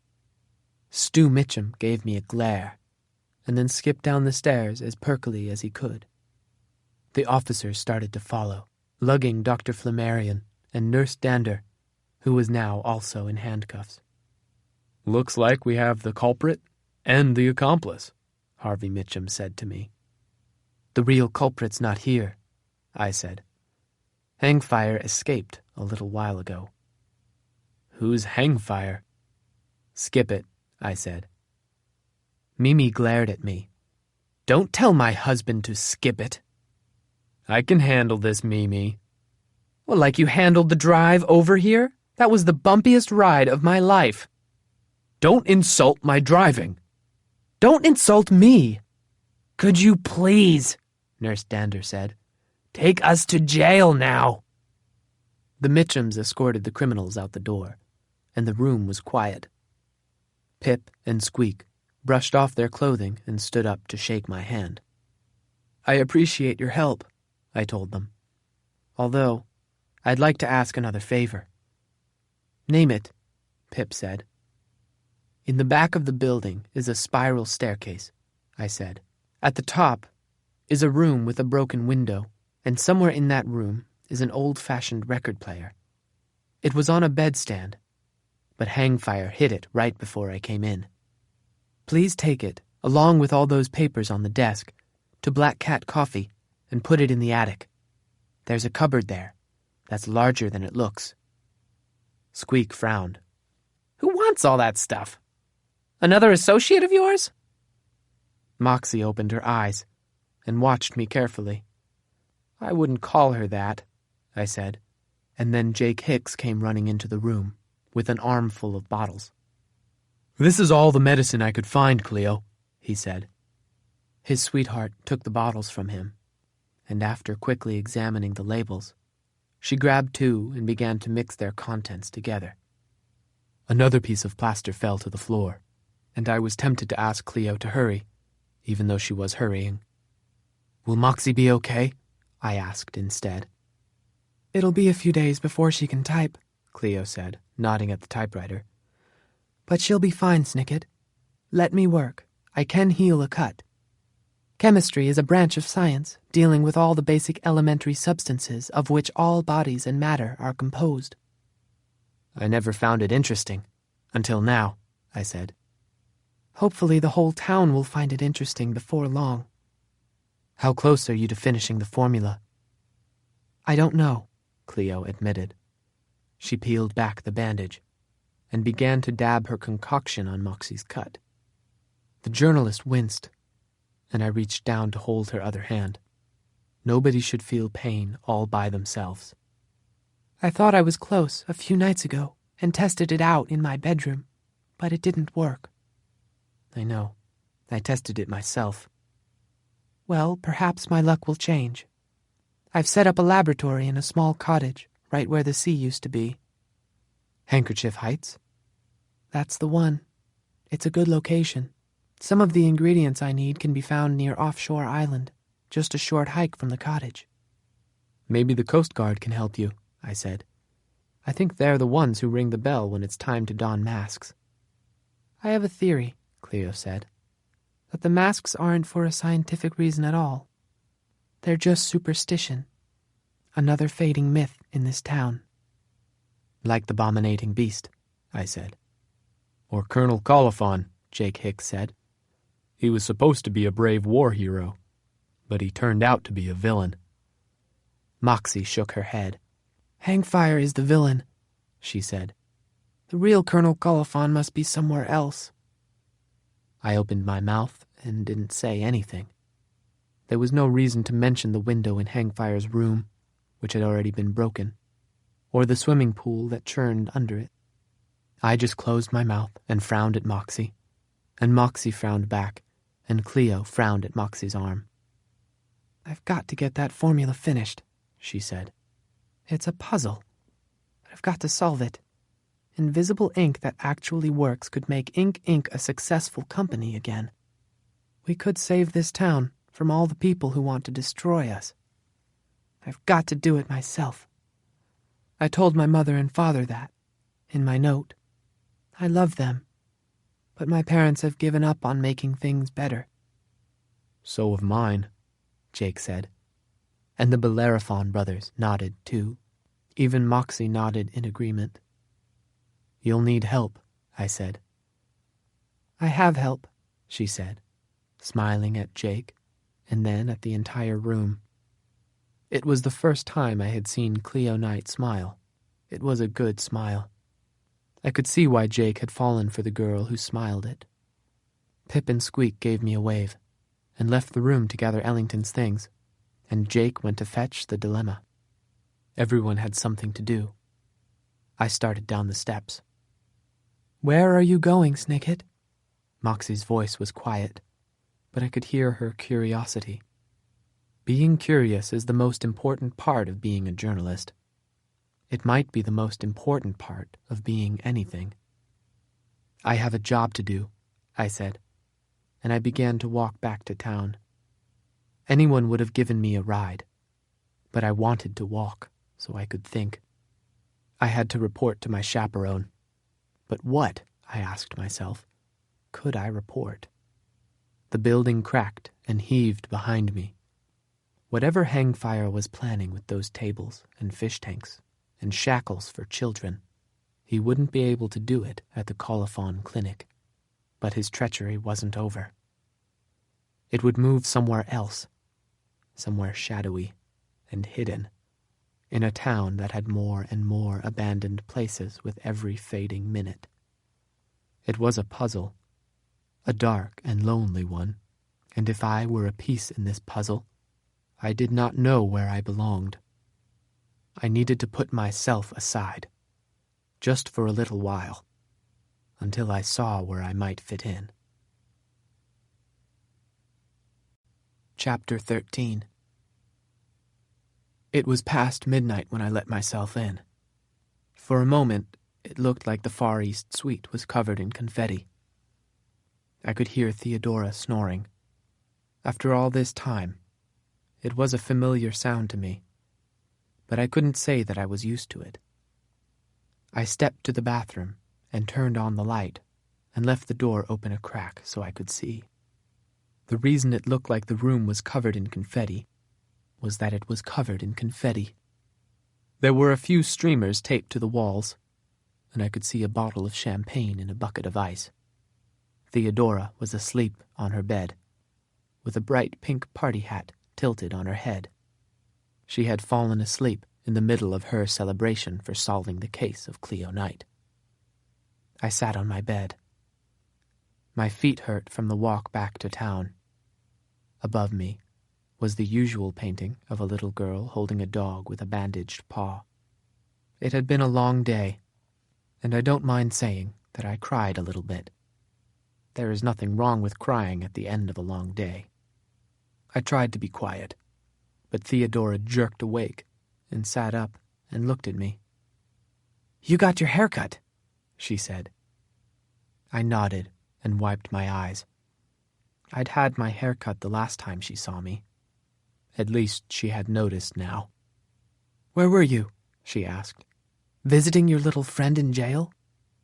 "Ellington's not in jail anymore," I said. "What?" "At least, I don't think so."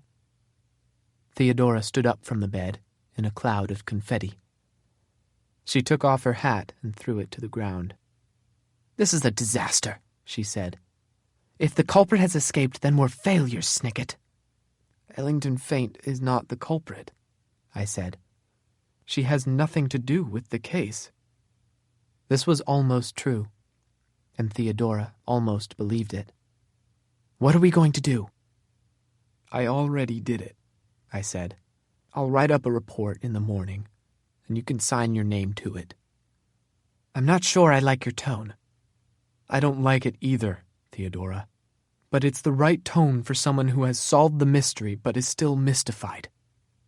"Tell me how you solved the mystery."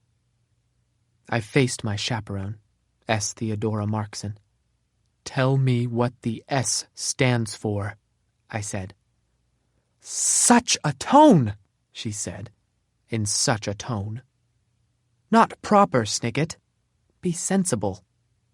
I'll be sensible later, I said. Right now, I want to get some sleep. But there was a knock on the door. And then, when nobody answered it, another one. Mr. Snicket, came the voice of Prosper Lost. You have a young visitor waiting for you in the lobby. Just 1 minute, I said, and I heard the footsteps of the proprietor pad back down the hall. I looked at the girl in the painting. She was busy with the dog. Theodora glared at me, and then lay back down on her bed. In the morning, I knew, I would be responsible for sweeping up the confetti. It was part of my job as an apprentice. It could be anyone, I told myself. There's no reason, walking down the stairs, that you should think it's Ellington Faint waiting for you in the lobby of the Lost Arms. Sure enough, standing in the middle of the room, just under the statue of the armless woman, was somebody else. It's not your fault, Snicket, he told me right away. He'd always had a philosophy that you should not hesitate. What is it? I asked him. Can we talk here? No, I said. I knew without looking that Prosper Lost was close by, with his ear to the ground. A phrase which here means his ear to our conversation. Can we take a walk then? I nodded. My feet ached. The day wasn't over yet, not even after midnight. I followed my associate out of the hotel and down the street. Naturally, we walked toward the library, though we stopped in the middle of the lawn, where the ruined statue glinted in the moonlight. I could see lights on in the police station, where the officers Mitchum were arguing over whose fault it was that Ellington had slipped out of the cell, while Dr. Flammarion and Nurse Dander sat handcuffed and forced to listen. The library looked closed and locked up, although I thought I saw a few moths fluttering near the entrance, now that their home, a tall, broad tree, was gone. I wondered if Dashiell Quirty had finished all the work he was doing in the library. Perhaps he was sleeping there now. What happened? I asked, finally. Kit's been arrested, my associate said. My sources tell me they got her just as she was trying to open the hatch. It was too heavy for her to open by herself. I closed my eyes. It was even darker that way. She was not supposed to be by herself, I said. Snicket, I said before, it's not your fault. You can say it as many times as you want. Kit knew you wouldn't be there. She decided to try anyway. And I can't blame her. The Museum of Items hasn't had an exhibit like that in years. 84 years, I said.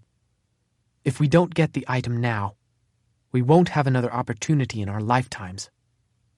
She got the item, but she got arrested too. There will be a trial, Snicket. She may very well go to prison. Where is the item now? Nobody knows. We've got to find out. Aye, my associate said, with a slow nod. It was his way of saying yes. You know I'd help you if I could. But I told headquarters that I had to explore this area. When they find out there's no more water here, they'll confiscate my submarine. You'll get it back. Not soon enough. You shouldn't have come, I guess. I wanted you to know, Snicket. Your sister put her mind to it, but she couldn't open the hatch to get out of the museum. Thank you, I said, for telling me. You know I'd help you if I could, he said again. I leaned against the statue and took off my shoe. Then tell me if you know what this is, I said. It's your shoe. No, the muddy stuff on it. Mud? Moss? It's something else, I think. Widdershins frowned and took the shoe from me. He sniffed at it. Fishy, he said. Yes. We have it as a snack on board the submarine sometimes. Caviar, fish eggs, Gustav loves this stuff. Thanks, I said, and put my shoe back on. Is this part of the case you're working on? It might be.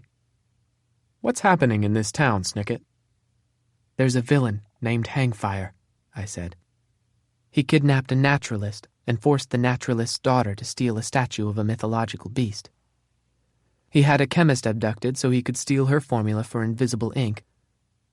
He's part of a group of people called the Inhumane Society, and they're planning more treachery. He was last seen pretending to be a war hero named Colonel Colophon, who was injured during an explosion that turned this statue into a lump of metal, and he's planning on capturing a number of children for some terrible purpose. My associate tapped his finger on the remains of the statue and then nodded at me. How much of this does your chaperone know? How much does your chaperone know, I asked, about your secret trip here? He smiled at me. You can't tell them everything, he said. They wouldn't understand. Who taught you that? You did, Snicket. Remember? You said we could make our organization greater than ever, but only if we stopped listening to our instructors and found new ways to fix the world. It was quite a speech you gave. It almost got you thrown out for good. Maybe they should have thrown me out. In Stained by the Sea, the world looks harder to fix. Remember what our associates said. My associate reminded me. No reality has the power to dispel a dream. Hangfire is dreaming up something awful, I said, and I don't know how to stop him. I don't even know where to begin. A bell rang then. The clanging alarm from the tower. I pictured the Wade Academy, abandoned on offshore island, where Cleonite's secret ingredient could be found. I heard about this, Widdershins said. Do we have to put masks on? I don't know, I said. It might be a superstition. How can you be certain? I sighed. I'm scarcely certain of anything, Widdershins. Widdershins gave me one last nod. That sounds like apprenticeship to me, he said. None of us are certain of anything. He waved and began to walk away. He couldn't stay. I watched him go. And then I climbed up to the top of the ruined sculpture. The shape of the lump of metal made it a difficult climb. But at the top, there was enough room to lie down and look at the sky. The metal was cold beneath me, but it was better than the bed in the Far East suite, with the ruins of a wrong celebration. I don't know what I thought of, lying there. I thought of the silver masks and the face of the abominating beast. I thought of the bandages covering Hangfire's face and the ones around Moxie's wound. I thought about the smell of laudanum and the mud on my shoe. I thought about the hatch at the clinic and the hatch at the museum and the initials etched into the metal on both of them. I thought about Ellington Faint and her smile, the smile that could have meant anything. I looked at the sky. No reality has the power to dispel a dream. Means that no matter what happens in the world, you can keep thinking about something, particularly if it's something you like. I lay on the statue and thought, and the world went on without me. Moxie Malahan was tucked into her bed, and Cleo Knight let herself into Handkerchief Heights, where her scientific equipment waited for her. Jake Hicks started cooking up breakfast at Hungry's, and the Bellerophon brothers put an old-fashioned record player and a huge stack of papers in the attic of Black Cat Coffee. S. Theodora Markson slept, and the officers Mitchum bickered. Ignatius and Doretta Knight received news that their daughter was safe, and Zeta and Zora celebrated with something delicious. And Polly Partial discovered that 2 honeydew melons had been returned to her establishment, while Dr. Flammarion and Nurse Dander sat, handcuffed, and waiting for a train that would rattle across bridges that were no longer over water, to the city where I no longer worked. And of course, Hangfire lurked wherever he was lurking, and Ellington Faint hid wherever she was hiding, and the abominating beast stared out at the world with its empty, evil eyes. All this happened without me, while I watched the night until I'd had enough, and I slid off the statue and got to my feet. I headed toward the Lost Arms and our next case. The bell rang again, signaling the all clear. I didn't know where I fit in, but I had an occupation. I wasn't certain of anything, but I had a job to do.